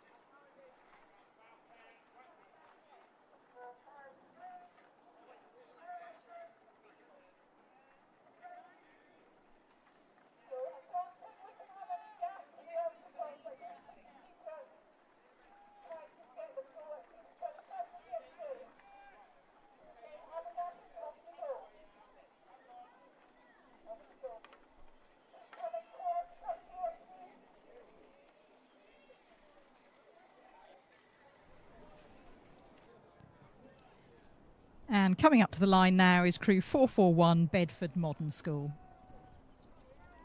For those of you watching on YouTube, it's really becoming slightly less pleasant by the minute here at Dorney. Though I confess the commentary team is enjoying being inside the finish tower, but out there There's just some light drizzle and it's getting blown quite hard by what's turned into a slightly head crosswind. Quite unpleasant conditions to row in. Could be much worse, but it's not lovely.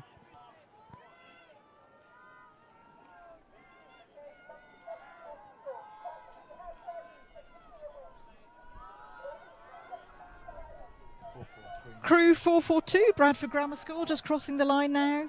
And coming up to the line, we've got 443 Yarm School Boat Club. Yarm School in the distinctive Ailings boat with the pale blue ends.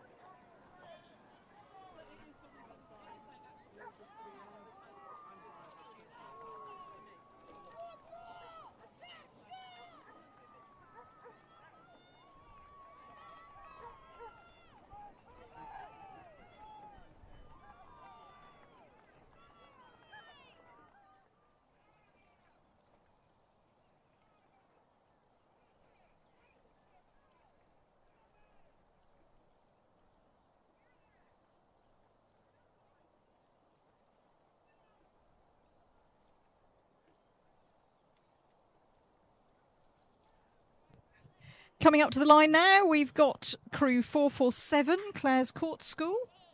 So the crews seem to be a little bit out of order now. Doubtless the starters will have just sent them off as they came through. They are followed by crew 444, Brentford Boat Club.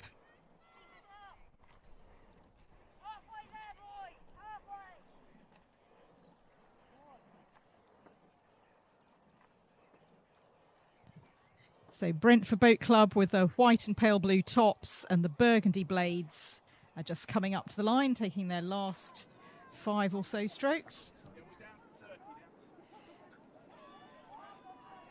And they are followed by 449 Great Marlow School. Lots of enthusiasm from these young scullers here. Wind down, wind down, wind down.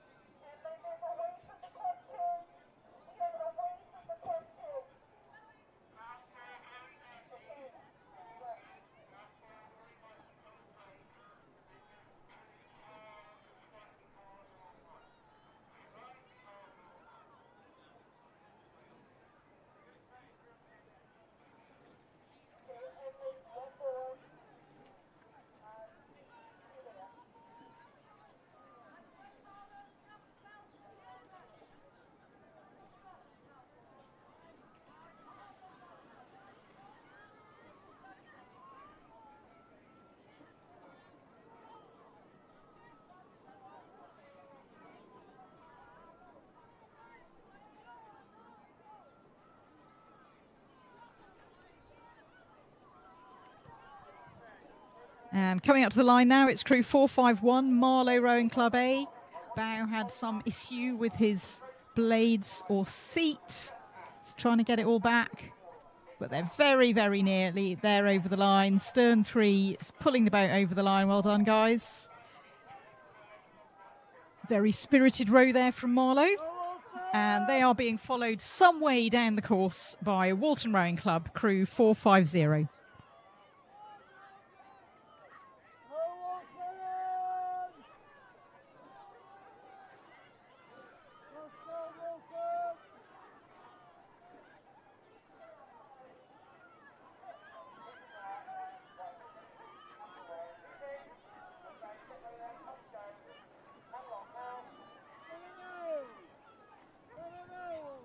Crew 450, Walton Rowing Club, one of many from that club. Just coming up to the line. One of many from that club across all events today, I mean. Yep, nice bit of rowing there from the young men from Walton. Forgotten which event I'm in, there are rather a lot. And they are followed by Crew 448, City of Bristol Rowing Club.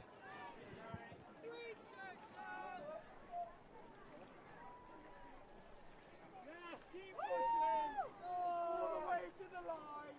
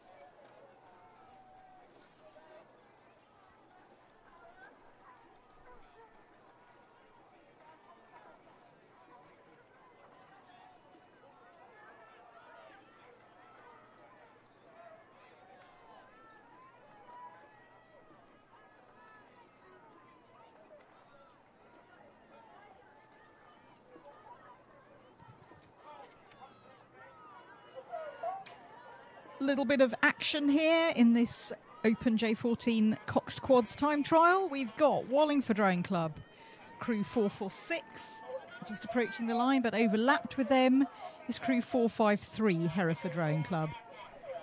Little bit hard to tell who's caught up on who here because the crews haven't started in order, but both these crews have definitely finished. Hereford racing right through the big white boys that are after the finish line to make sure they don't wind down too early.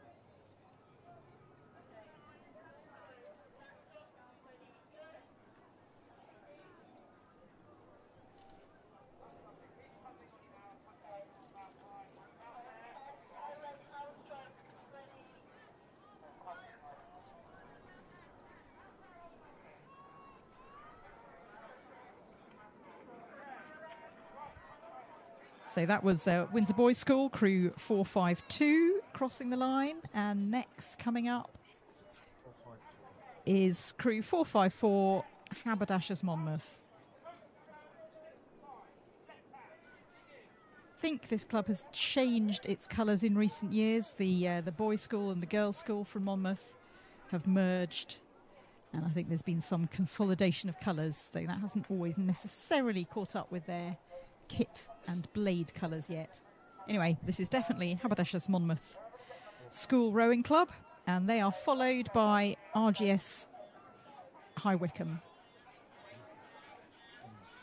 And then we think this could be Crew 445, Pangbourne at the back, yeah, with their diagonal stripes.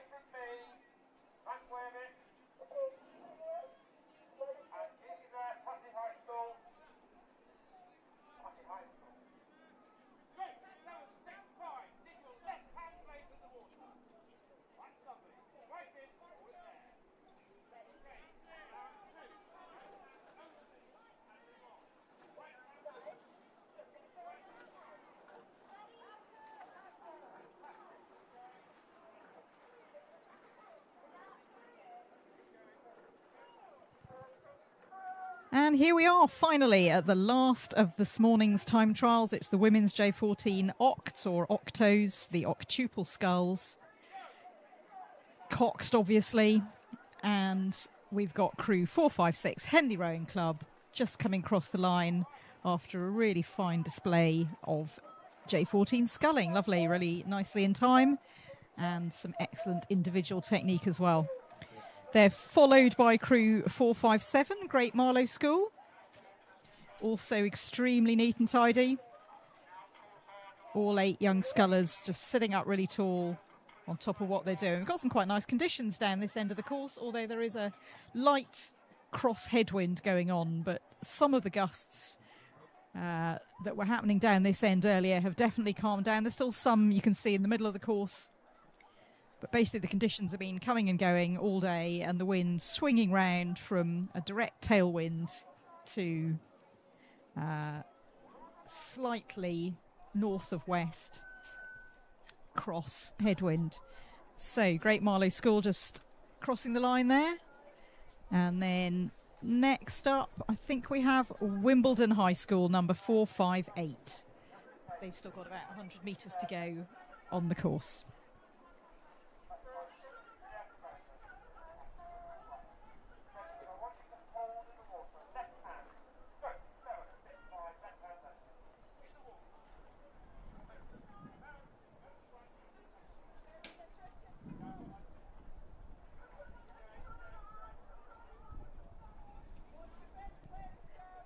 Wimbledon High School, crew number 458, just coming up to the finishing line now. Just keeping it steady and under control in their last few strokes. Still moving really well together. Some great sculling there. And they are followed by Lady Eleanor Hollis. White blades with the red triangles on the ends. Also some really neat sculling.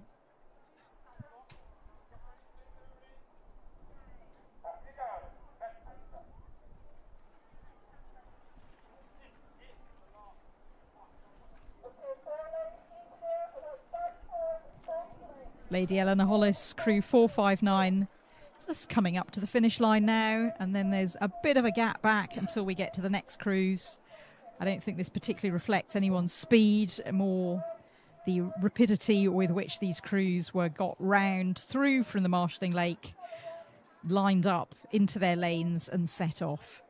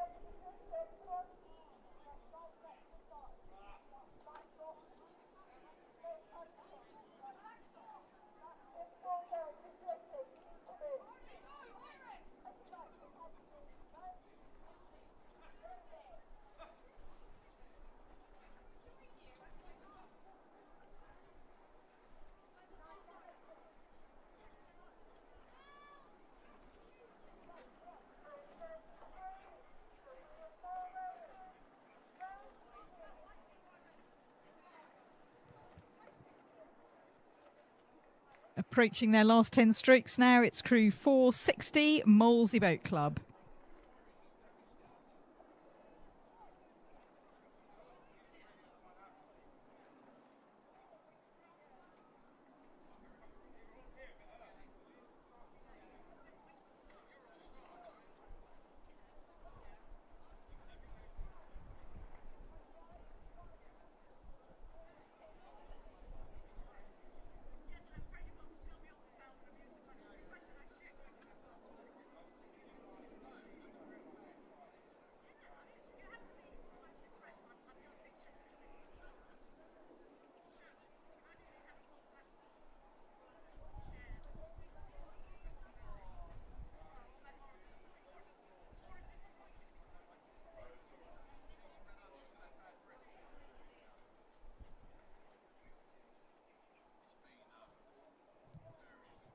Coming up the line now, Putney High School.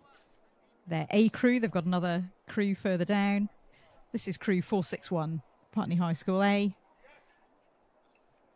Neatly in time, having crossed the line and now winding down.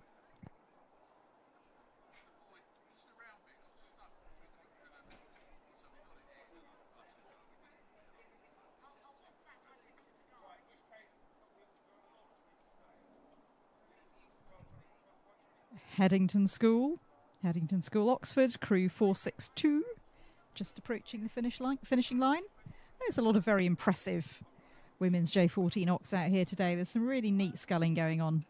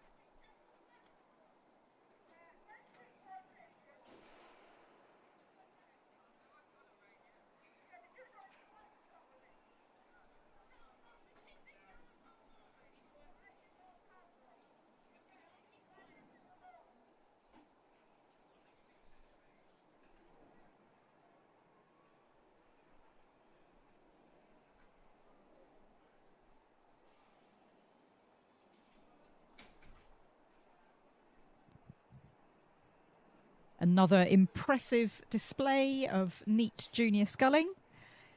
We have coming towards the line crew number 463, Sir William Perkins's school.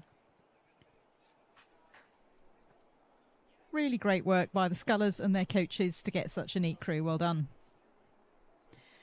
Then there's another substantial gap back to Lady Eleanor Hollis's B crew,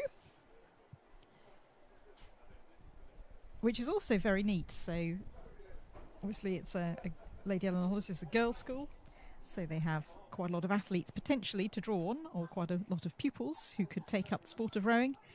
But they've got a good strength and depth here. Really neat sculling from this LEHB crew. Number 464.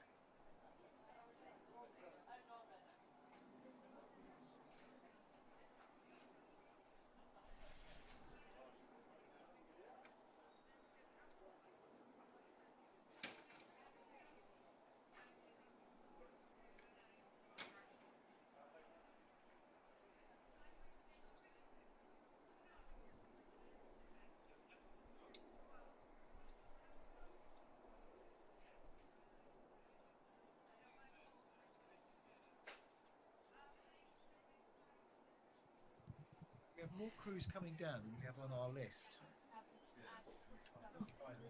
Crew 465, Putney High School B, are just approaching the line now.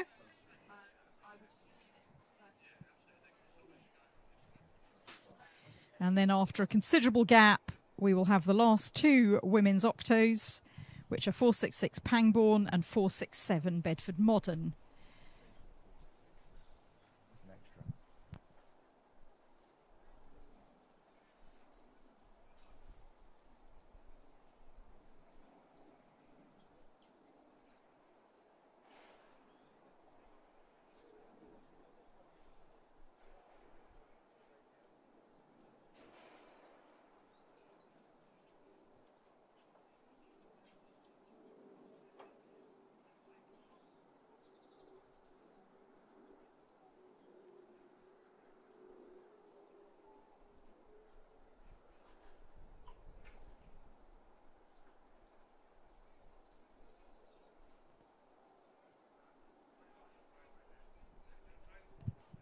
So that was crew 466 Pangbourne College, who have just finished in the women's J14 OC time trial. Now, according to our list, there should just have been one more crew to go, which is 467 Bedford Modern, and you can see them in their red kit down the course. But eagle-eyed spectators who are here in person at Eton Dorney will notice there's another crew after them. That's been an addition, and we'll find out a bit more about them as they get a bit closer.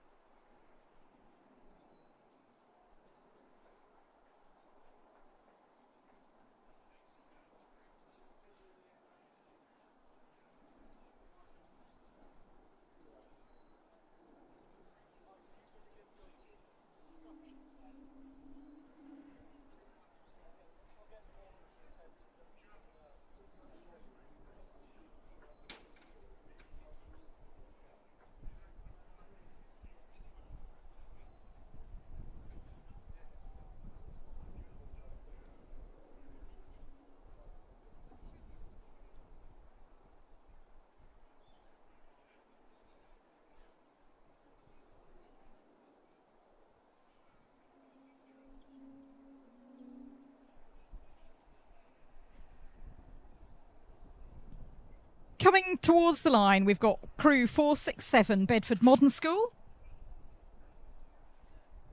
And they are followed by crew 33 Sir William Borlase.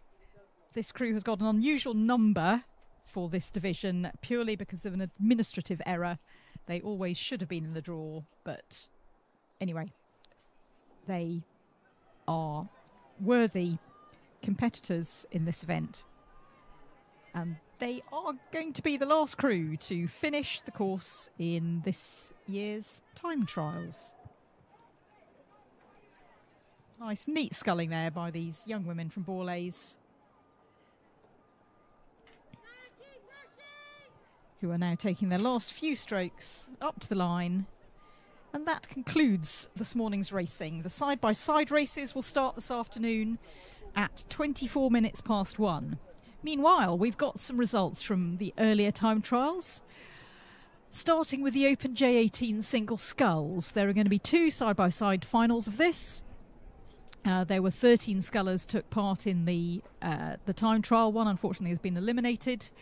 The 6 who are getting through to the A final are Jack Ribbons of Buell Bridge, Michael Janeway of Broxbourne, Andrew Green of St Peter's School, York, Jonty Stambridge Bennett of Henley Rowing Club, Oshin McCormack of Rob Roy, and Jacob Gunn of Wallingford Rowing Club. Into the B final, we have James Brooks of Thames Scullers, Joseph Bakewell of Trentham, Robert Sagar of Abingdon School, Thomas Abansky of Hereford Cathedral School, Ethan Latron of Reading Rowing Club, and Sergio Reid Moreira Lima of Peterborough City Rowing Club. Well done to those scullers.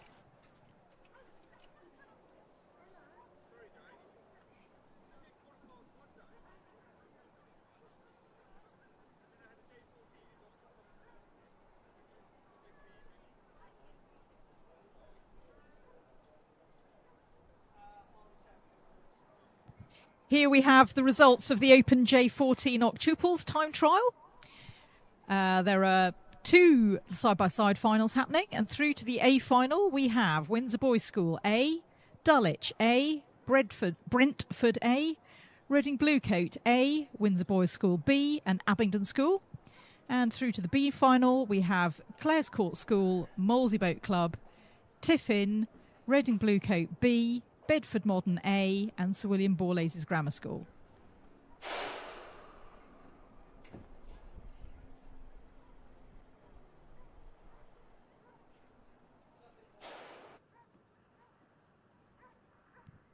We have the results of the women's J17 singles time trial. Again, we've got 2 side-by-side finals for this.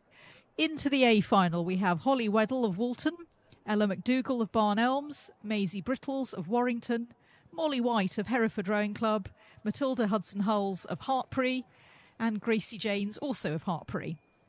Into the B final, we have Daniela Raugukaita of Hartpury, Lexi Hobbs of Clares Court, Alex Pagam of Tideway Scullers, Mia Stevenson of Weybridge, Lily Gator of Clare's Court and Grace Watts of Hereford Cathedral School.